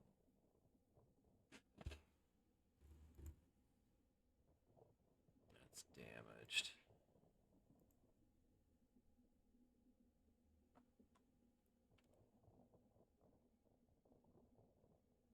See how long it takes me to uninstall this fucking thing.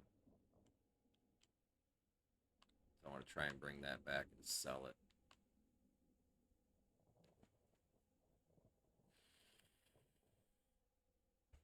After I fix it up, of course.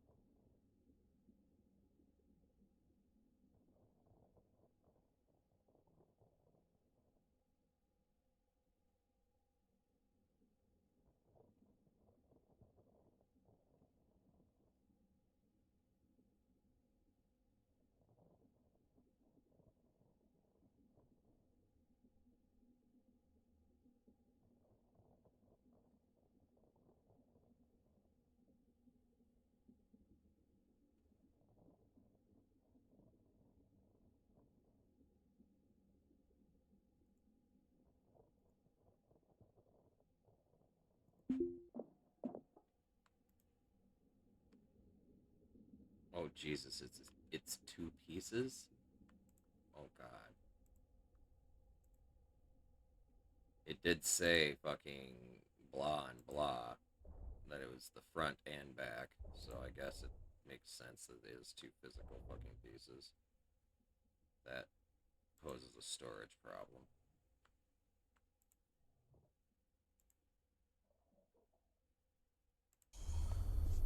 Where can I drop these?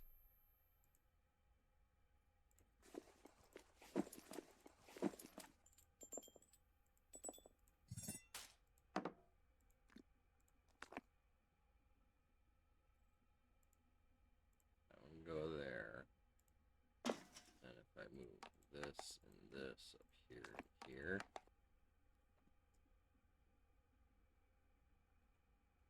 it should be good. And now I can go grab the other part.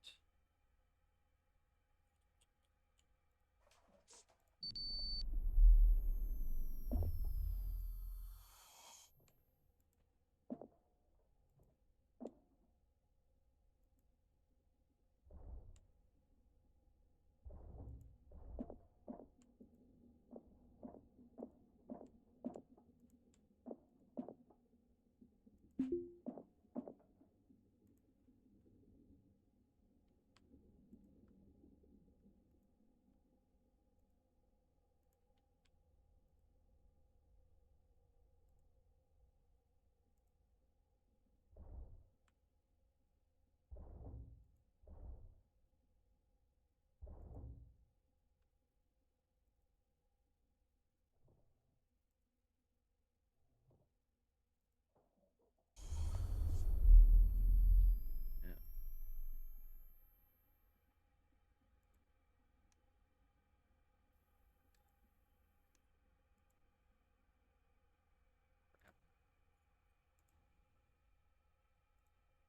You need to go there.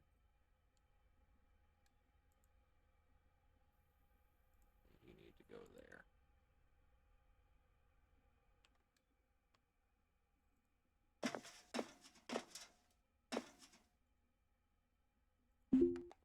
Now, we're going to save.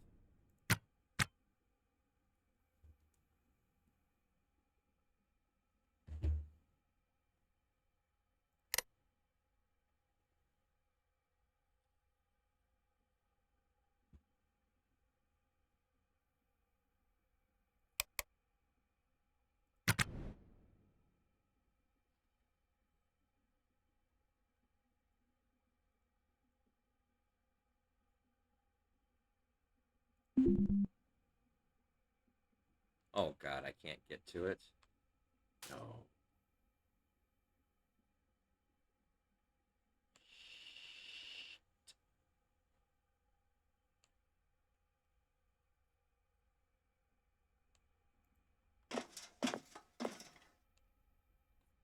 I regret everything.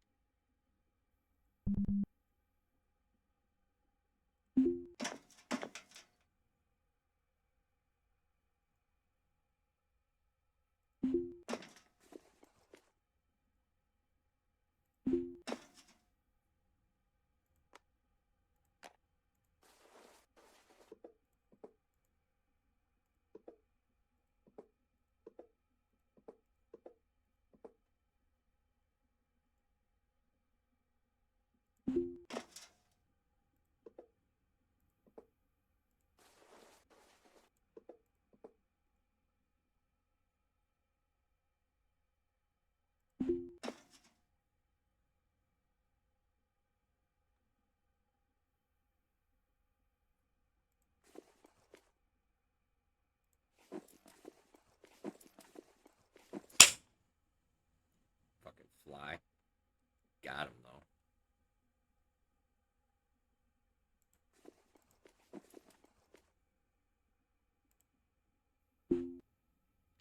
No.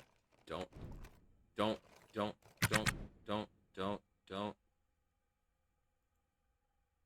Cancel. Inventory, please. Oh my god.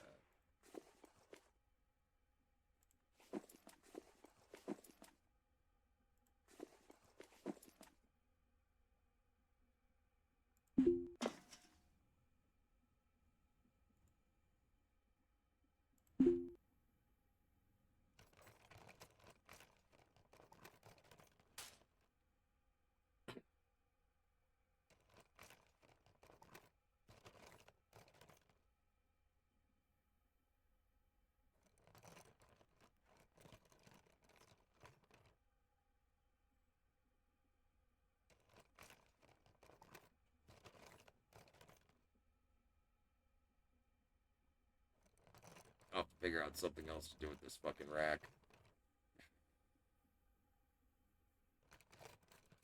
But it's definitely in the way there.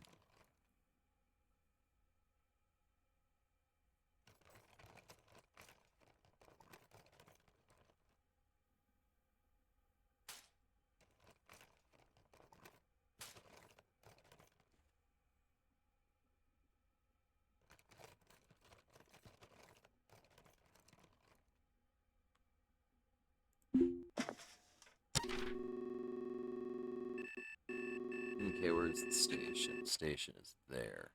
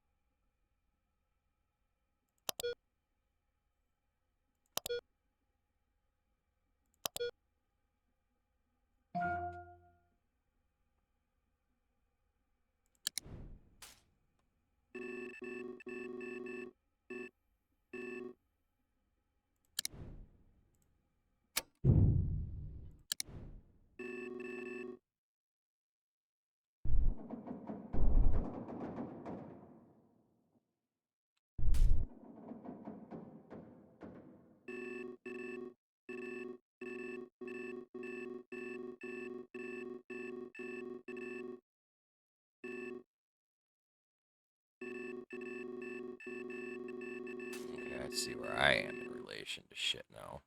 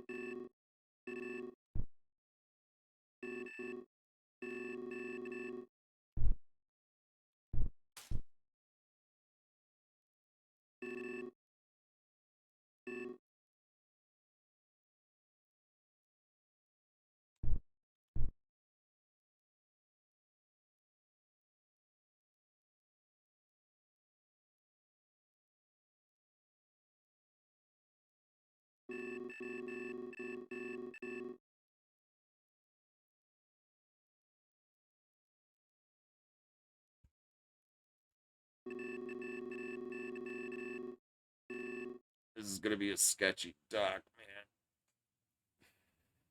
Very sketchy docking.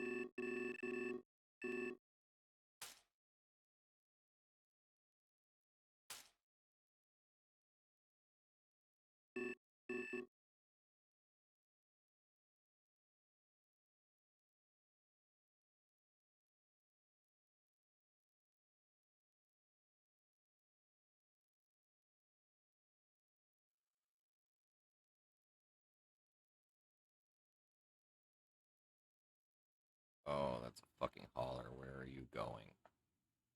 Please don't be in my flight path in any way.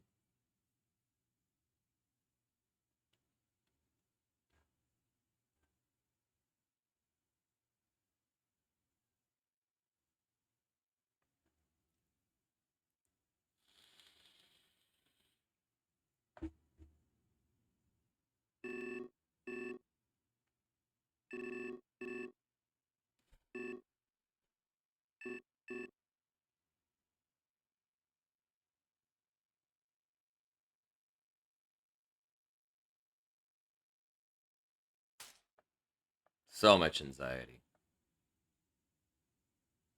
It's even worse when you have the fucking proximity alarm turned on. As soon as you get to fucking 5 kilometers distance from whatever you're docking with, it just starts screaming at you.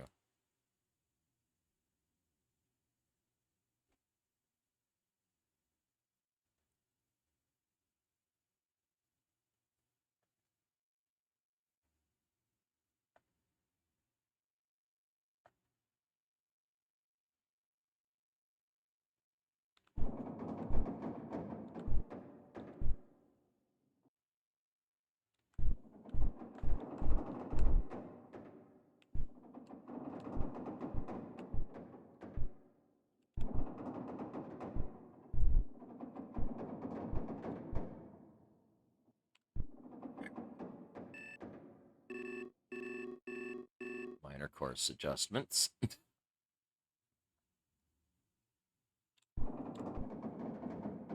Slight velocity correction.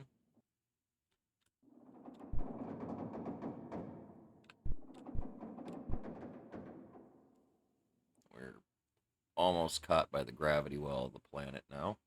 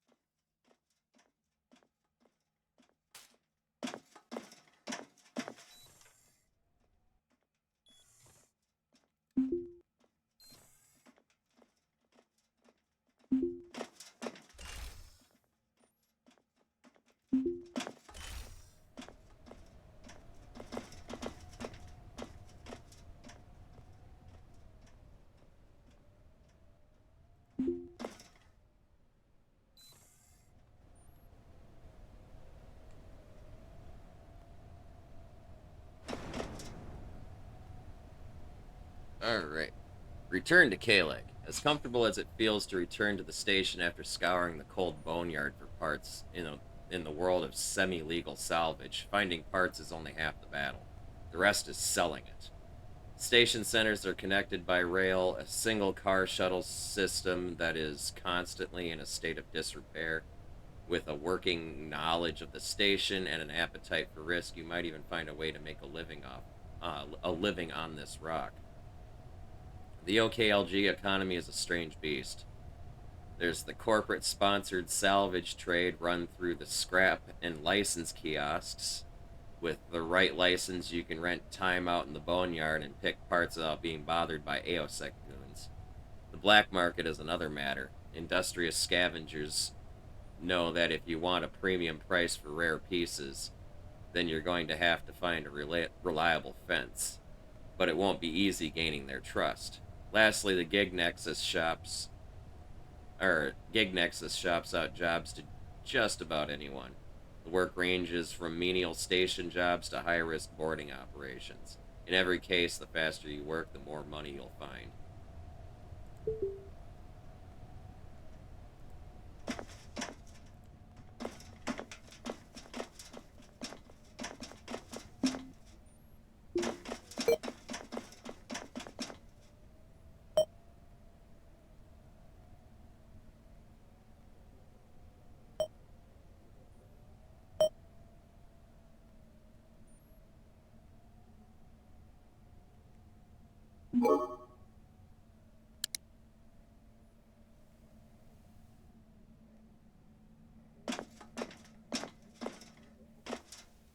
Okay, so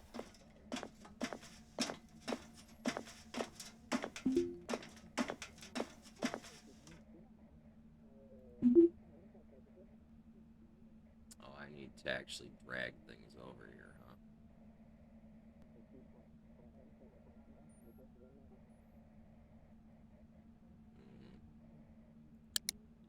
Let's do this, actually. I need to set a trade zone that pretty much covers my whole fucking ship.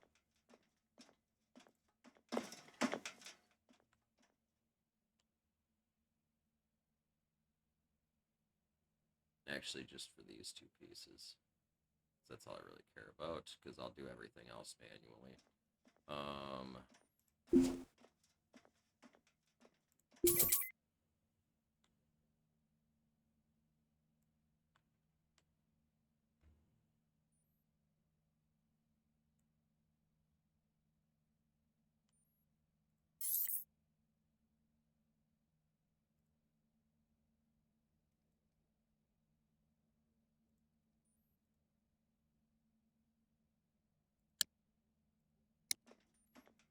Let's see what the kiosk will pay for these. I might need to restore them.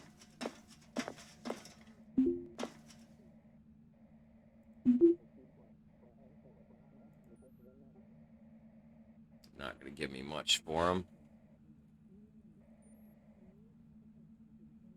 But I have to repair them. Let's go check the black market real quick.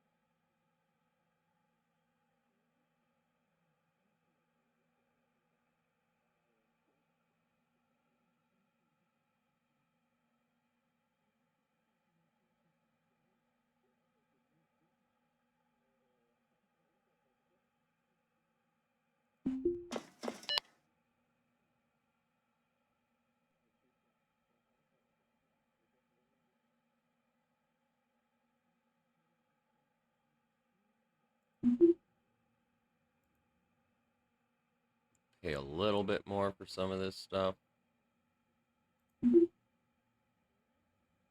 Oh, that's a new EVA suit that I've never seen.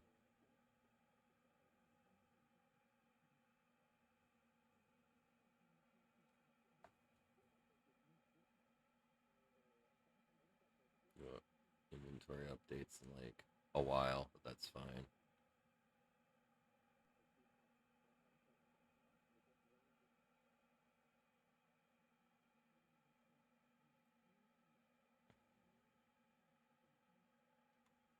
Yep, definitely made it harder to make money.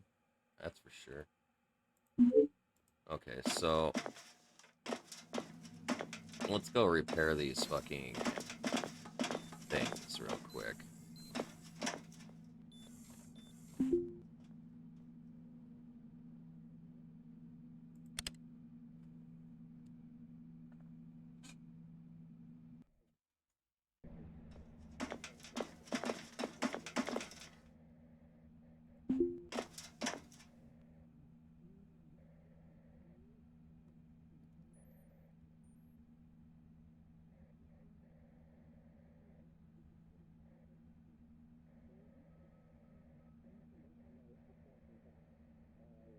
This is missing a texture.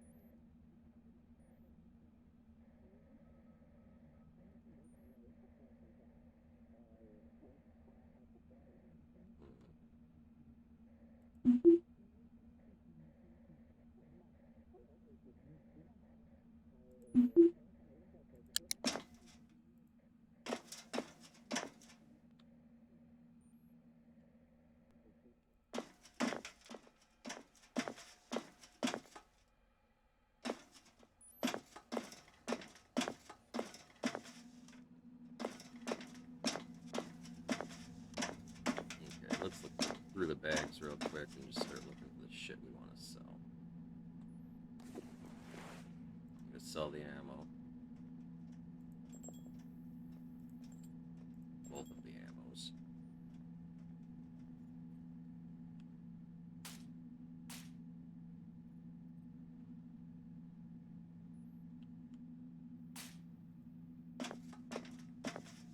Sell that.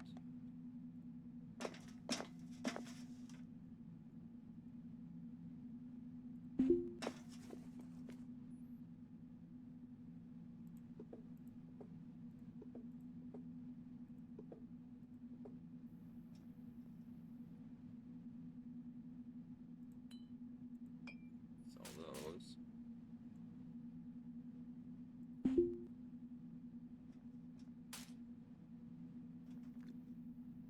Your water. Okay.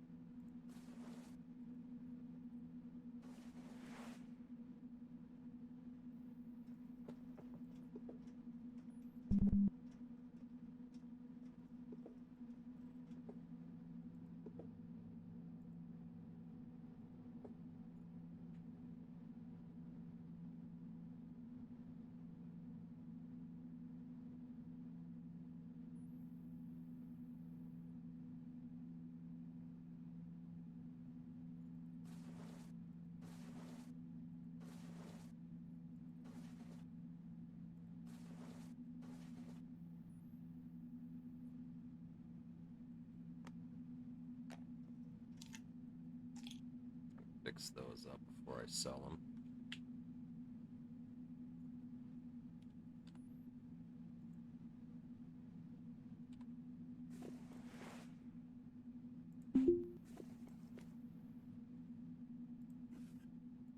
Sell that.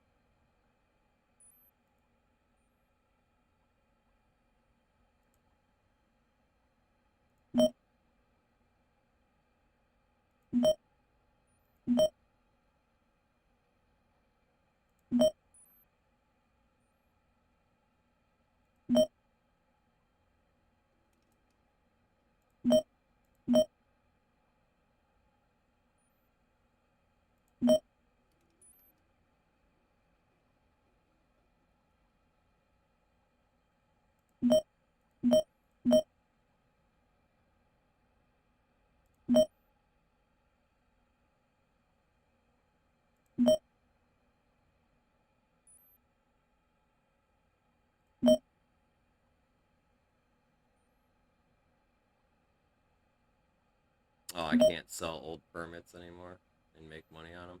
Damn.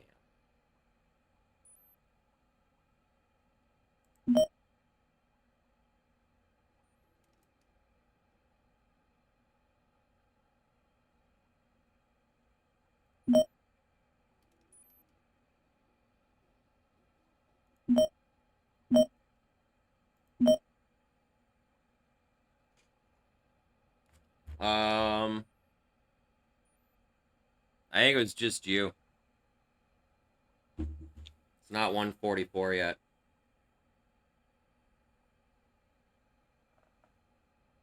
My timers haven't reset yet either.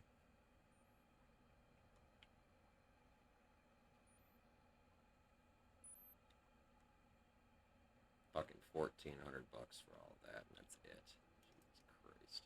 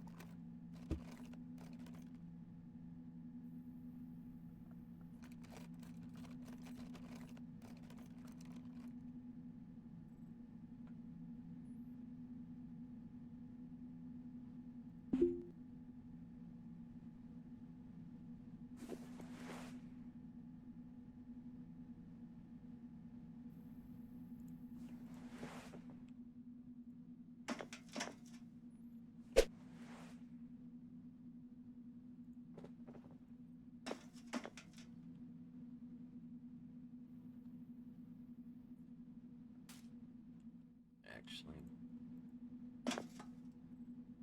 let's grab that battery out.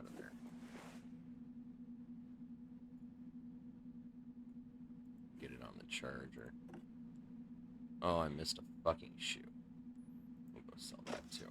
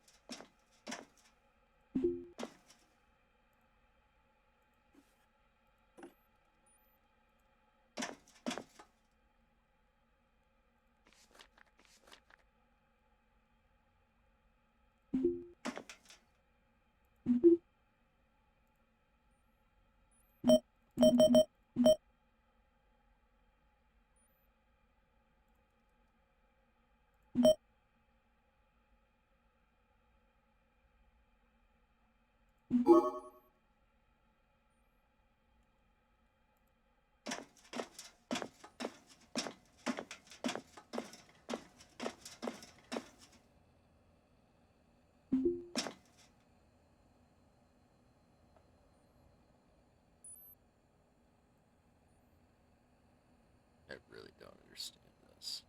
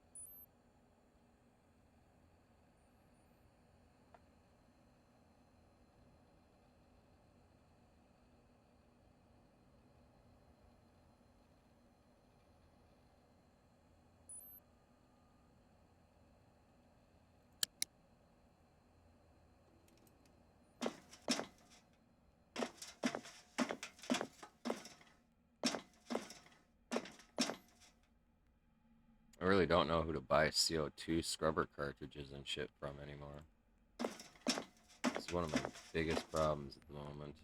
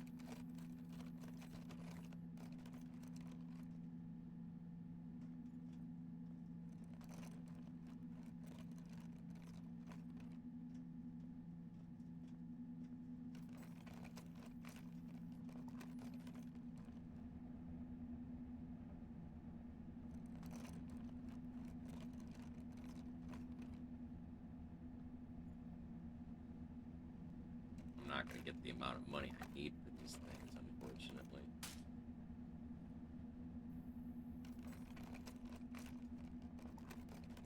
This is just like a fucking huge problem.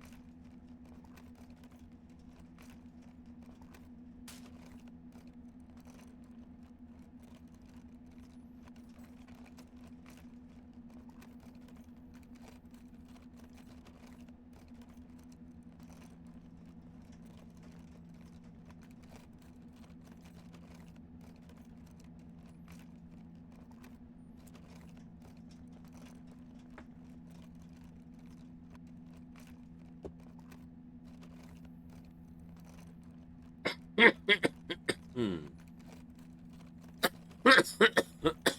So moving forward, I'm probably better off stripping RCSs, things like that.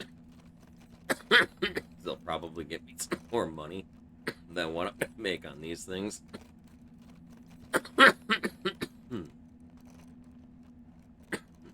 This thing can take fucking forever to repair. I need a fucking laser torch so goddamn bad.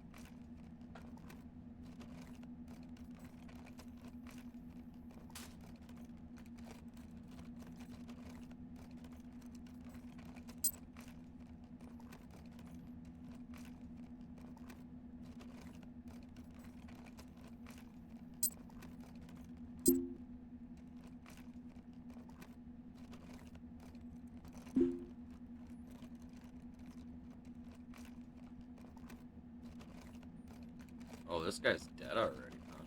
Wow.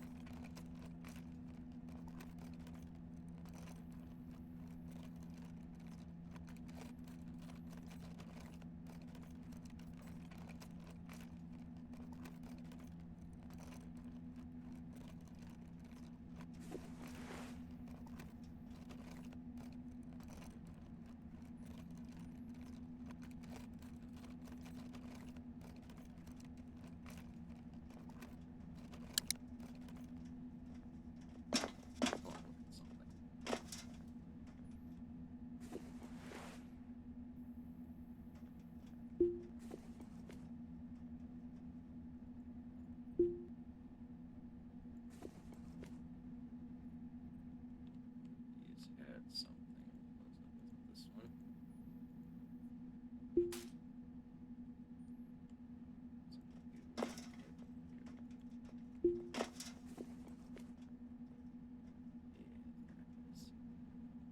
Has no charge in the battery, though. Does it even have a battery?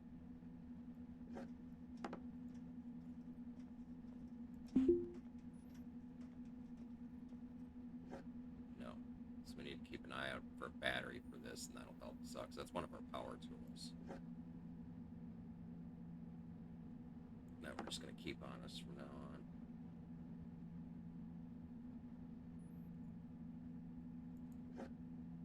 That can be put on the ground to be fixed, wherever the ground is.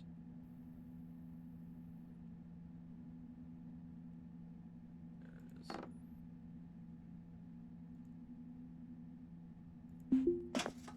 We're just going to go ahead and restore this. So I'll get money for that.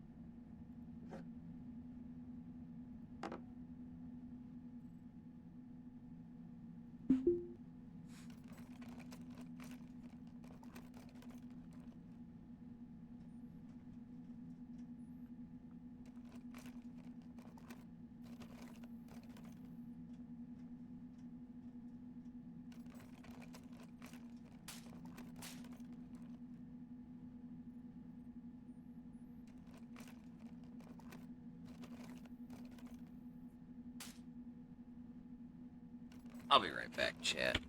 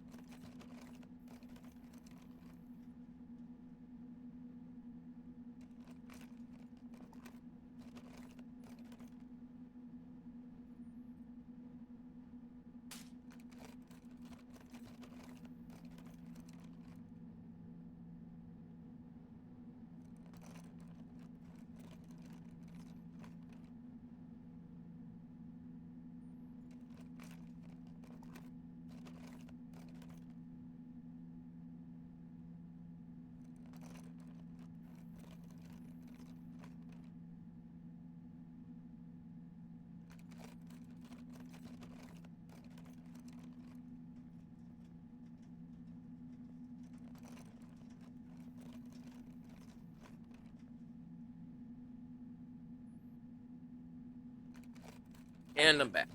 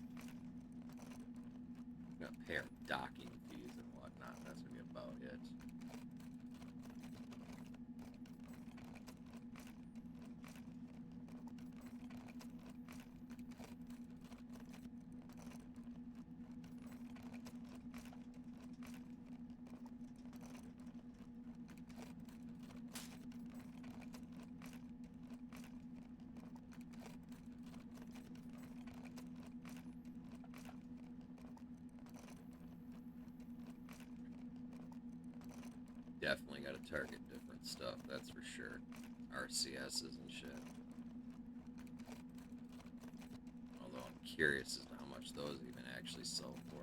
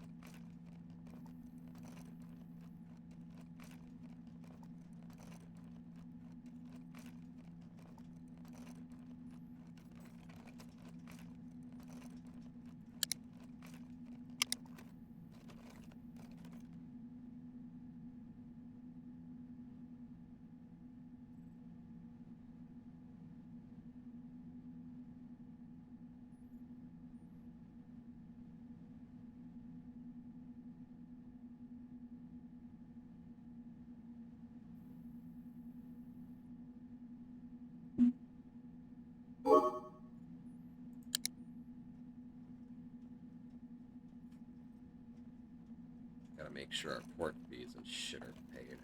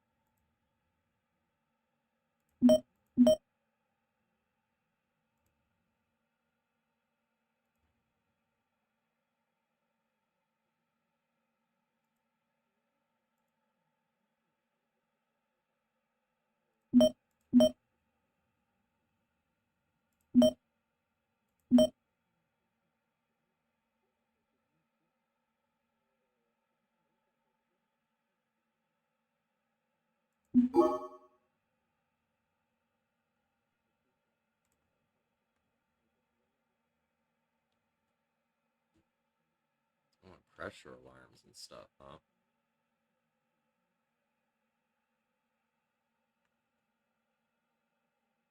Those are really small items that you fetch a fair price for.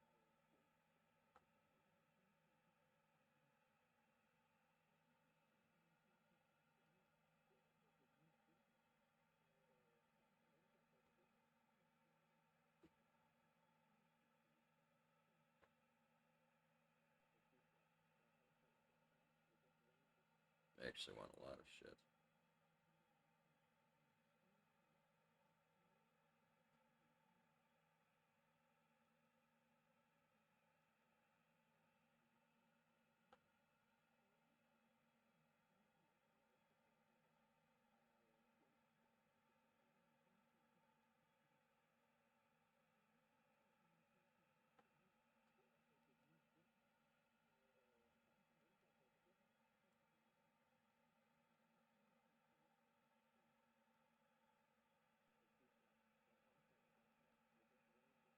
Hydras, too. Keep an eye out for those and definitely grab them.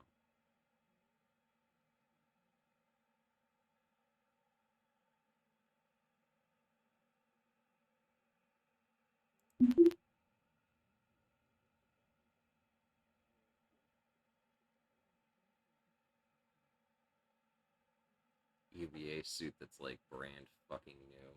God damn it.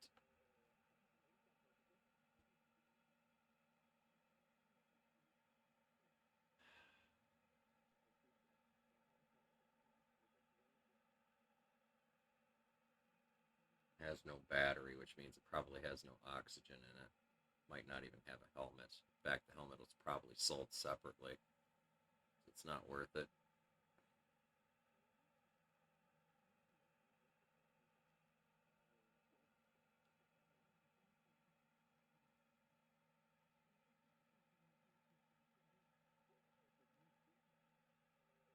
Reactor fuel regulators are worth a fair amount of money if I can find them intact as well. Or actually, he's selling those. But anyway.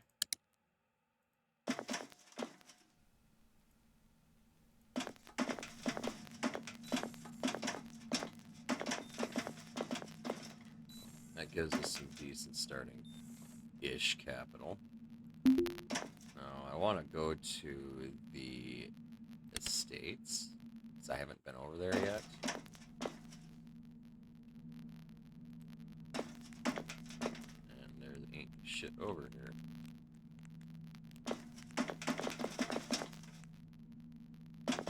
There's the soya cart. So let's take a look and see what's here. Just some food items.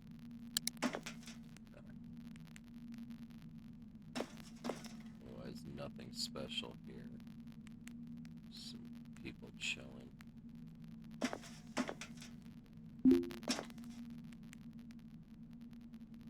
Oh.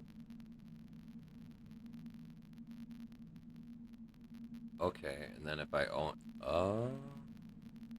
Okay.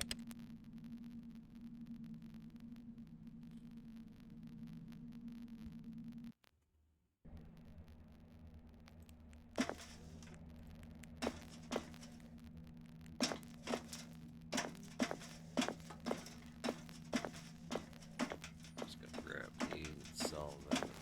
Yes. And I totally forgot to grab that other fucking welder. Put that in our hand. So I don't accidentally sell it. Because it's got a better battery, I believe. Yeah.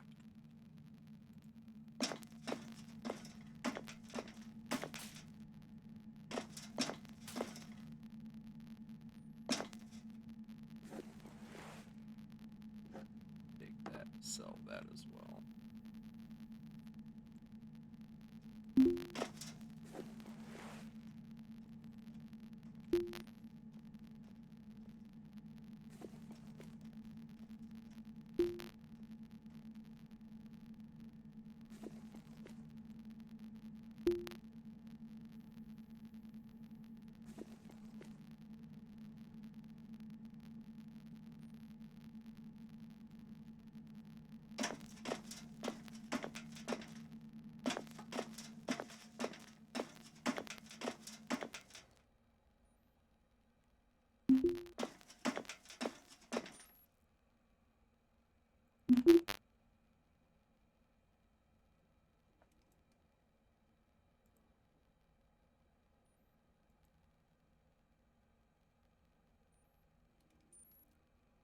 Only 12 bucks for the battery, huh?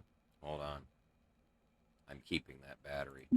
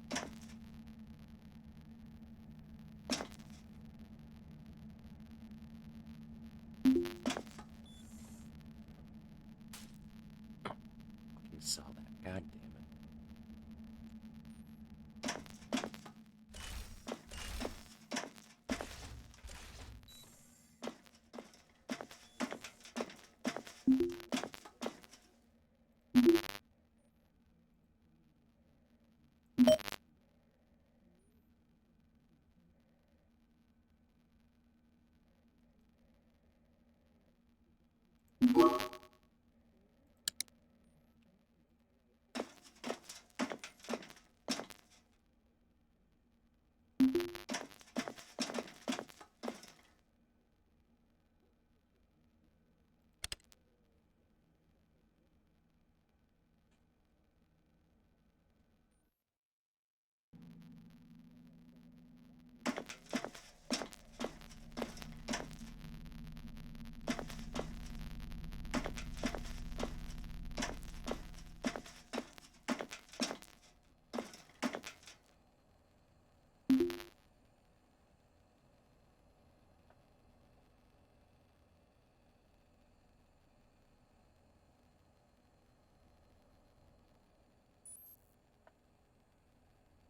this shit's fucking stupid expensive.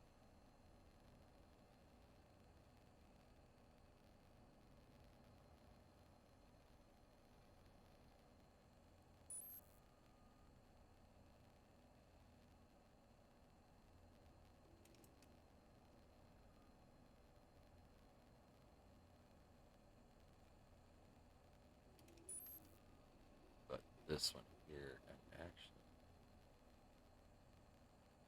get the 1-4 instead.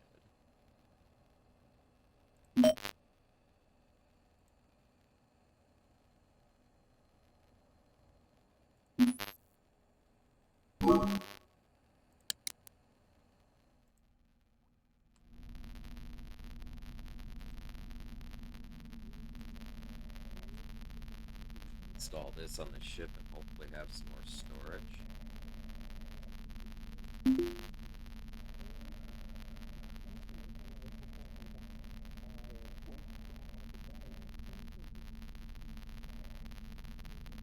Hopefully.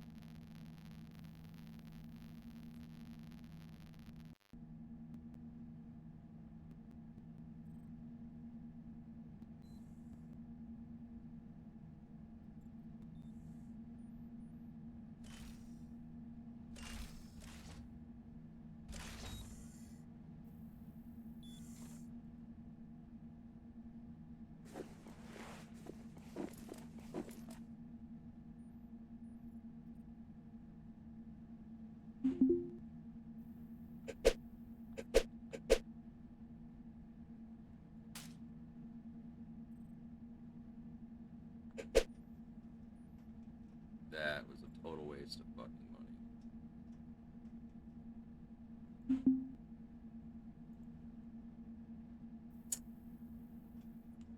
That needs enough. Alright, well. We'll just go throw this somewhere till we have it.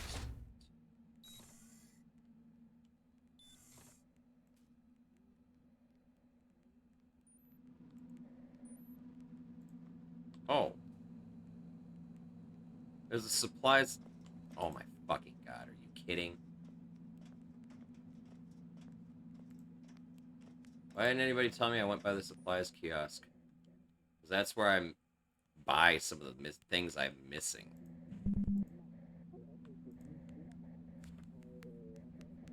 You know, like my fucking torch.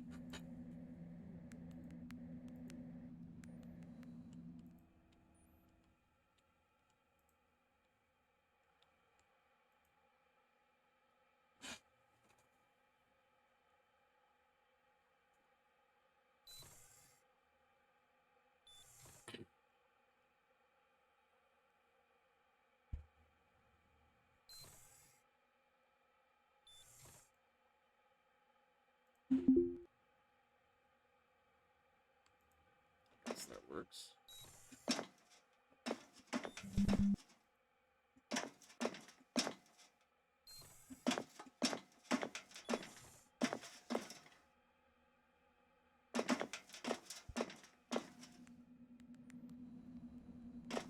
totally didn't see this over here. Oh, look, there's a backpack if I need it, which I don't at the moment.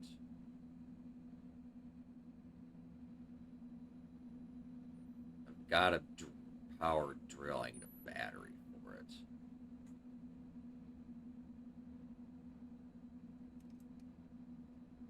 Holy, that thing got super expensive super fast. Okay, so we're not buying that right away. No wonder the batteries were fucking ridiculous. That's our torch. That's $31,000 now. But I do need this. I have it thrown in my bag because that's where my thing is. One of those.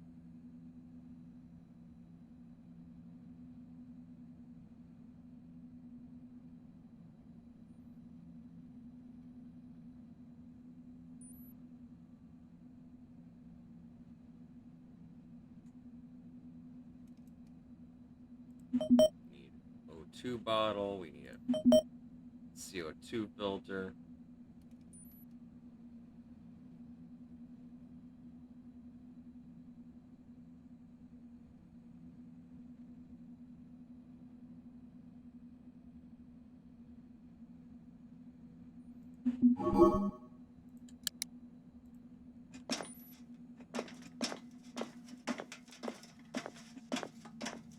I literally got distracted by the... What's this? The arrow on the fucking floor. Okay, so... Oh, I need to sell those. God damn it.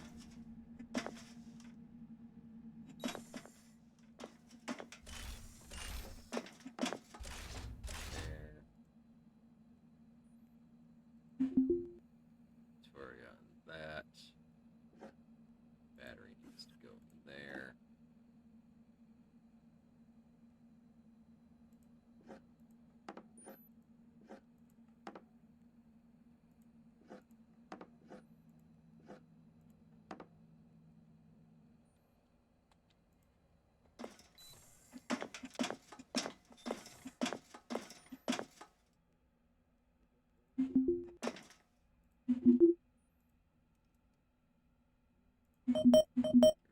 Those. And that.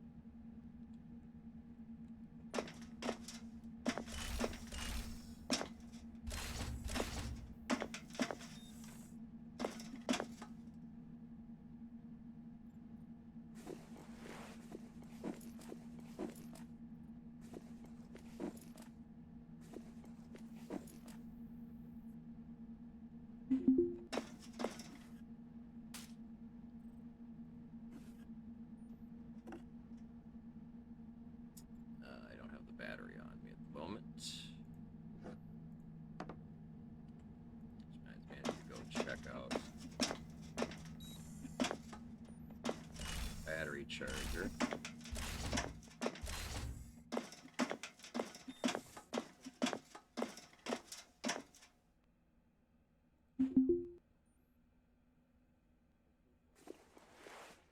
That's close enough to pull, so we'll grab that.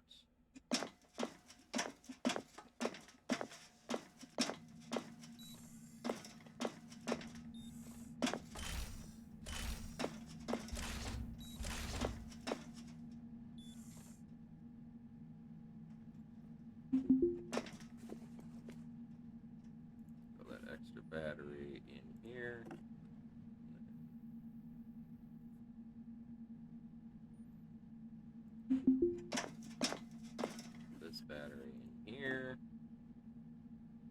Things are looking better and better by the moment, chat. So now we've got an EVA suit that's actually worth a shit, so I don't have to fucking keep running back and forth between the ship. Fucking dismantling stuff and things.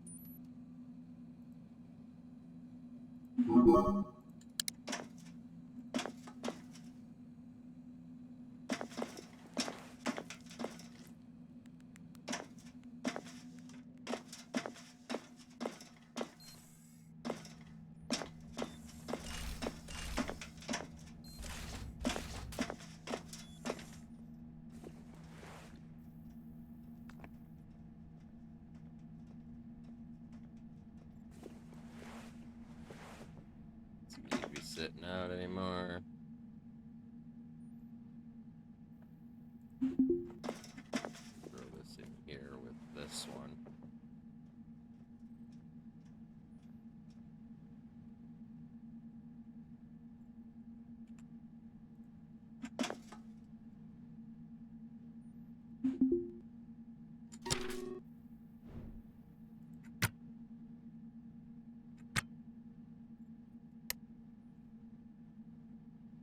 Save. Now let's plan our next derelict.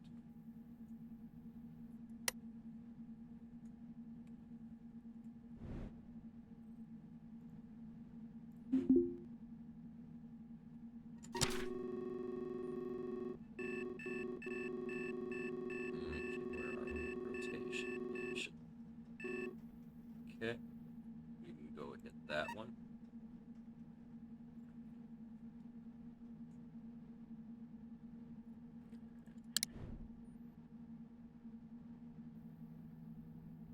Dock info, request clearance, request undocking.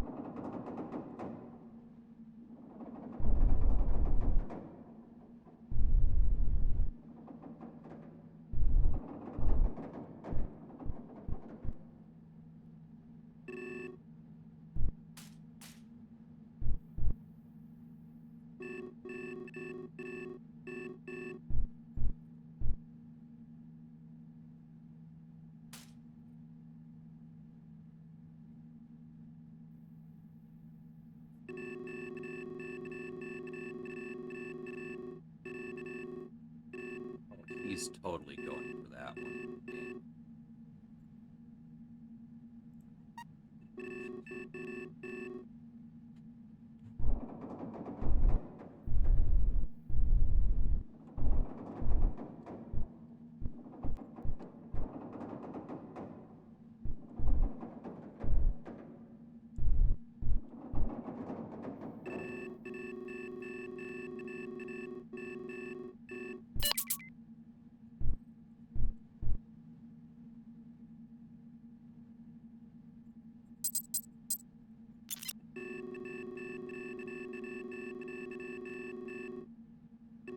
Oh, he's go.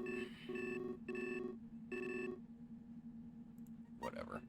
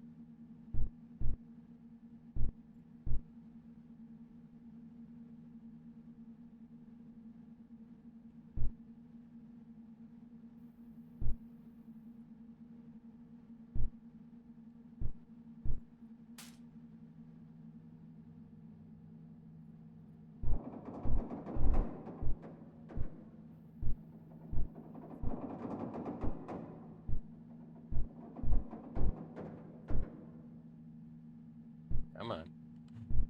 Light up, bitch.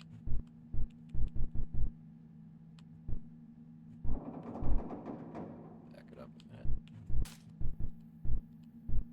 You can come back in.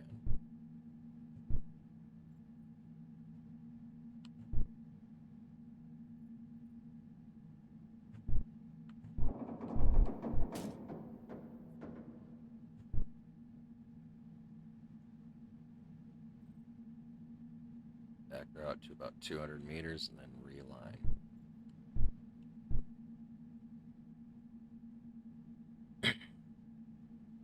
Something wasn't lined up right.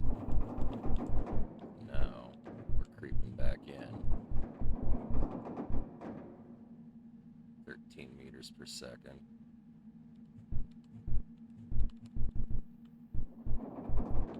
8 meters per second. We are not going to get this clamp, are we?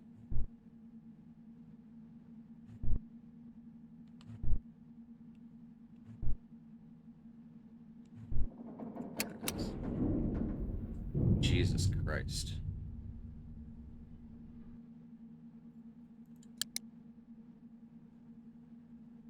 And it's crap, too.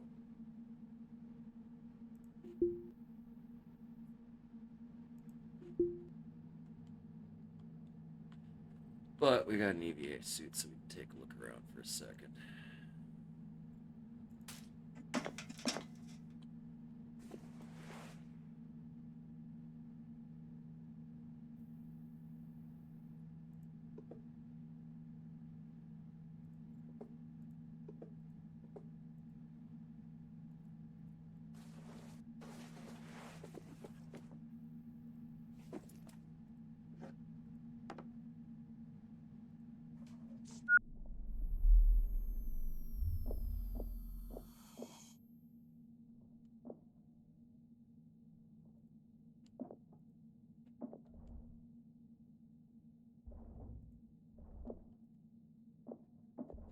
Yep, nothing but a bunch of shit here.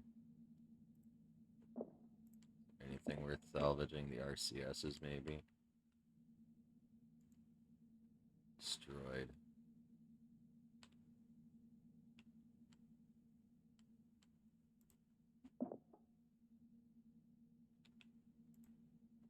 Everything is just all fucking shit.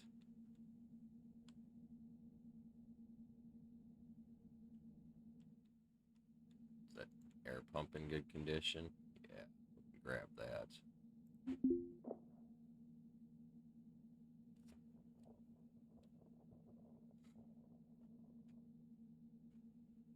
And they wanted sensors and stuff too. So we'll probably salvage some of them.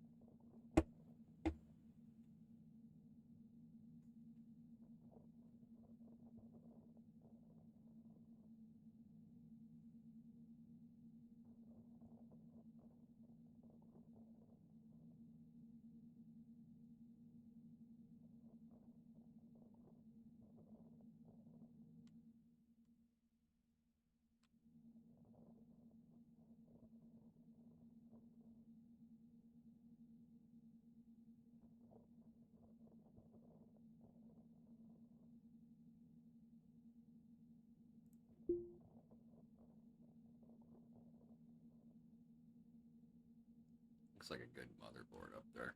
Possibly a good heat sink. I doubt it though.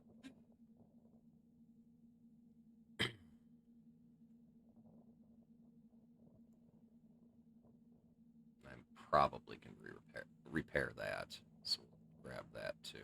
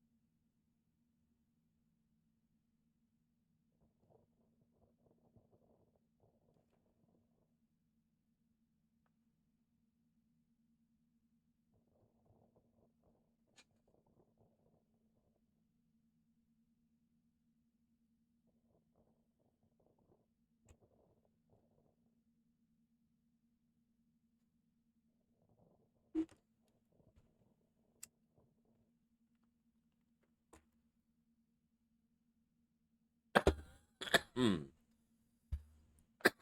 Hmm.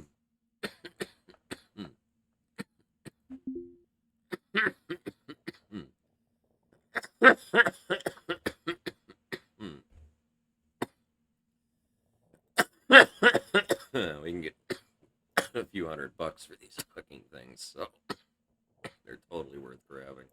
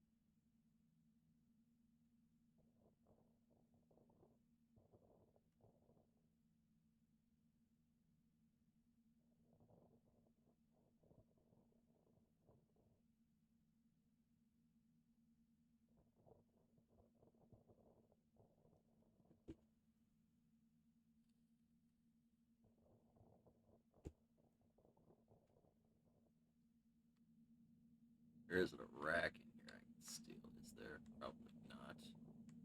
No.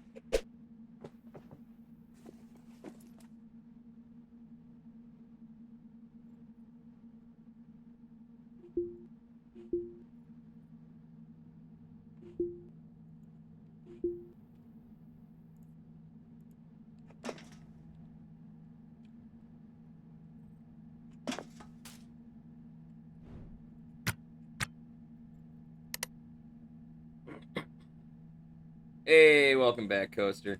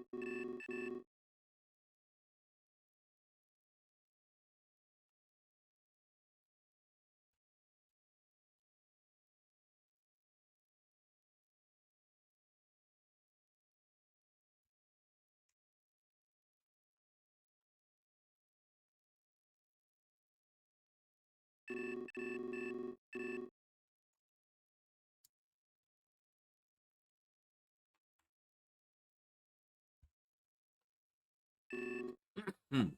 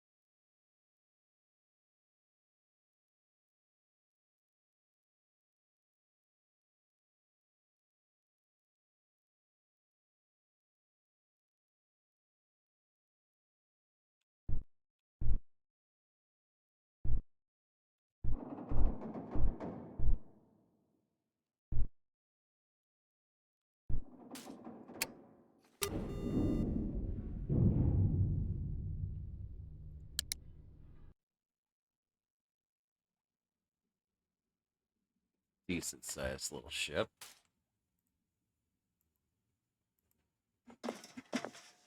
Power visibility. Looks like it might be promising.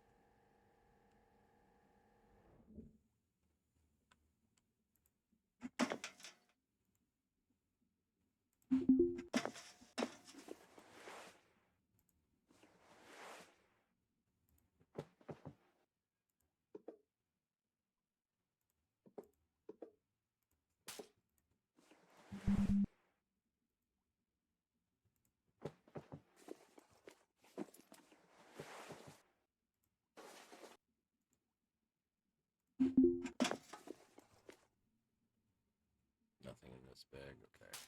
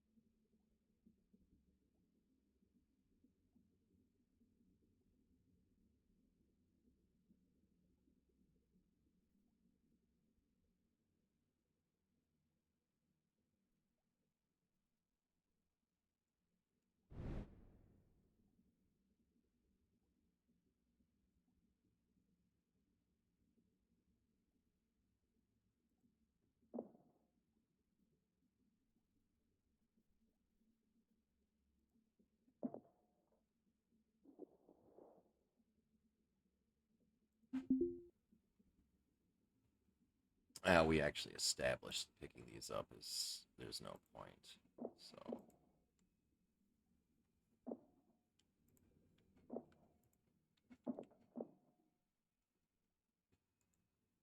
broken. That one's worth yanking. Anything in here? No.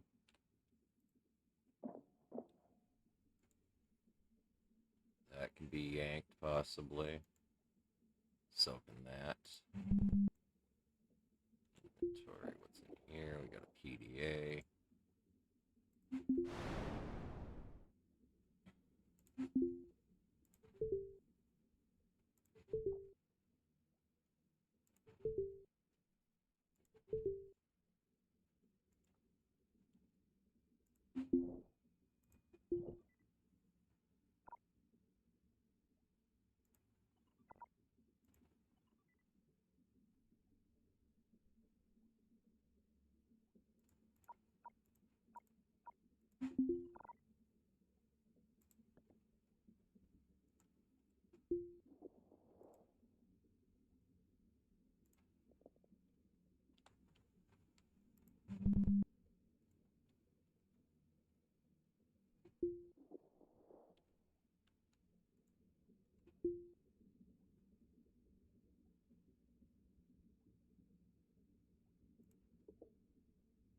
Shoes are worth some money.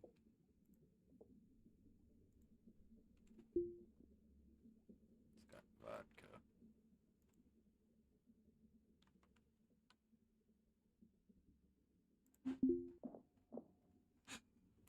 Restore this O2 alarm.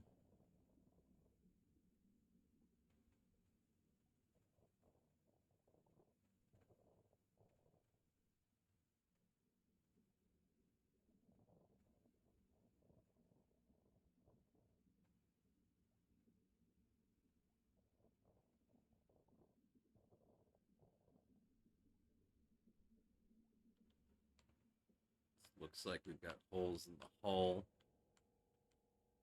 So there's no point in restoring power to this motherfucker.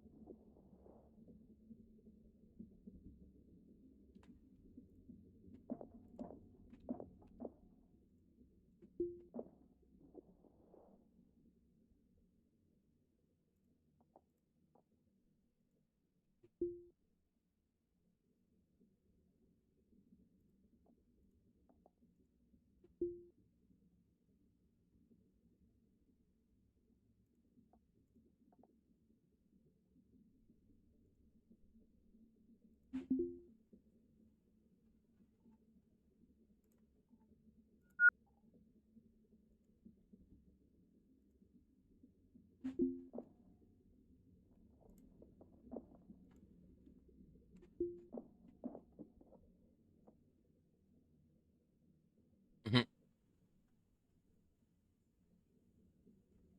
Yeah.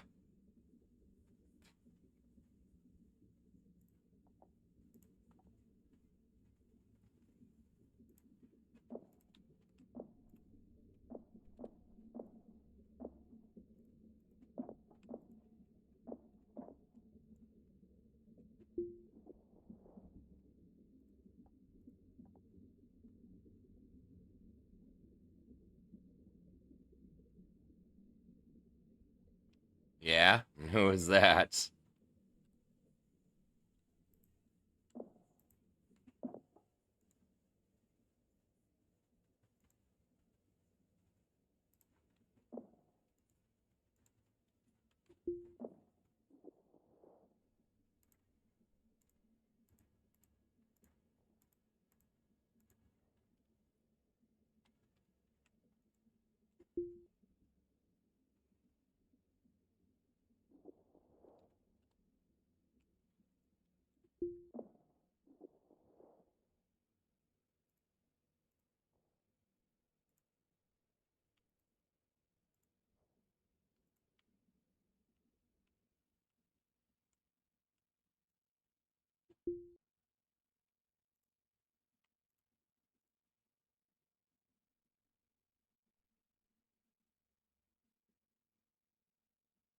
Yep.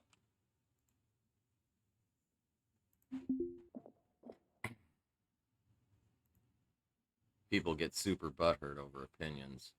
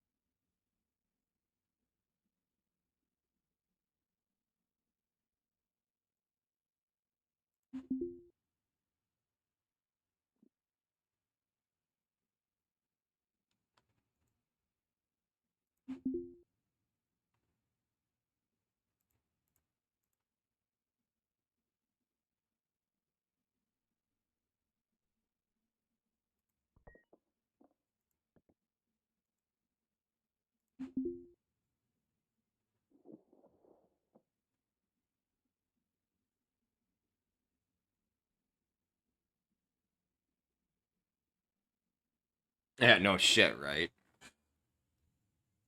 Definitely do not disagree with you there.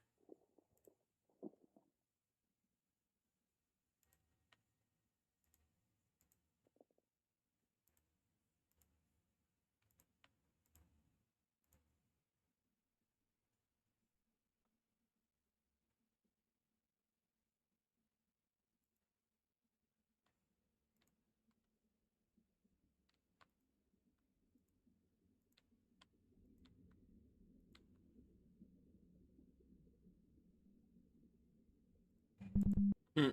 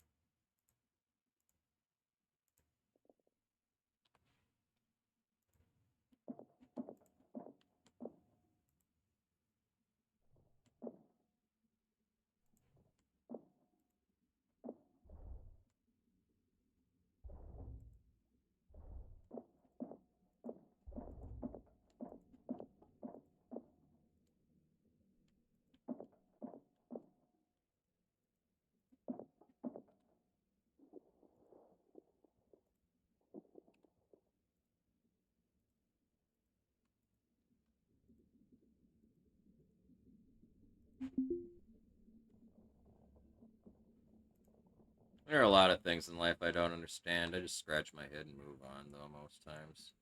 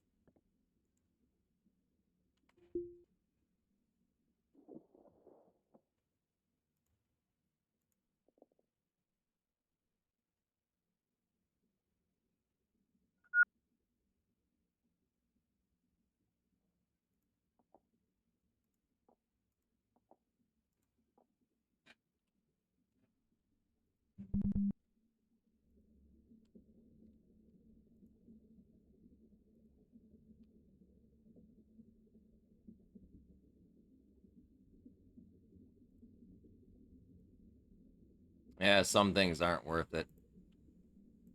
That being one of them. It's not worth the waste of breath. You don't have to justify yourself to anybody, and nobody really has to justify themselves to you either. Everybody's entitled to their own opinion, whether it stinks or not.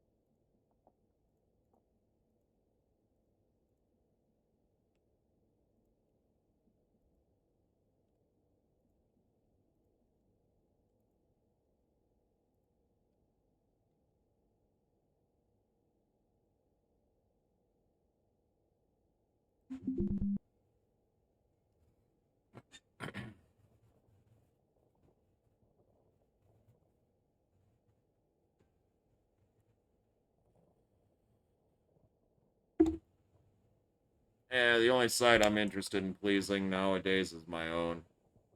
I stopped trying to make people happy a long time ago.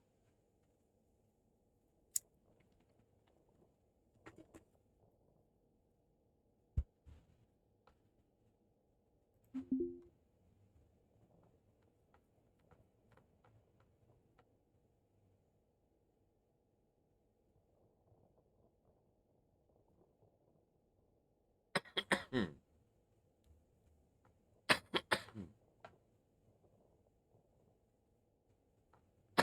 Hmm.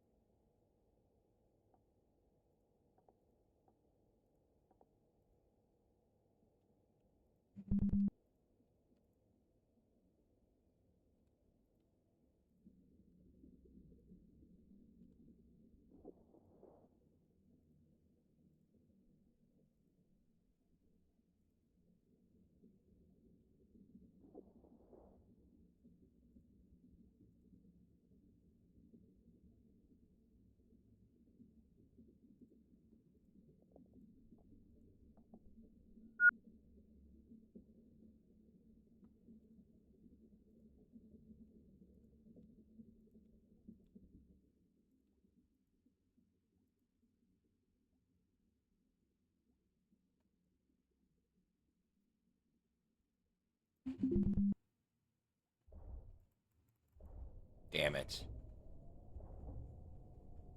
Fuck off, man. Why would you do that? What are you fucking missing? A motherboard. Of course you are.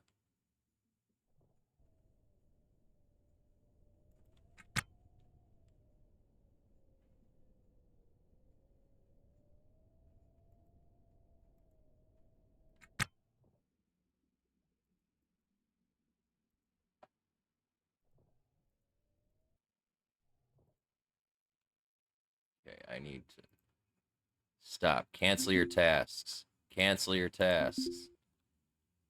Fucking A. Inventory. I need to drop off this second bag. Or this extra bag here. So I can go out here. Waste more oxygen. Because that was fucking dumb.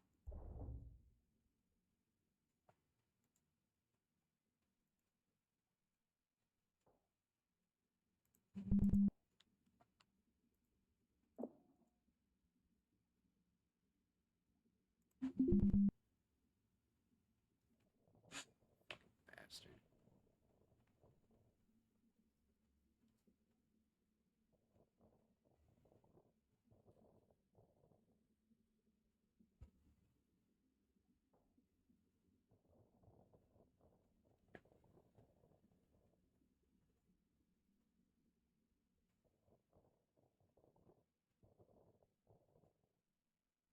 Hmm.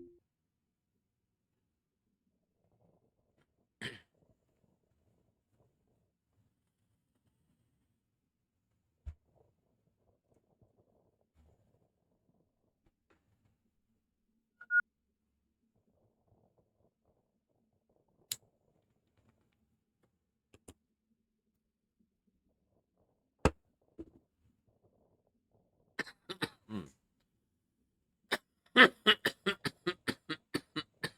Hmm.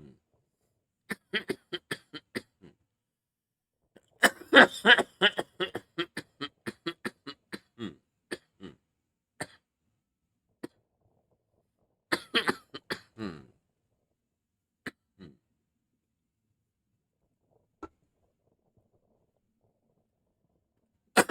Hmm.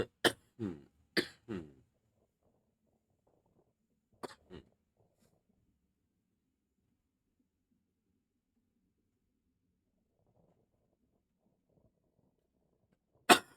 Hmm. Hmm.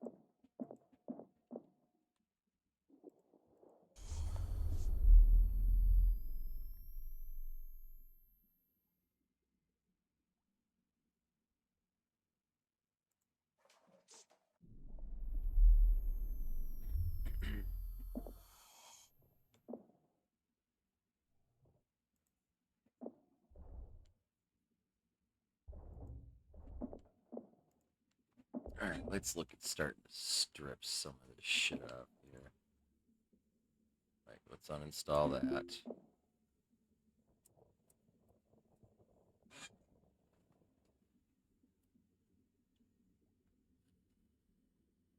So I want to bring back our regular RCSs and thrusters to see which one's worth more.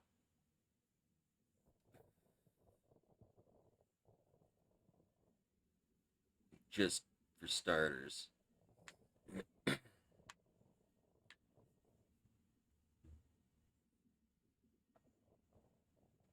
Oh, hey, heads up, chat. My internet might drop in 7 minutes. I tried something or I did something my ISP had me try today. Hopefully that fixes the issue, because they're pretty fucking stumped.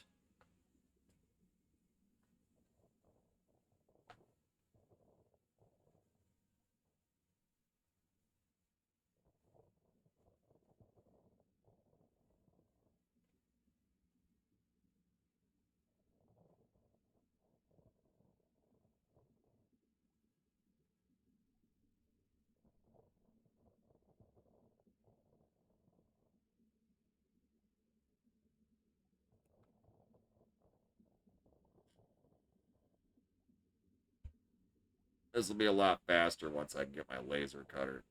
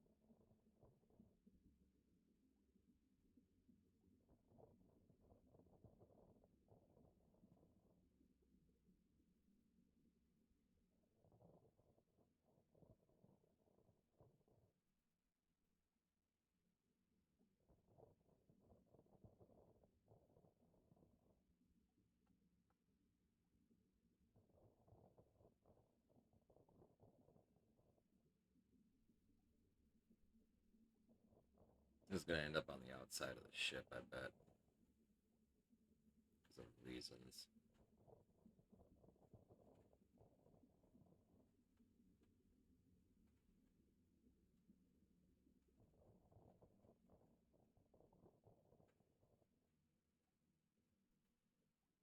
So I think RCS assemblies and anything that's on the outsides of the ship, like, that actually worked. Okay, maybe they fixed that shit. That there. Go ahead and uninstall this one next.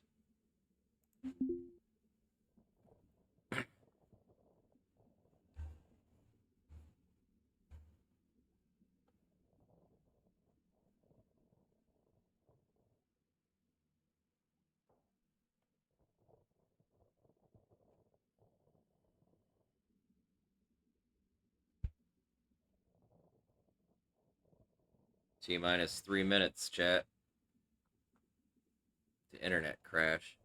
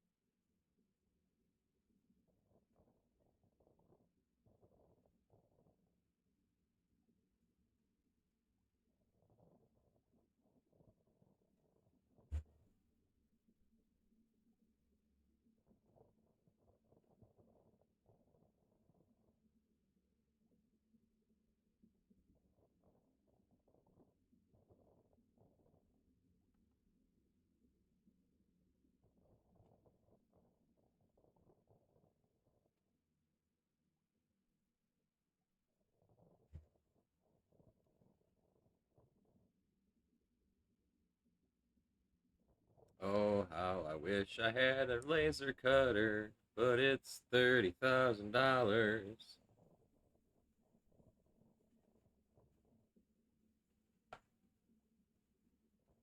You know, it's the best tool in the game. You only ever need one other fucking tool.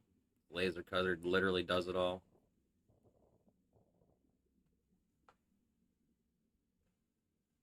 2 minutes to possible internet crash.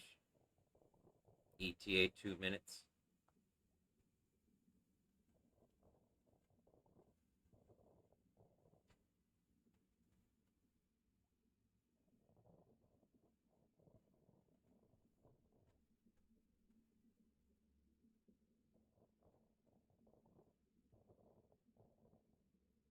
Less than 1 minute, chat.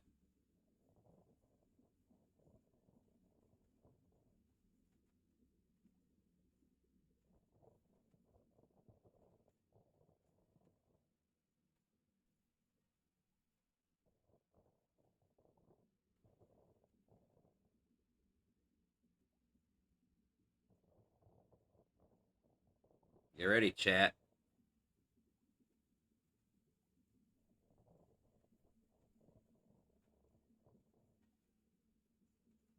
Any second now, chat.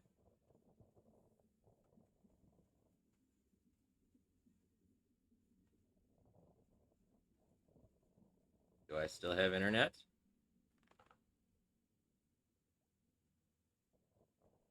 Can you still see me, chat?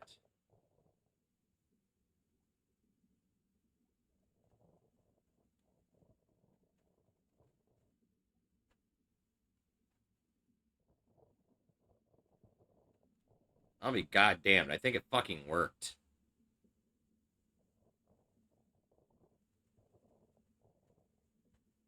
Alter code? Coaster? Anybody?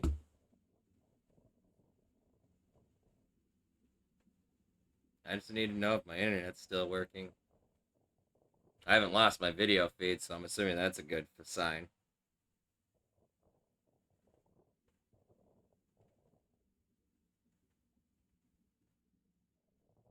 I'll be goddamned. I've got to call them today, and let them know that this fucking shit worked. I can't even. I just don't. I don't. I. Okay.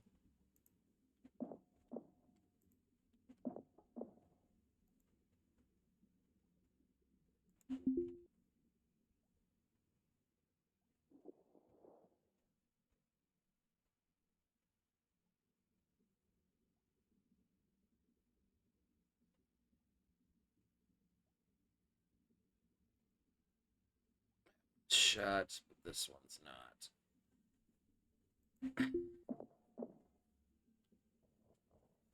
Oh, there's another CO2 alarm sensor. I need to go grab. Motherboard and small parts and electronic parts. Fix that one. I'm grabbing these. The black market's paying like $500 a pop for them, and they're like a one slot item. So that's like decent enough money. If I get enough of them, that pretty much pays my docking fees.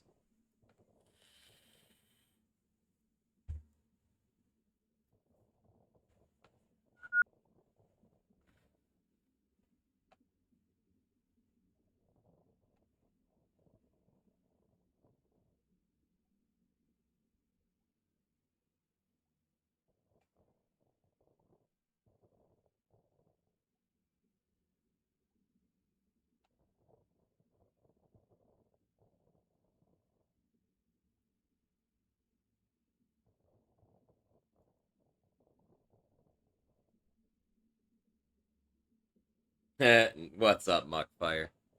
Guess what? My internet didn't crash this time. Apparently, all I had to do is restart the fucking fiber modem.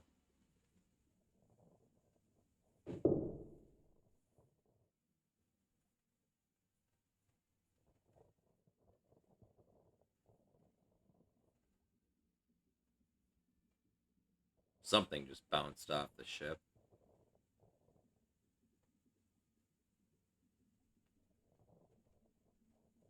Right? The thing is we didn't know if it was going to be a fix or not because it's the weirdest fucking shit they'd ever fucking seen, pretty much.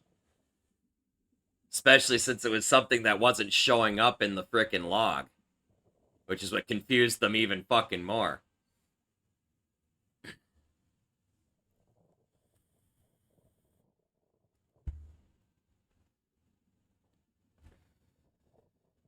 The only one that did show up was one that happened at a different time, and that was like a week and a half ago. I'm assuming that one was a different situation. I think that was the night my shit went out like 3 times or something like that.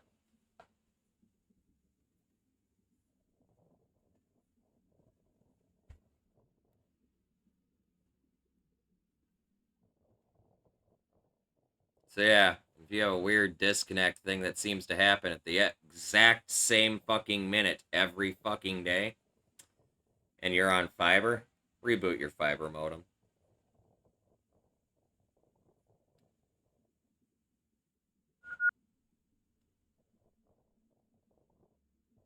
At least if you're on CenturyLink and using their equipment anyway.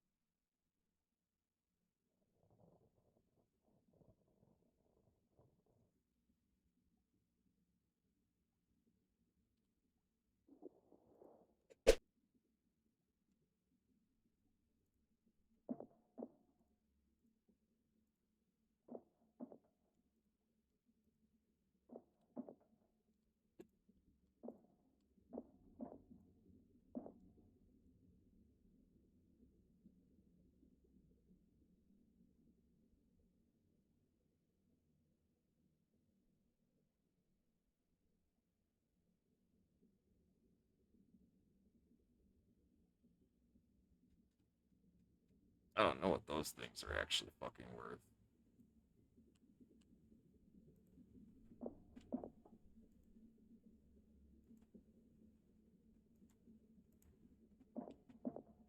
That's a cryo pump.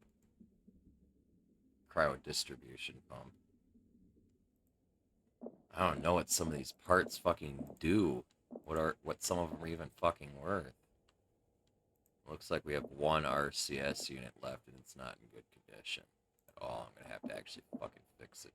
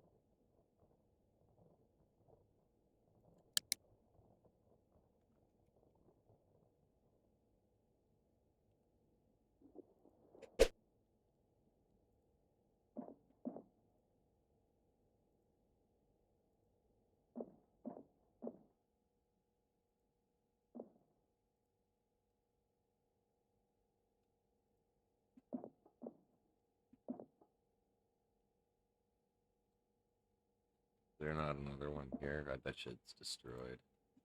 Yeah, there would be another one there. Okay, so that's all of those.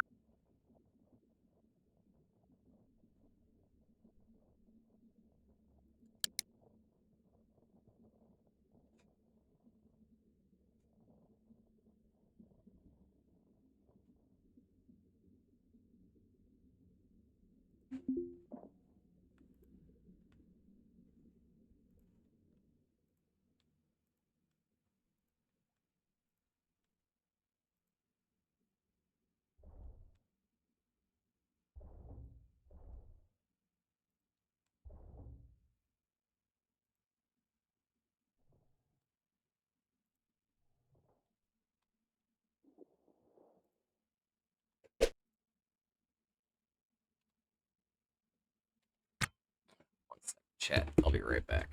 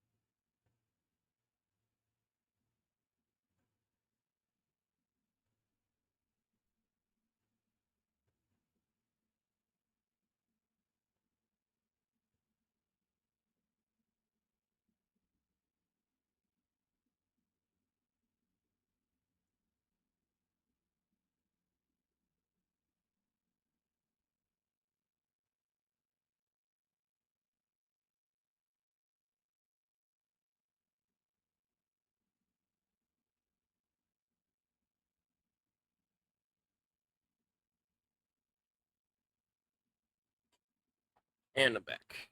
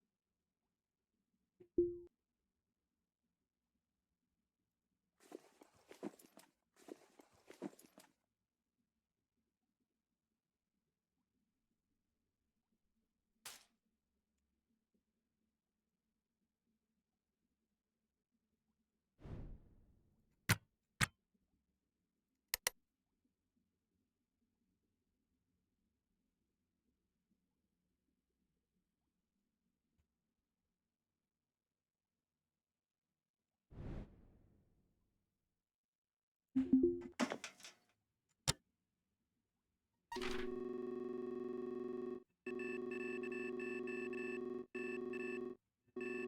wow.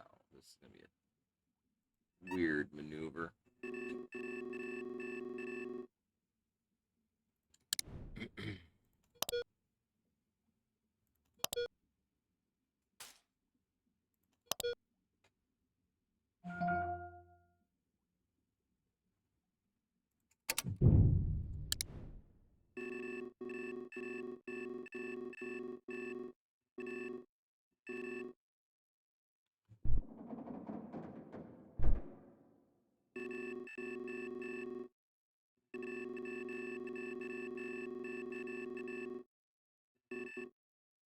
There's a hauler coming out, too. Really bad timing.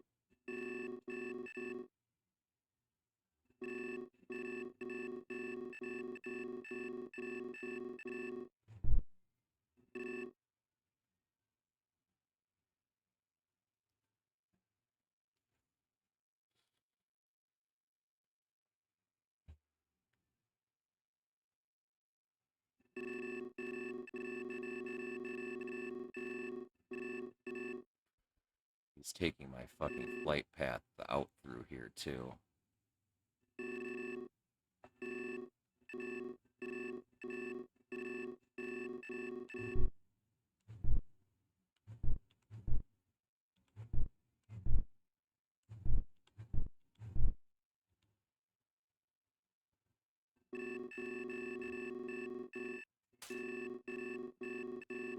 I need to know where he is steering that fucking thing before I even remotely begin to move anywhere.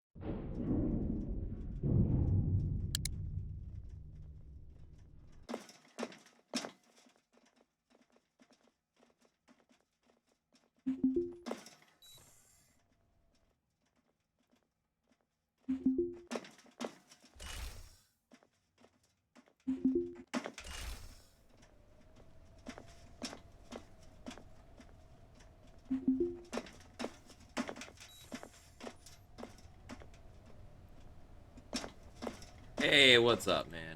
How you doing, Win T420? Good to see you, dude.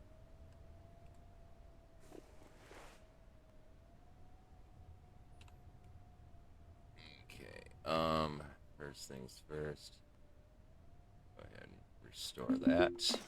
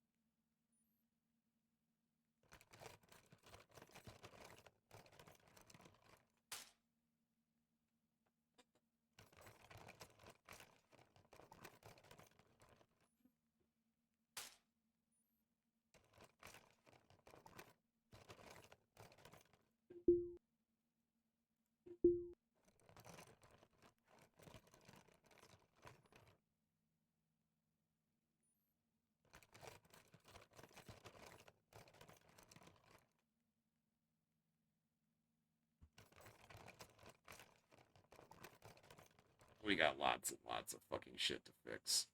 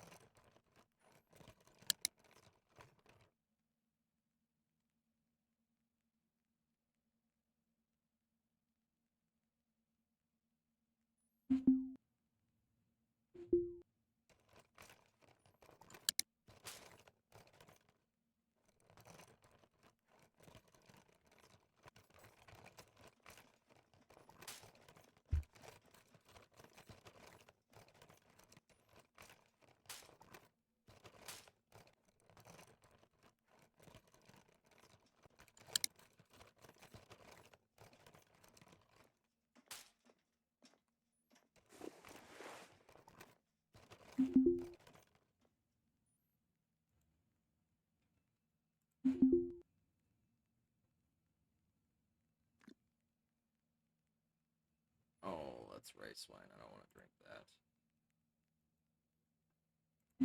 Eat this.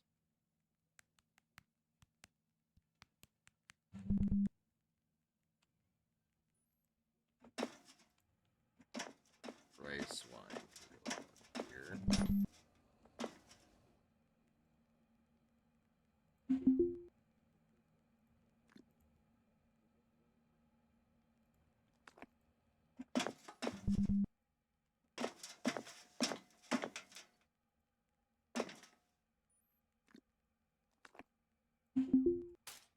Are you water? Yes.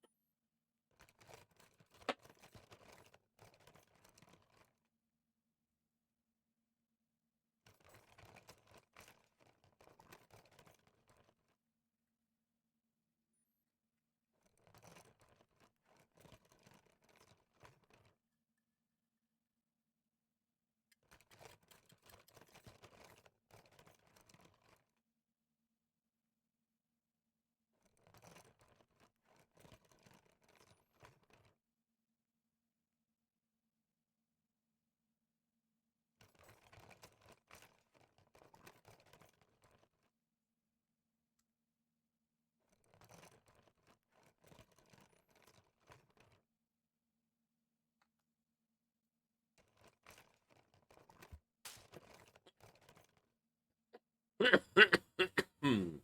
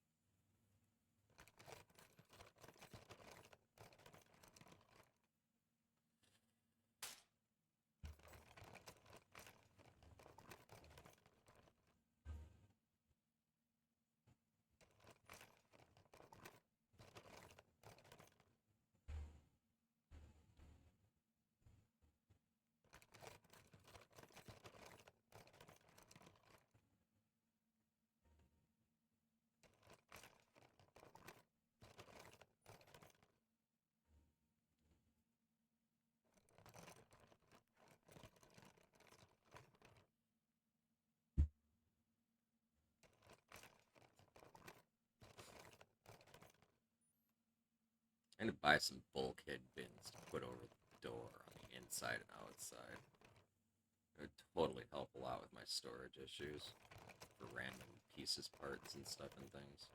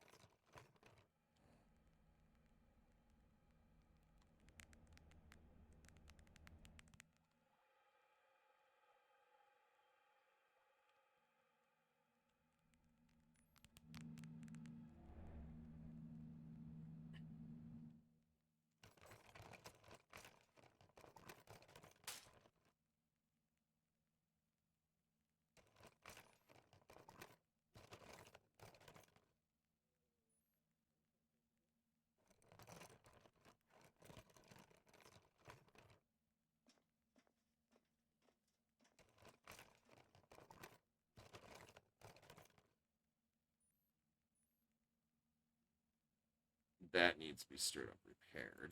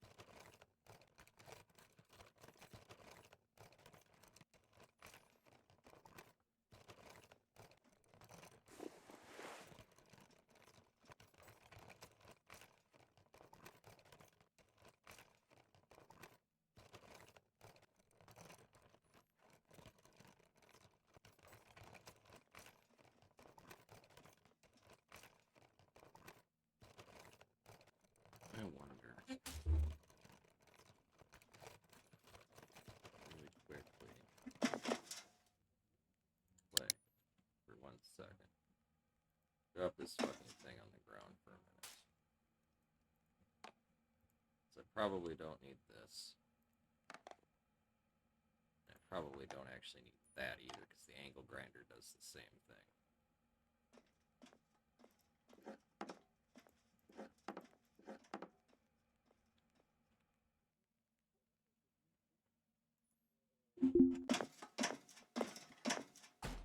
No, no, no, no, no, no, no, no. Fucking goddamn it. Repair. Fucking goddamn it. Oh, hey, look. It's twice as fast now. Because I'm actually utilizing the right fucking tools. For some reason he was not using my powered screwdriver or my powered drill.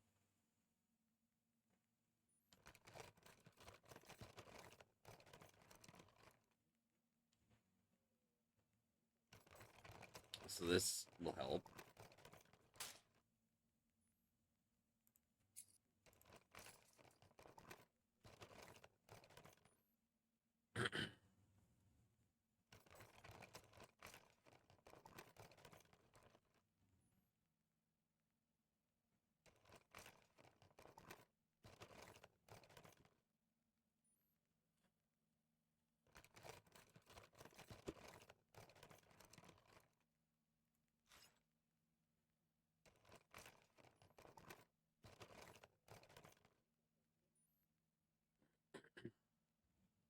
I will need to buy power or battery charging stations for these fucking things. These tools. At some point.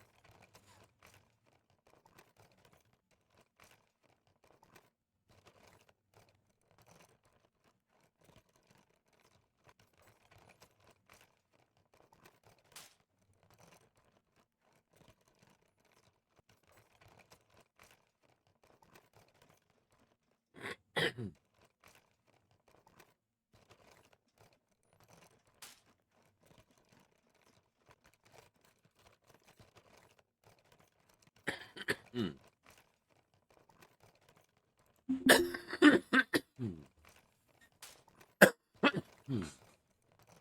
See how long this takes to restore now. Definitely restoring faster.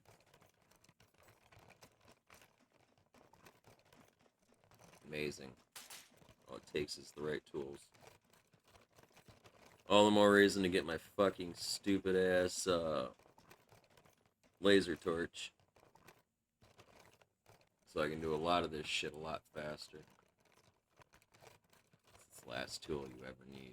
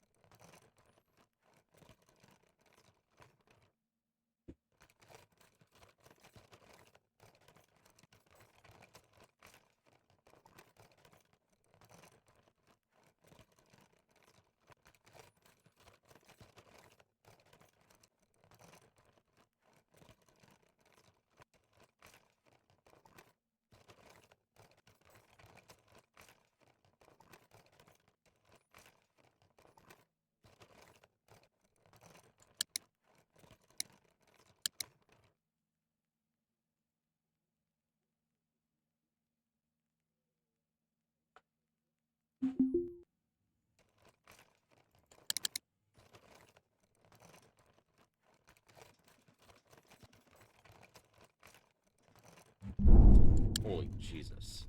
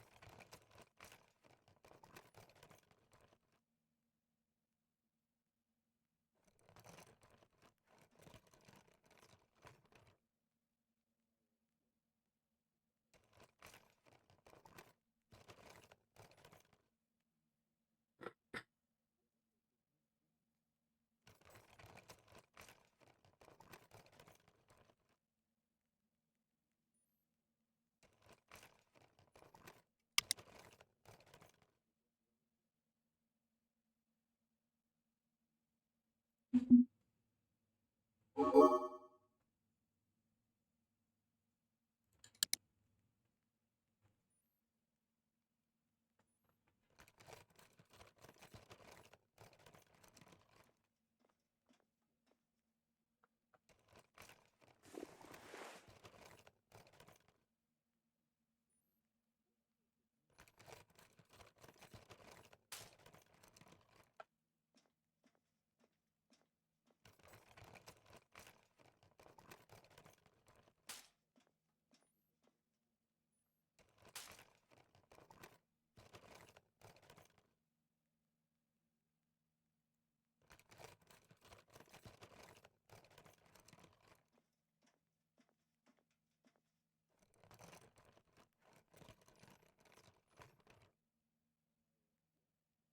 gotta get that repaired sooner than later.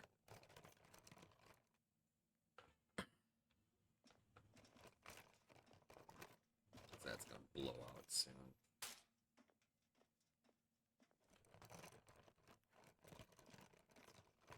I cannot have that happening.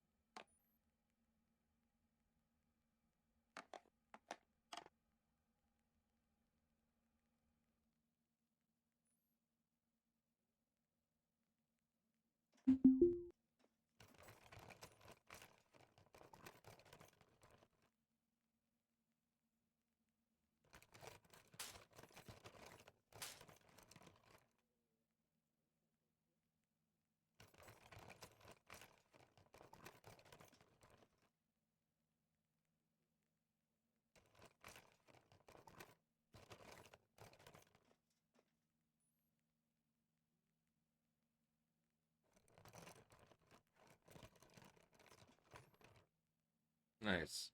Electrical engineering over 10%.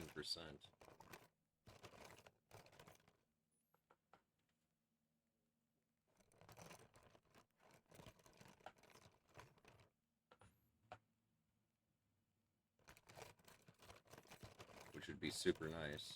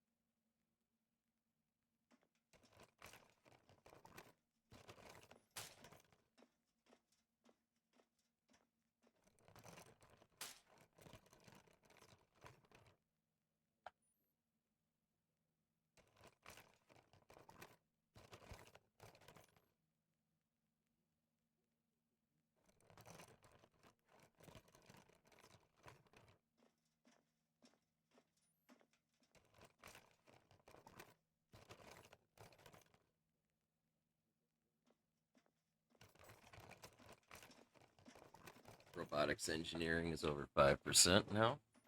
Nice.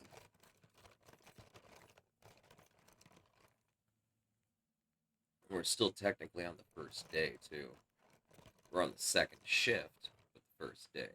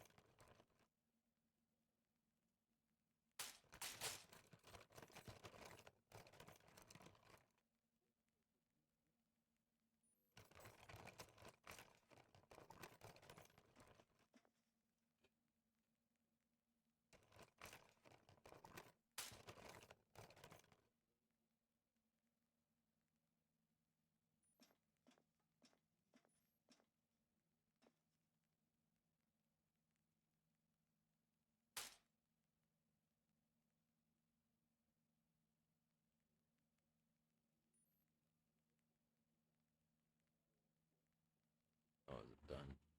Okay, I don't have the money to do it. I have to finish this first. Finish all of this shit first.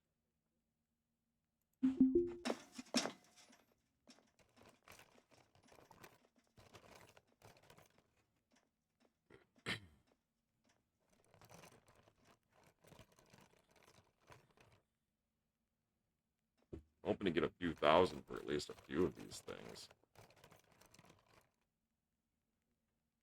Because I need to get some CO2 scrubbers running in the fucking station here.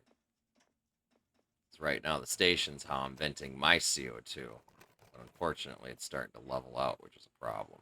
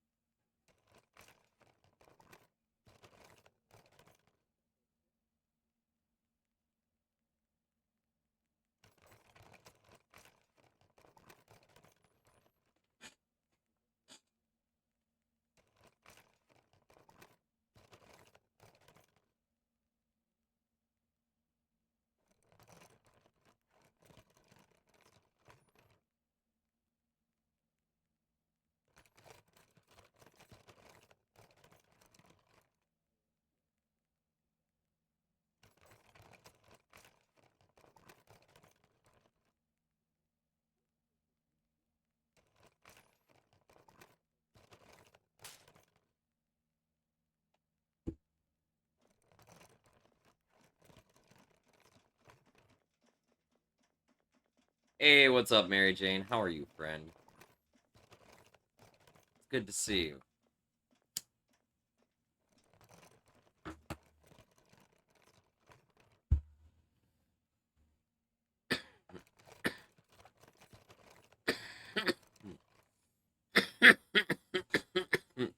It's going pretty good.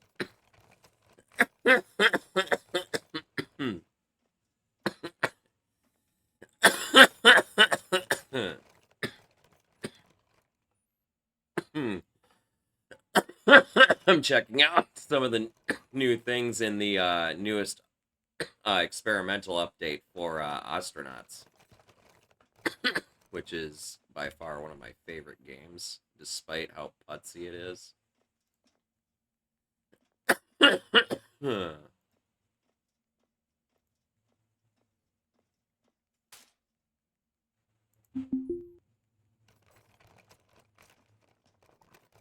Grizz, what's up, dude? How are you, man?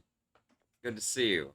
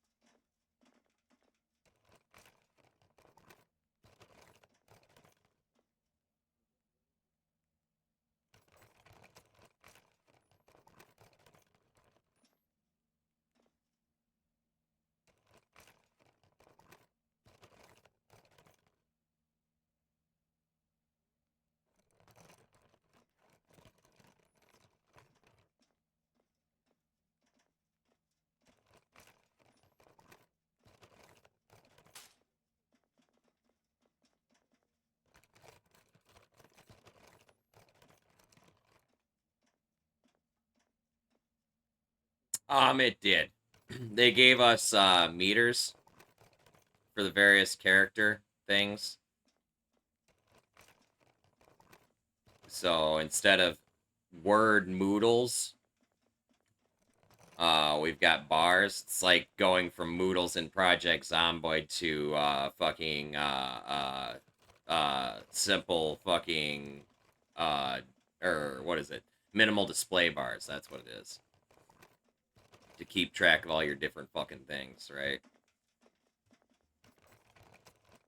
And yeah, they moved some of the interface around. Yeah, it's substantially more intuitive, and you can actually now visually see when something's bugging out. Like I was having like sleep issues at the end of my previous playthrough. But they also added things like torch drive and shit. So now we can high speed travel to other planets and whatnot, which still takes a very long fucking time, but it's faster. They added G-force mechanics as well as their effects on the body.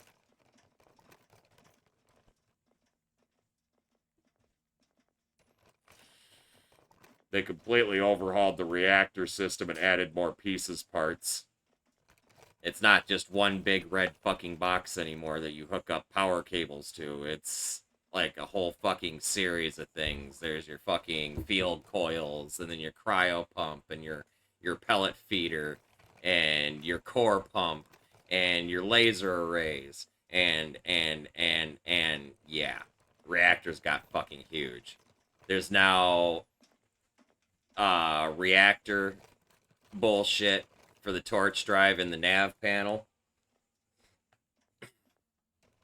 Yeah, they dramatically changed the pricing scheme of a lot of stuff though. So I'm in the process of relearning what's worth what now, which is making money, earning money a bit complicated.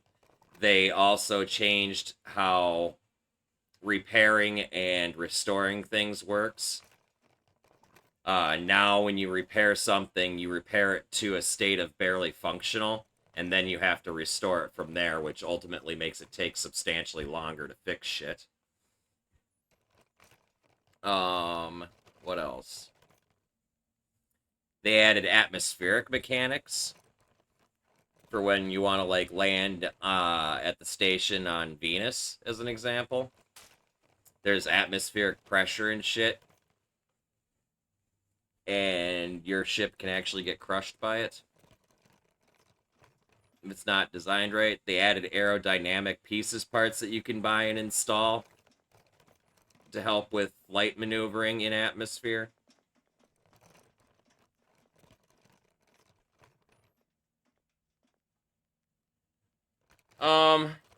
Yes and no. All the trading really happened on over on K-Leg, the station I'm at right now. It was just a matter of whether I sold it to the licensed terminal, the scrap terminal, or the black market dealer.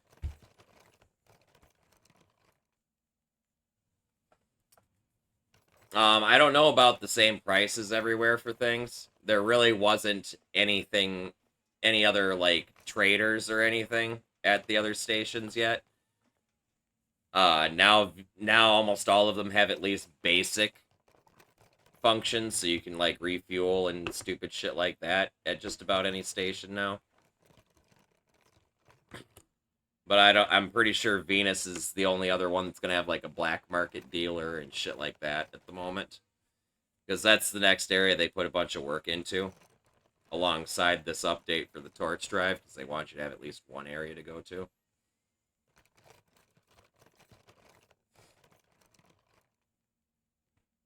They added a couple of new enemies, I guess, that you might encounter at some point. I have no idea what they are. It's redacted.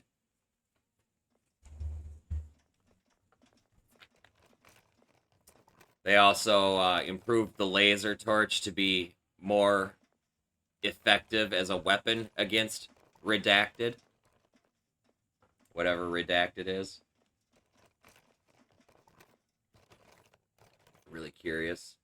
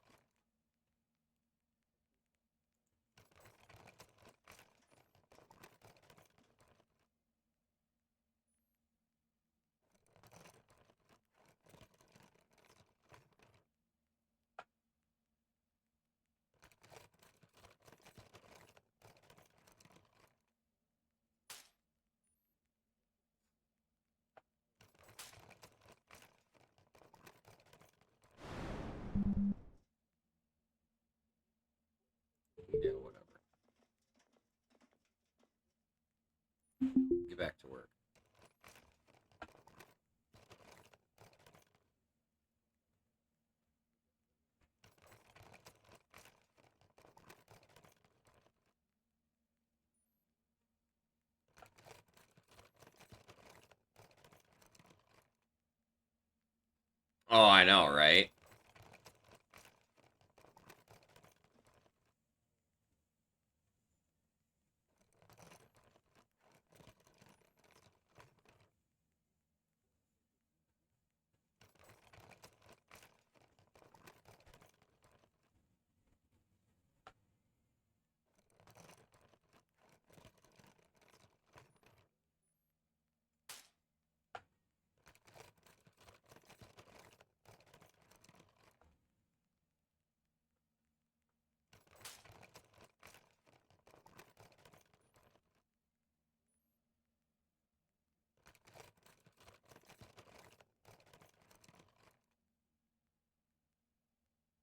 It wasn't so bad with just one, but then it also uh you also had the AI that it was making sound for too. And when it's the same sound coming from each and every single one and it's overlapping, it gets to be too fucking much.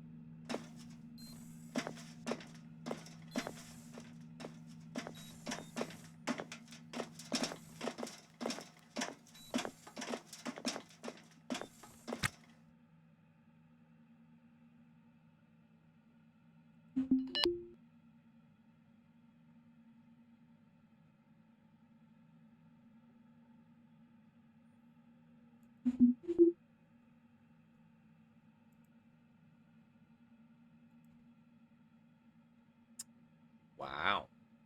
Okay. Definitely getting rid of that. There's a fucking ton of money from data salvage. Huh. 11 grand right there.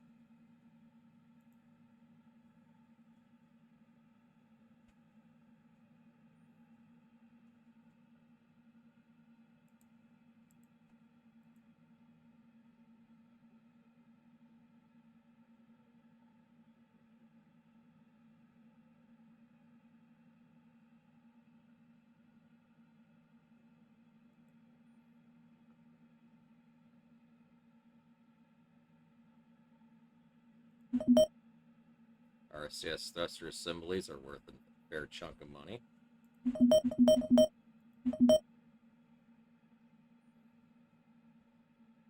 Makes me happy.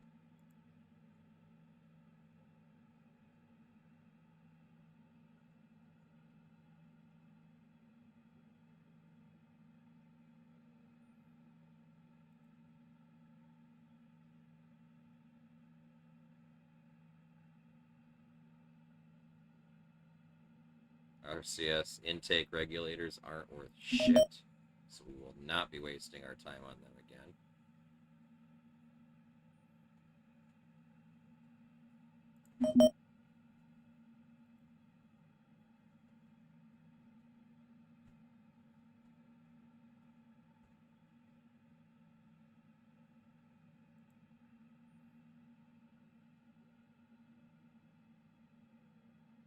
Shoes. Those thermostats are worthless. Not wasting my time with those again.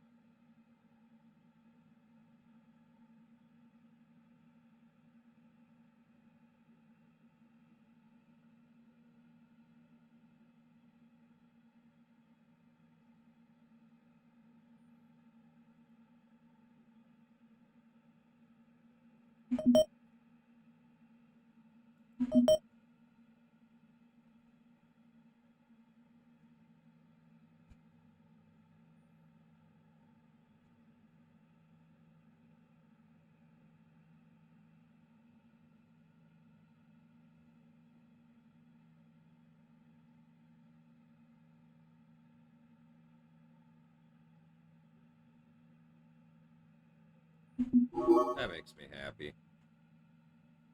That was 27 grand.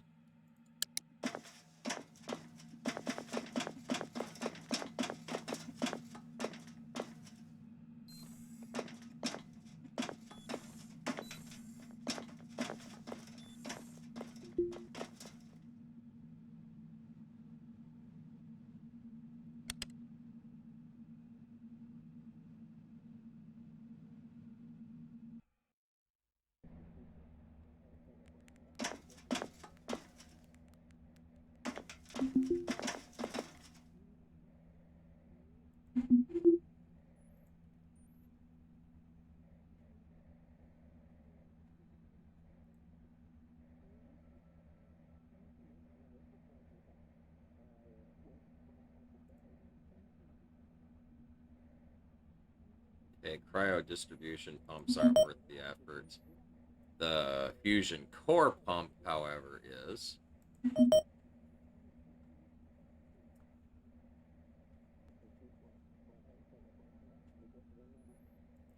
Turbo air pump, those are kind of worth it.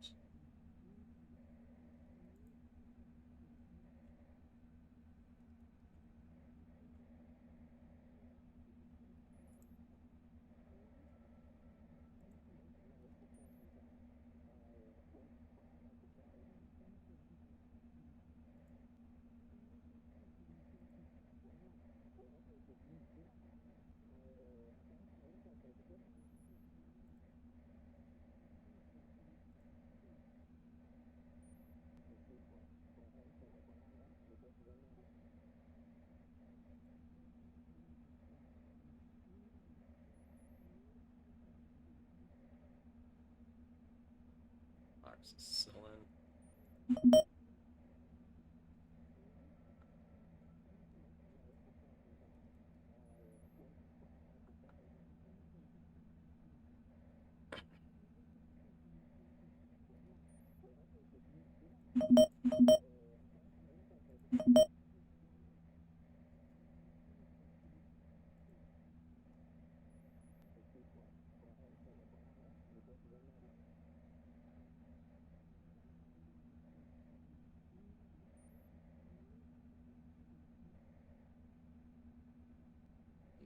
$4,000 almost there. Now, go and pay all our bills.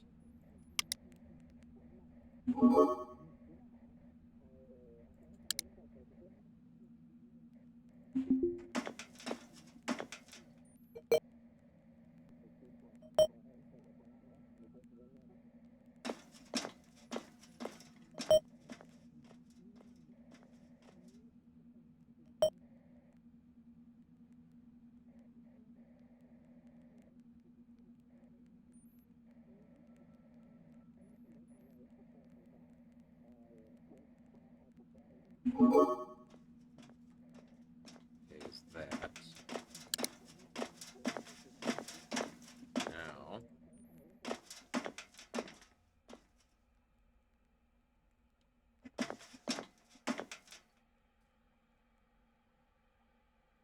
I want to go over here. CO2 is steadily rising.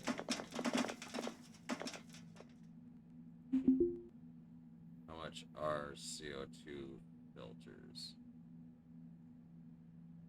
of the non-EVA kind? Excuse me. CO2 filters. No, you're in here somewhere.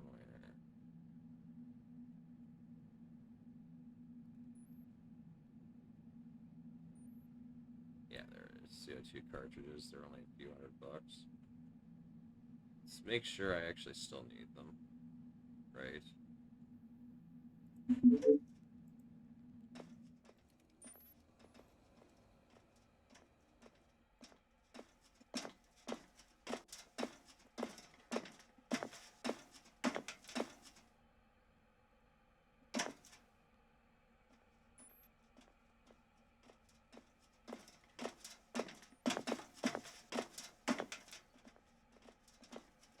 Are you people coming over here right now?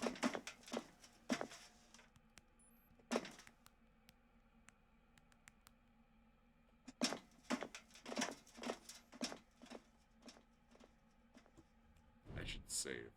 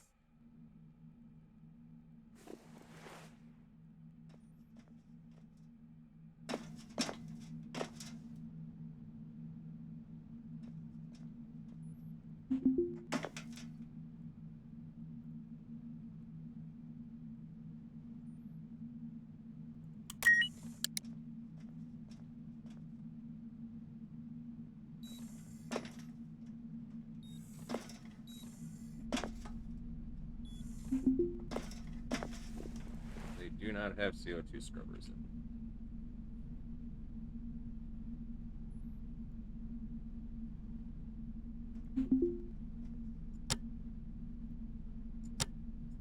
On.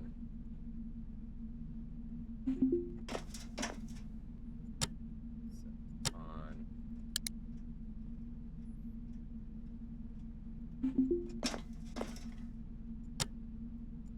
On. Go buy some CO2 filters for these fucking things.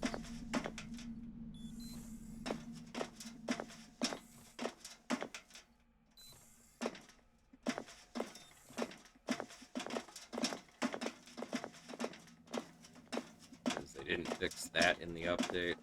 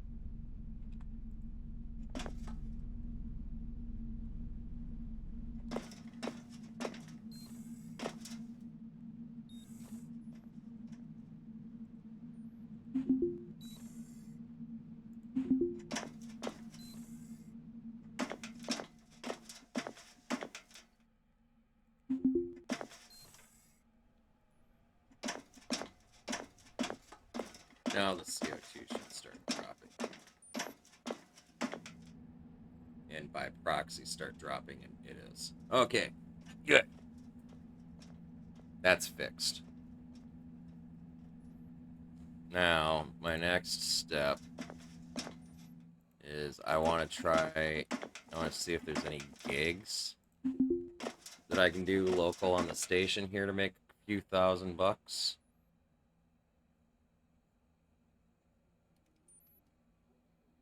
Like this one right here. We can grab this one right from here and bring it right to the old Emporium.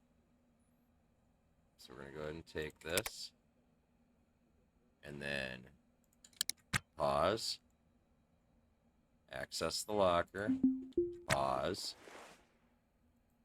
take that, set it there so I don't get it confused with mine. Then go on that, we cancel our action, and then pause again, and then access transit.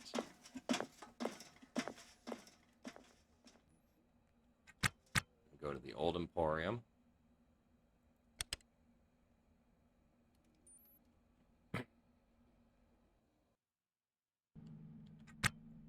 Pause, we access the locker.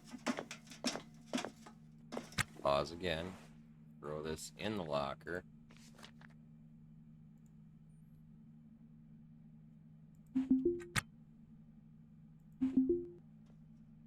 And then go to your gigs and turn in. And we got a platinum tier payout that paid out like $2,000. Easiest 2,000 ever. Now let's open the gigs and see if there's anything else stupid we can do.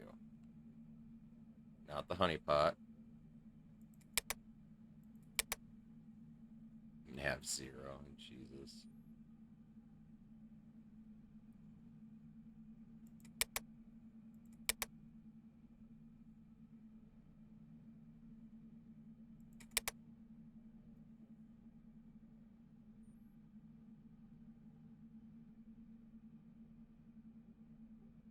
This would be so fucking worth it to do.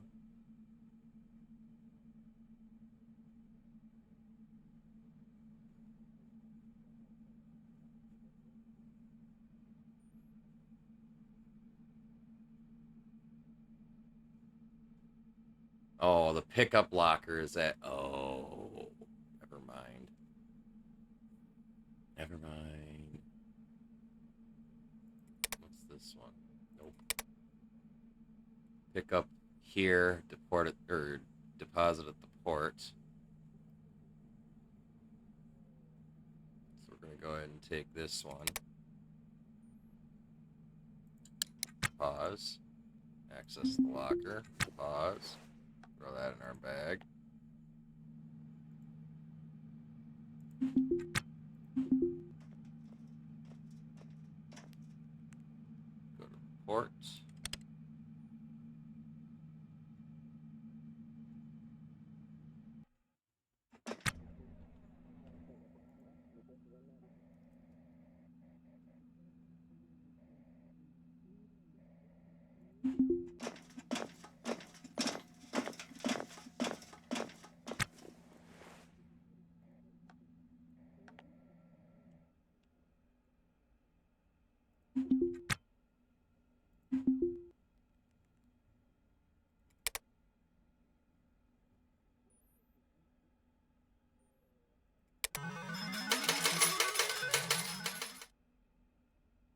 that just paid us out a bunch more money.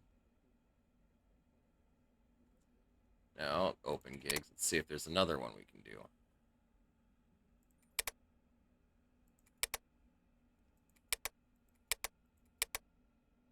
Like this one here. We gotta pick up here and then drop off in commercial.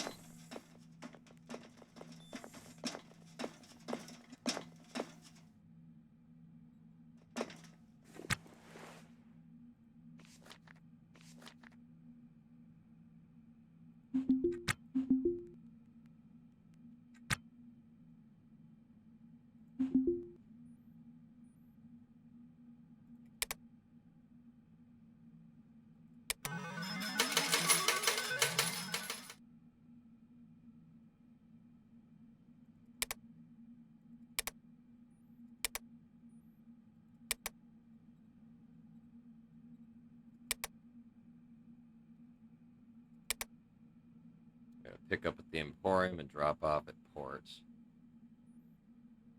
So let's go there.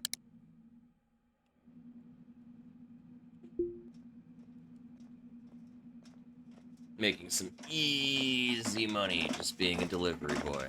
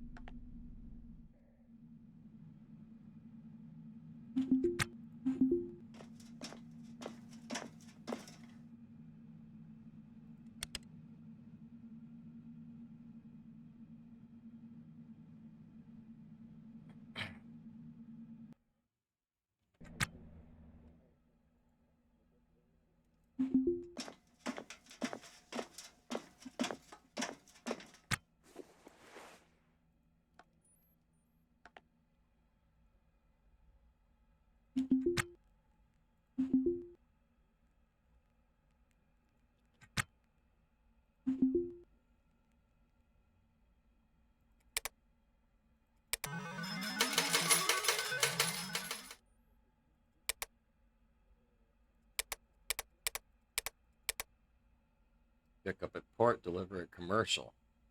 We can do this.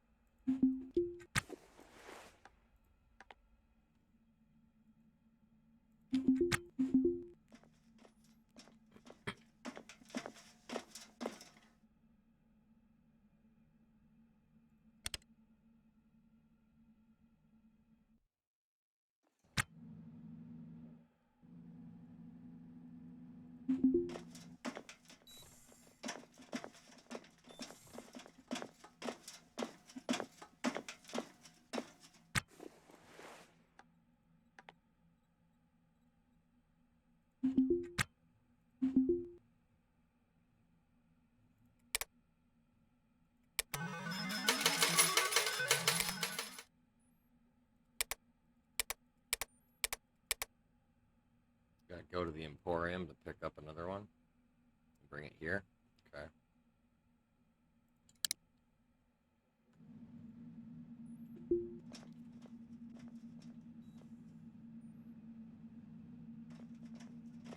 Always do these stupid little easy little back and forth delivery things. They're always fucking worth it. We gotta go to the Emporium, I think it was.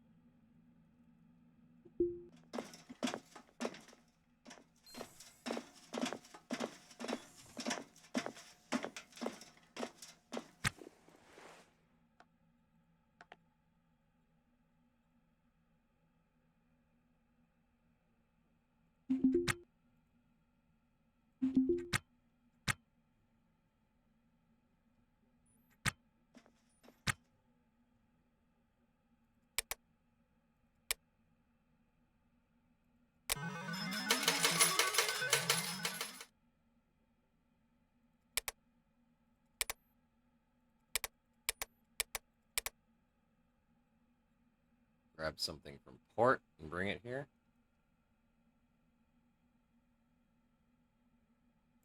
Or no, we gotta bring it to the Emporium. Either way. Pays out good too.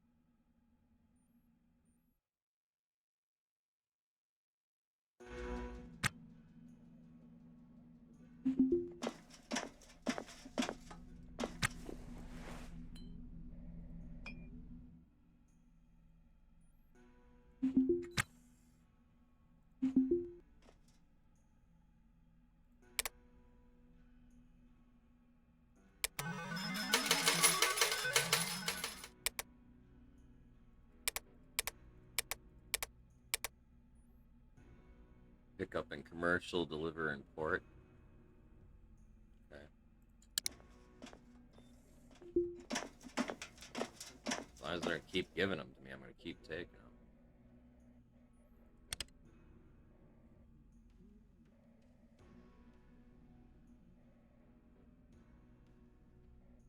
All right, have a good night, Mary Jane. It's good to see you, friend. Hope to see you later. Much love. Much love.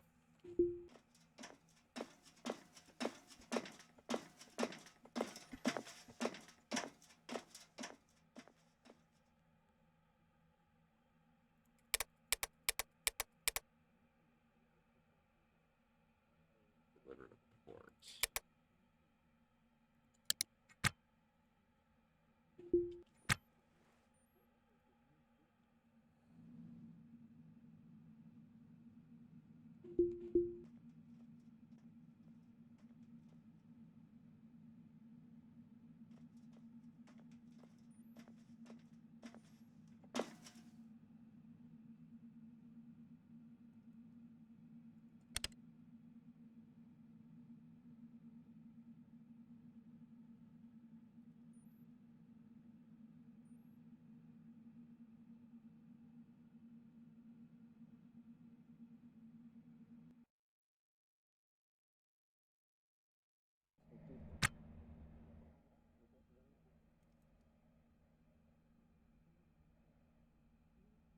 Okay,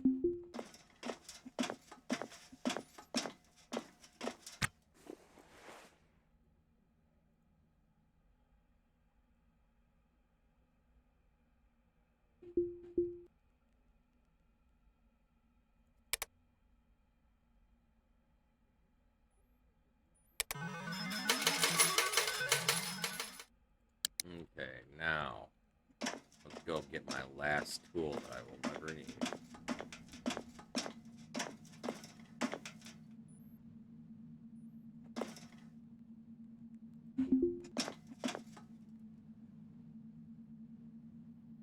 Weber Lance Laser Torch. Lake New. 31 fucking grand.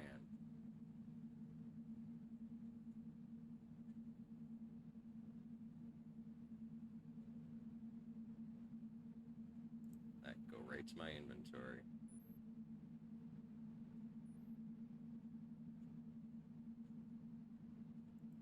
And then I need these as well.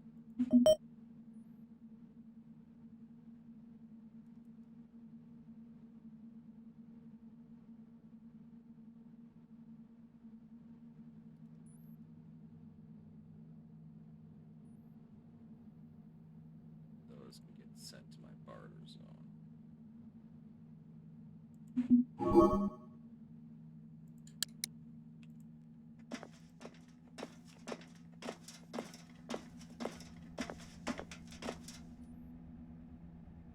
Oh god, no. No, no, no, no. That sucks.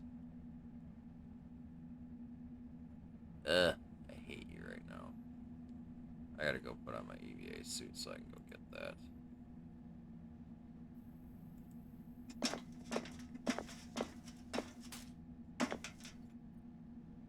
Oh, that sucks. Throw that in there. Throw this on the floor.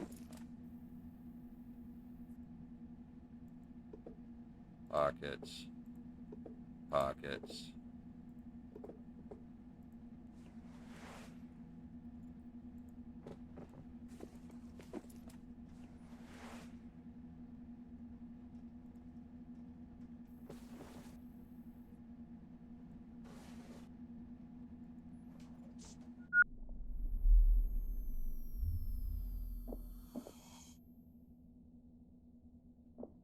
I should have thought about that before I did that.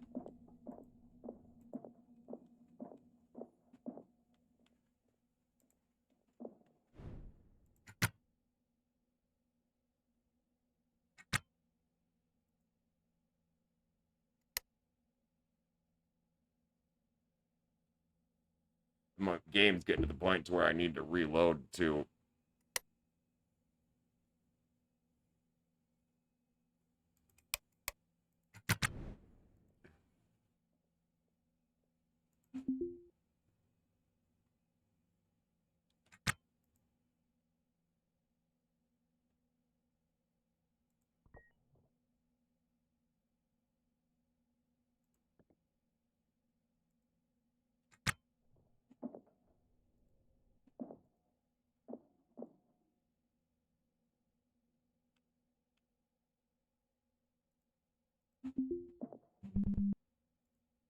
Ugh, you need a jumper. Isn't that about fucking par?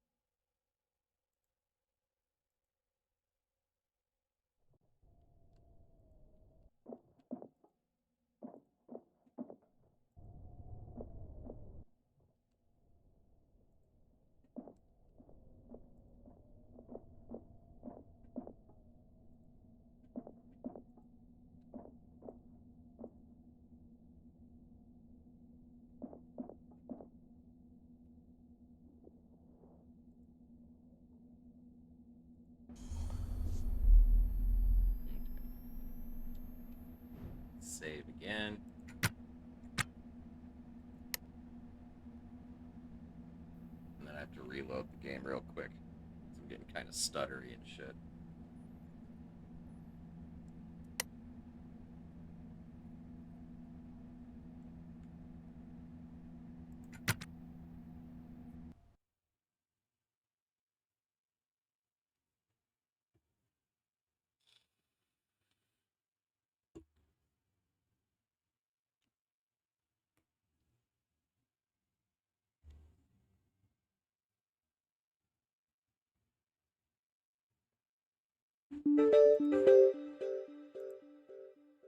Mike 3-4, Juliet to India docking. We have you at our 198. Confirm guidance and begin RCS maneuver.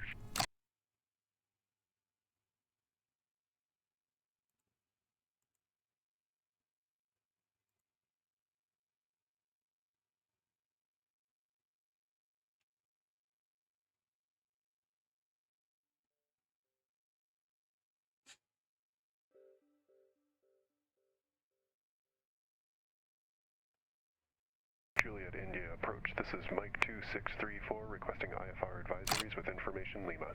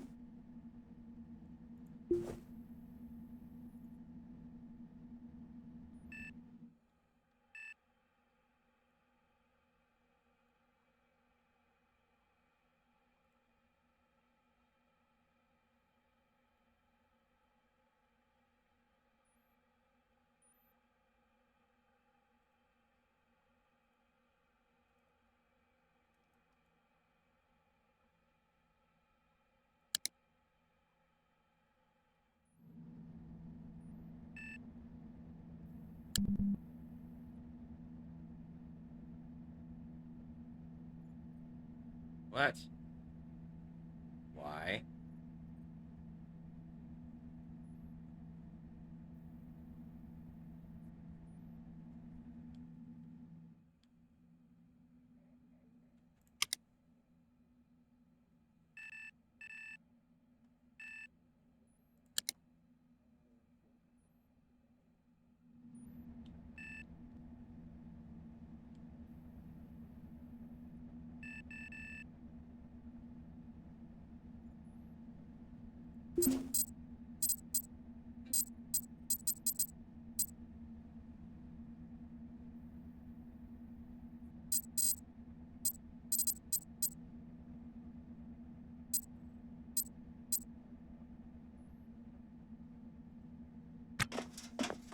Okay, hold on.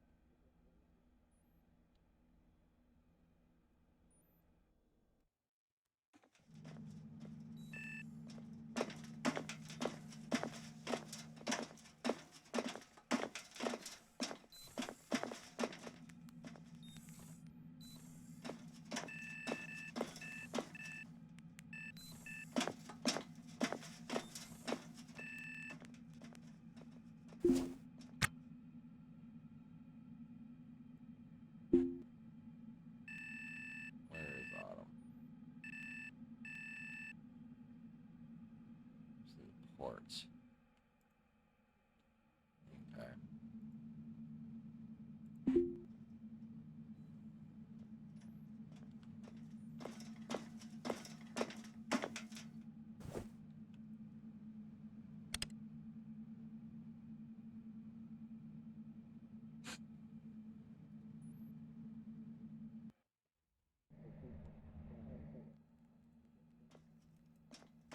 sure why I have an outstanding warrant, but we're gonna have to find out.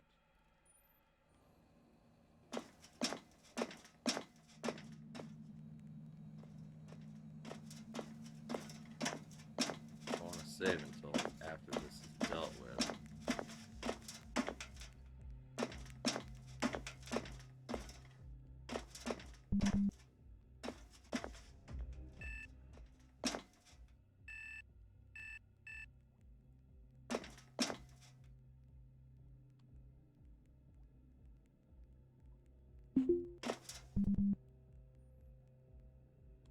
It doesn't have power.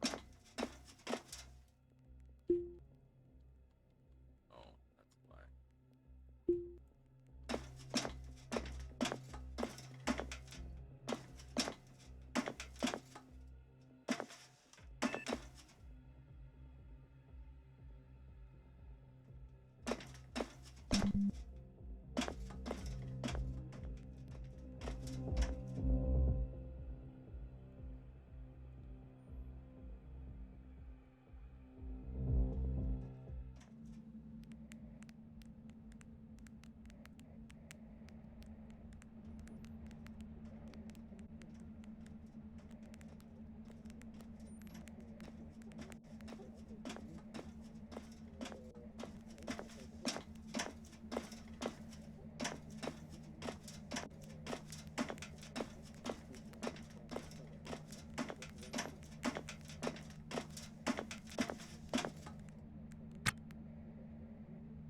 Okay, so you're not even a cop?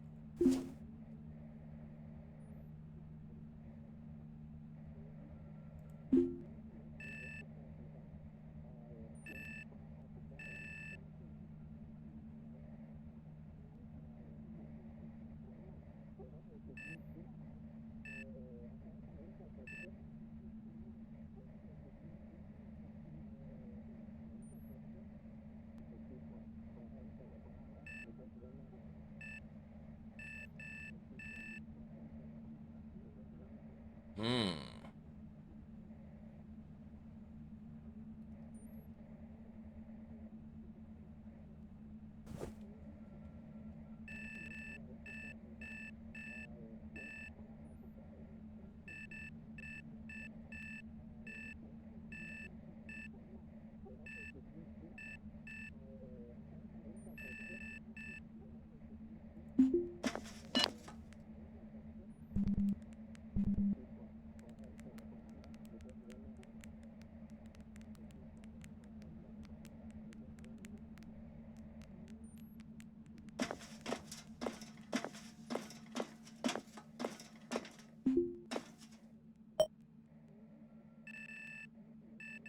I have no fines, I have no fees.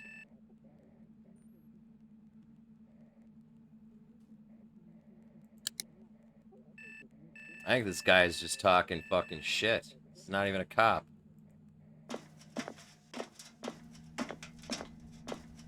Fuck him.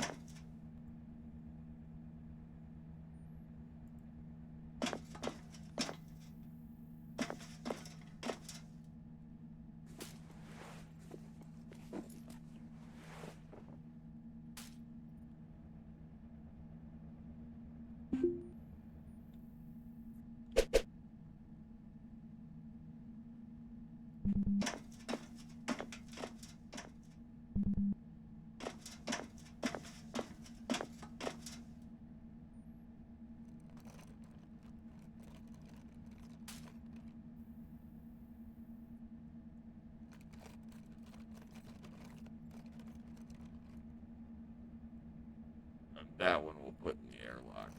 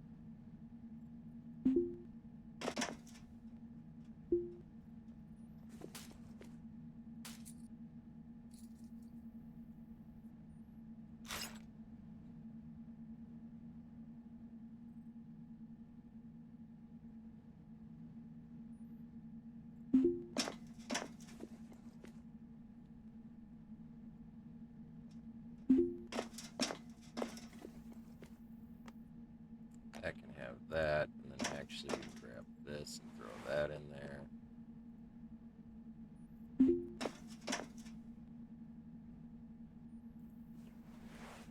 That can go in there. Oops. Angle grinder can go in there. So I don't need it for much of anything.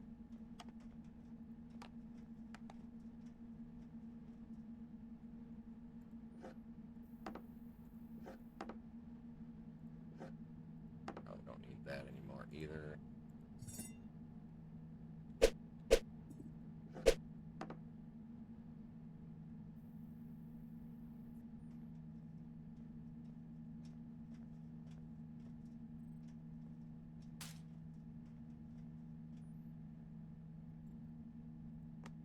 Keep one of those actually on us. There.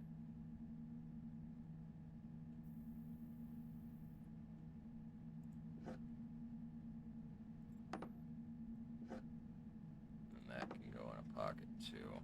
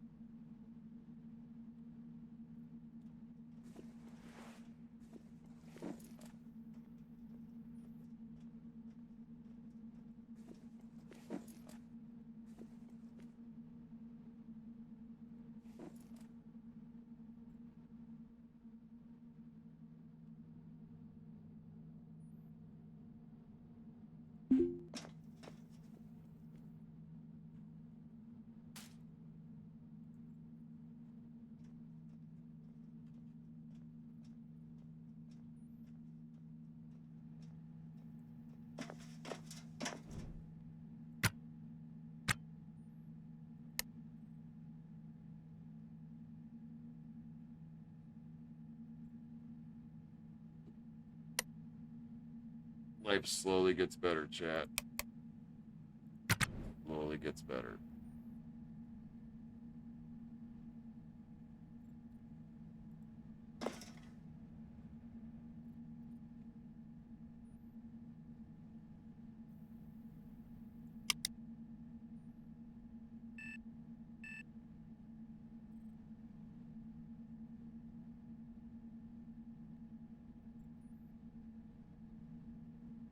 Got almost 10 grand in our pocket. Our mortgage is paid up, and that's only 2 grand anyway.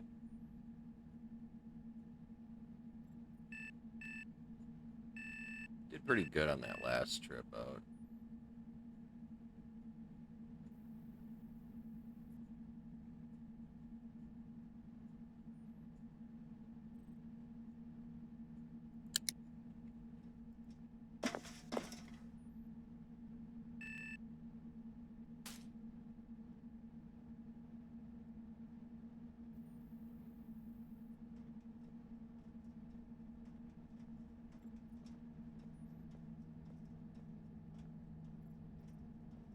Oh, that's right. I needed to work on this.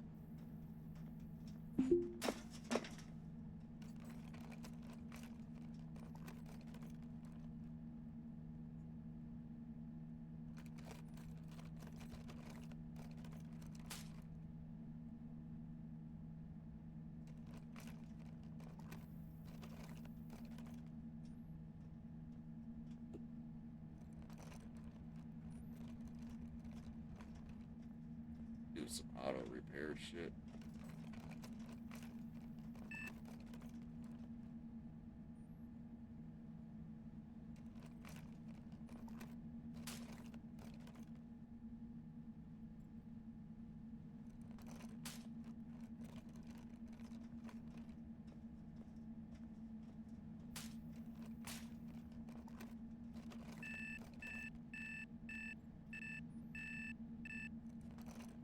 Plus, if we need money, we can always hit the kiosks. I'm not going to go out right now. So, I'm going to actually take the time that I should have spent in the beginning and actually repair all my fucking shit.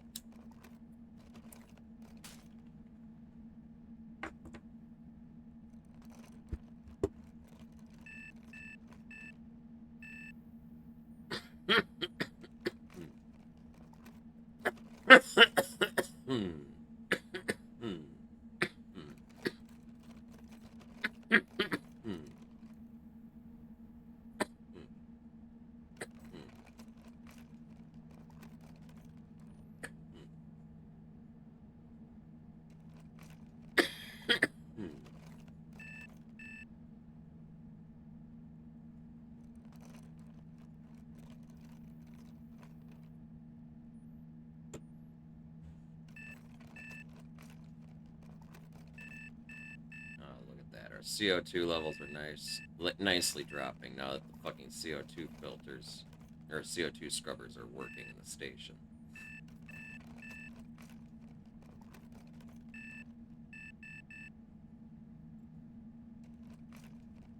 That was kind of a big concern.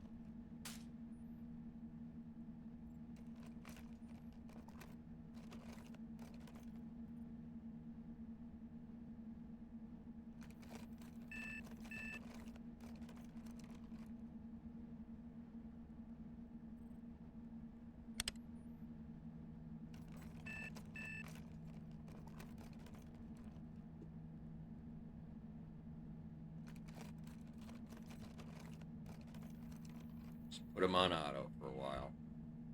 Now we've got a little bit of a nest egg to sit on for a minute. We can actually repair our shit.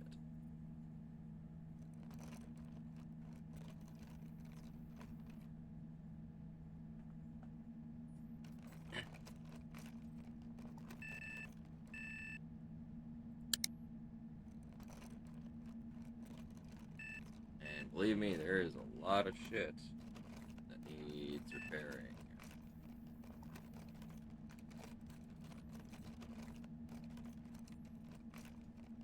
I got fucking tiles that are close to fucking reaching. And we did take one random rock while we were out on our last run, so...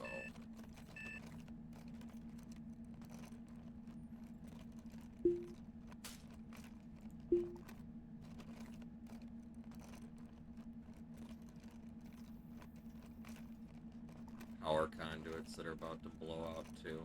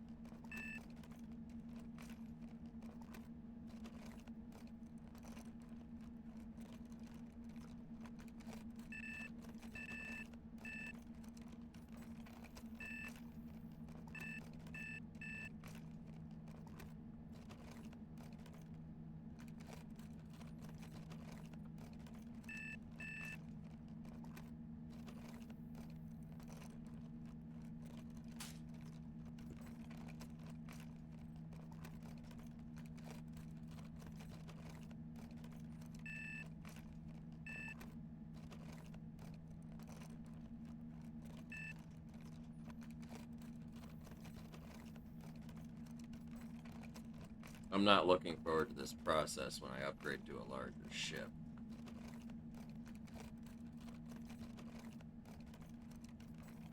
But I've got a long ways to go before I have to worry about that too. So...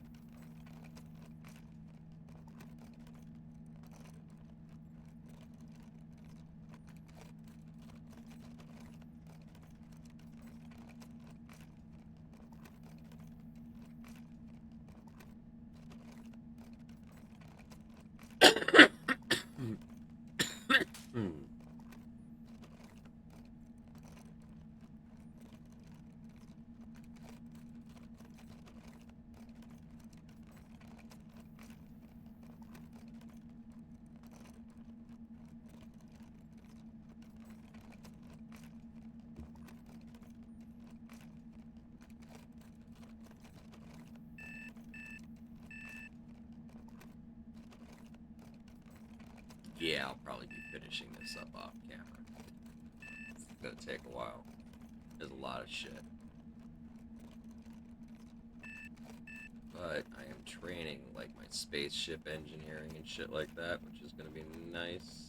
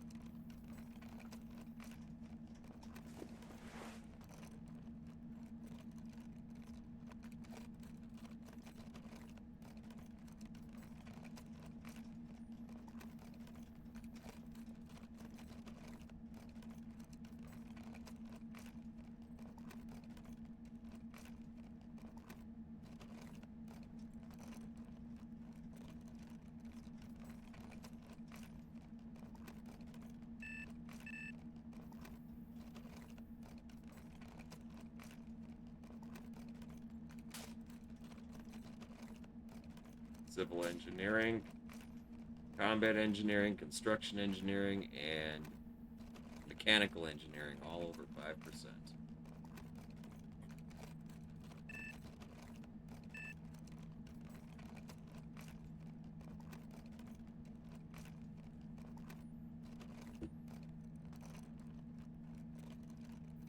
If I can keep it that speed.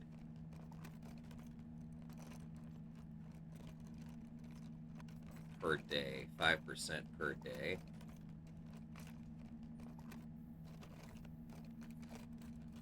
It's like 50 days, give or take. It's 2 months.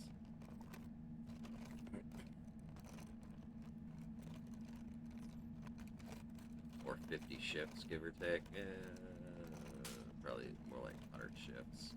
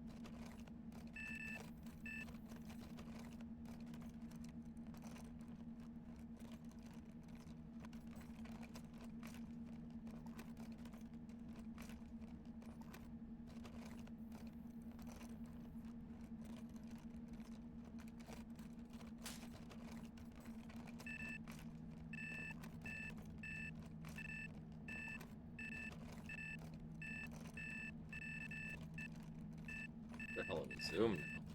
Jesus.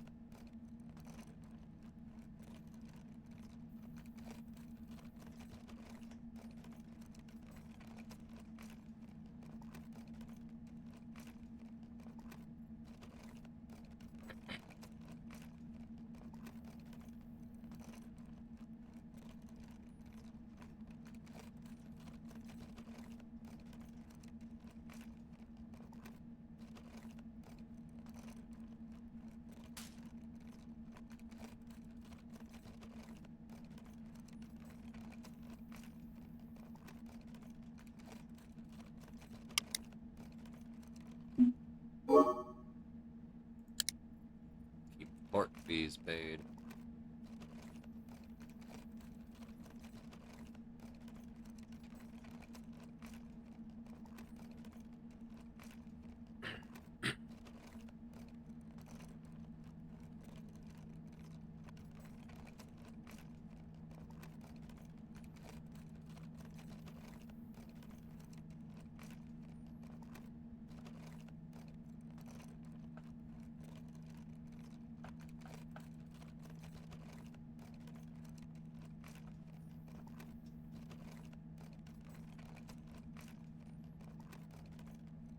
technically should be doing this in space, but I don't have a CO2 scrubber on this thing, let alone the space to put one on this thing. So I've got to rely on the station's CO2 scrubbers to keep pulling the CO2 out of my atmosphere.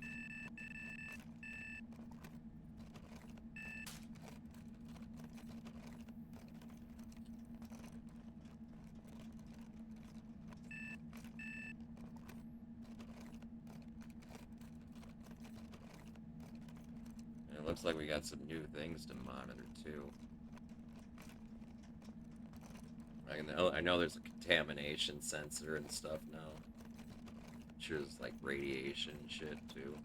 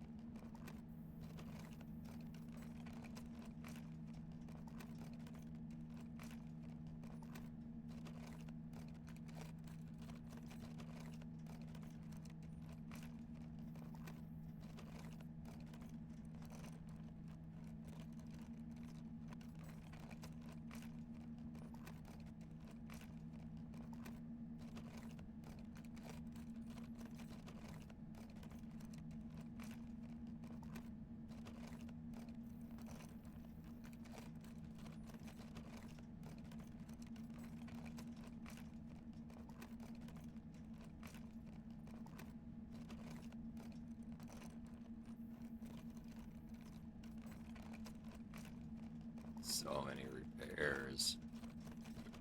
This shit takes so long.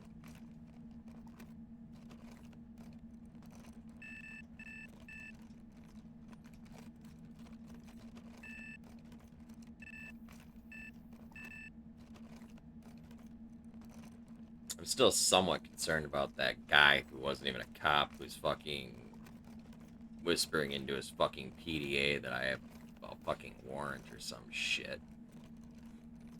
I ain't got no fucking outstanding warrants. Cops would have come harass me already.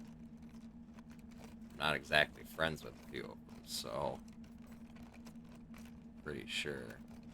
Go to socials here. Stranger, stranger. Stranger. Let's start at the top here.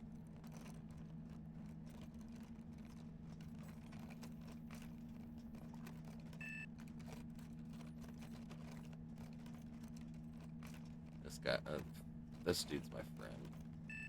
That's a cop.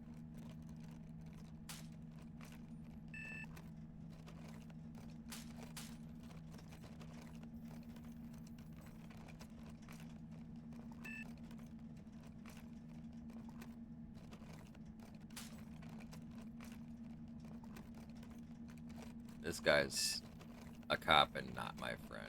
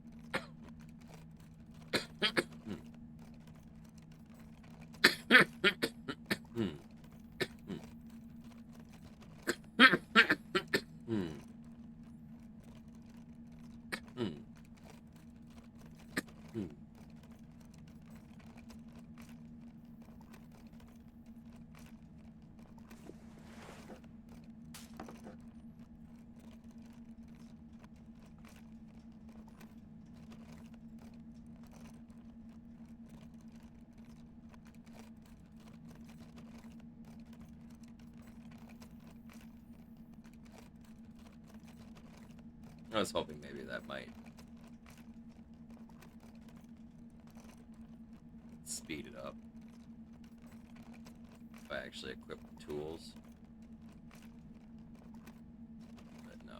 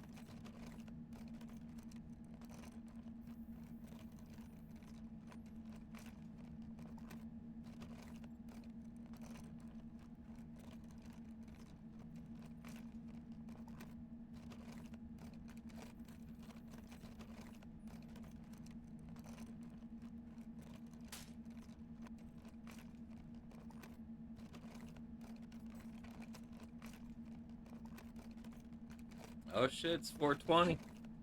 Somewhere. Maybe not quite. It's always 420 in my book, though.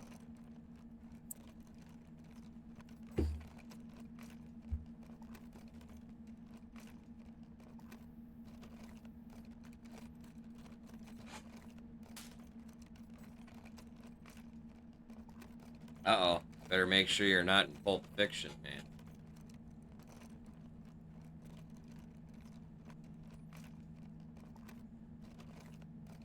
Every clock in that movie is stuck on 420.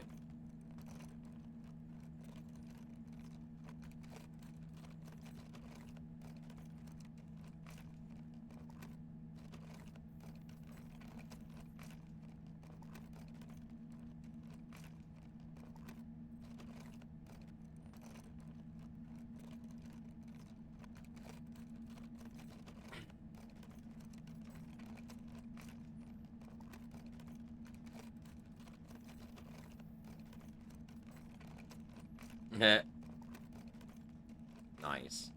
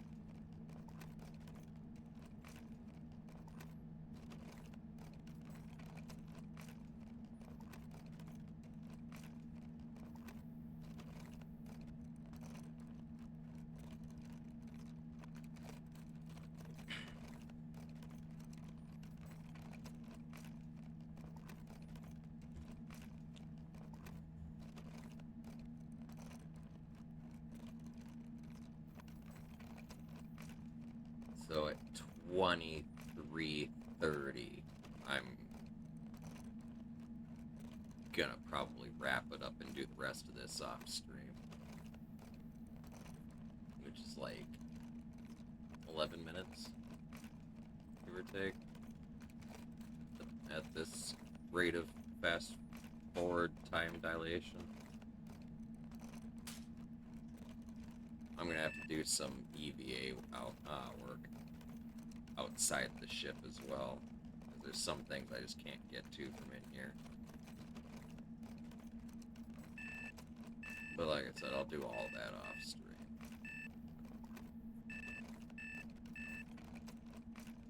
Have her ready for flight for tonight. Maybe pick up a couple kiosk gigs. Pad the pocket just a little bit more.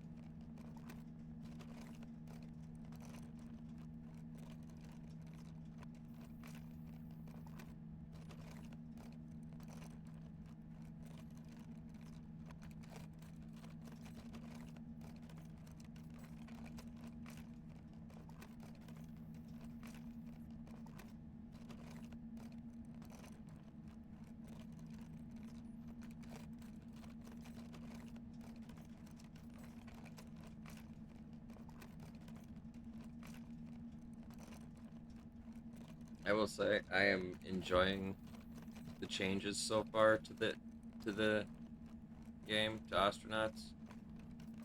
I can't wait till I actually start getting rolling on torch drive and stuff like that, so I can go to Venus and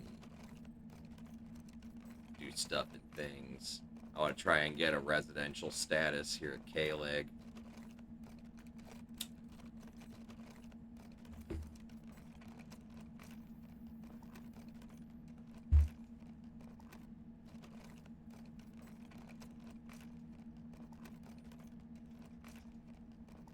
So I have my own private dock and whatnot.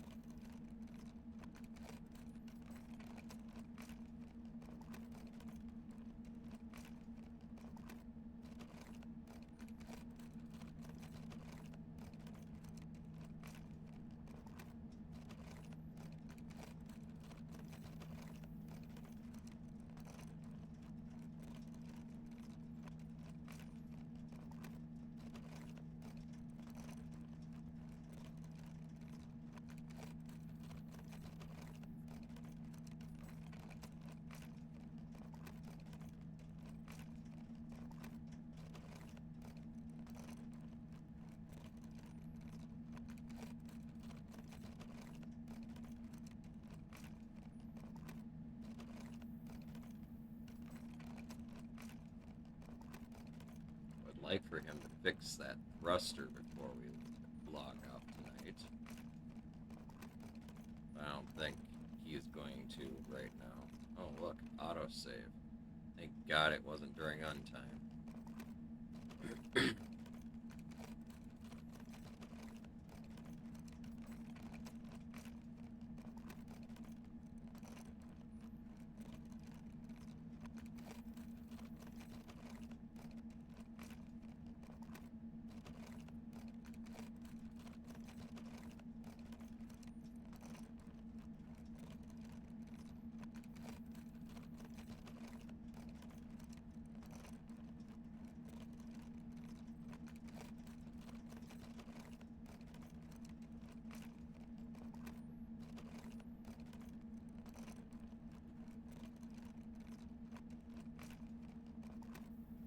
Probably also gonna have to uninstall my nav station to get it, tiles that are underneath it, and probably that light that's on the wall in front of it.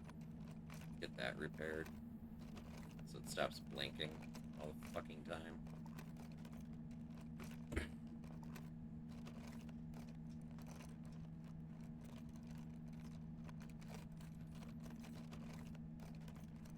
Oh, he already repaired this. Okay.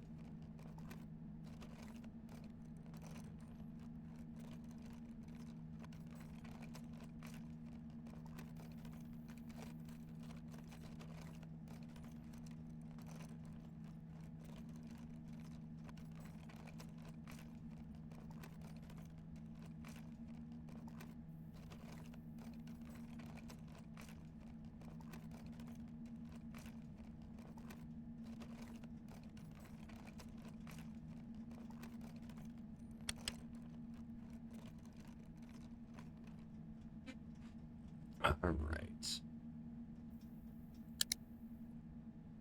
I'm gonna go ahead and wrap it up here. Do a hard save, and then a save and quit.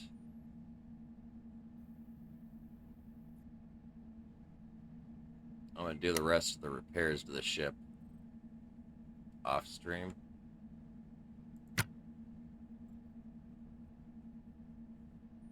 So you guys don't have to suffer through that at the start of the night tonight, what's left of it.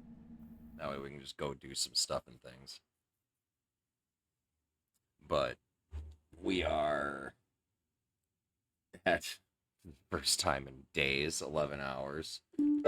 11 and a half hours into the stream here, and I gotta wrap things up before I can upload this. So,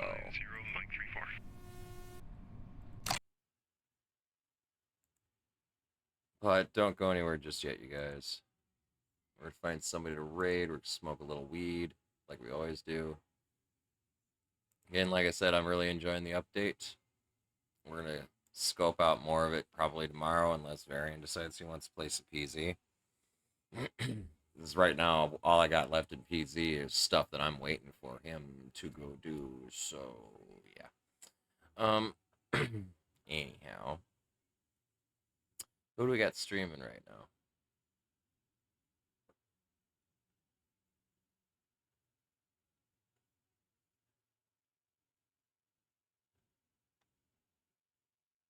Let's raid.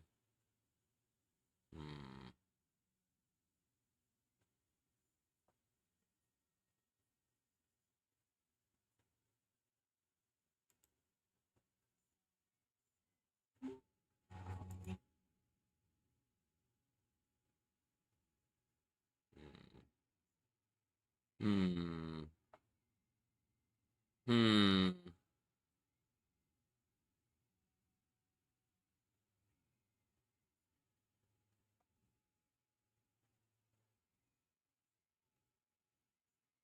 Let's raid Salmon God. He just started.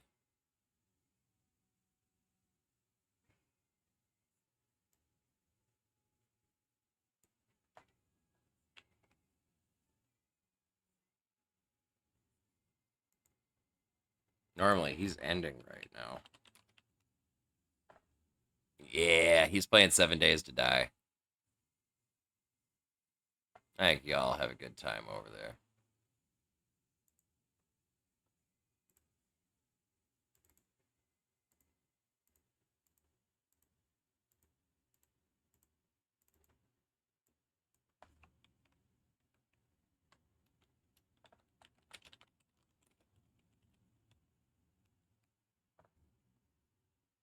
Yeah, no problem, Mary Jane. You made it back just in time for me to wrap up. Just in time for the final bowl. What's left of it, anyway.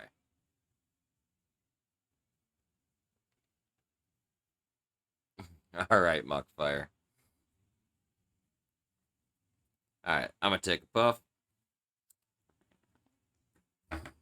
Our raid target tonight is going to be Salmon God. And when we go over there, I want you all to give him a follow, show him love and support from our community, and let him know that the Church of the Lead Pipe is always with him. As for me, you guys, I'm taking another puff. The final bowl of the evening. I'd like to thank you all for coming and hanging out with me tonight. I love and appreciate all of y'all. If you like my content, be sure to click the follow button so you get notifications as to when I'm live. I'm here Monday through Thursday nights from 6 p.m. Central Standard Time until at least 4 a.m. And Saturday through Monday mornings from 1 a.m. Central Standard Time until 4 a.m. Means I'll be back again tonight when I crawl up from under my rock. I will be back for some more Ostranauts. See what more trouble we can get into. See if anybody else is gonna accuse us of having a warrant. Fuckers. Take another puff. To my crew over on YouTube, appreciate you guys. Those of you waiting for the Ostranauts content, here you go. We're checking out the new update. I hope you enjoy. If you do, click the subscribe button and the bell to get a notification as to when I upload the next Ostranauts stream, or any stream for that matter. Click the like button. That helps a lot with the algorithms as well. Additionally, for those of you over on YouTube who are part of our Twitch community over here, I would like to invite all of y'all to come hang out with us and smoke some weed, jam out to tunes, play some games, whatever it is we got cooking over you guys. I'm going to leave a link down below in the description. All you got to do to get in the fun is click that link, click the follow button on our channel page, and you'll get a notification as when I'm live. I look forward to getting high with y'all. But anyway, with that, it's time for me to take the last puff and get out of here.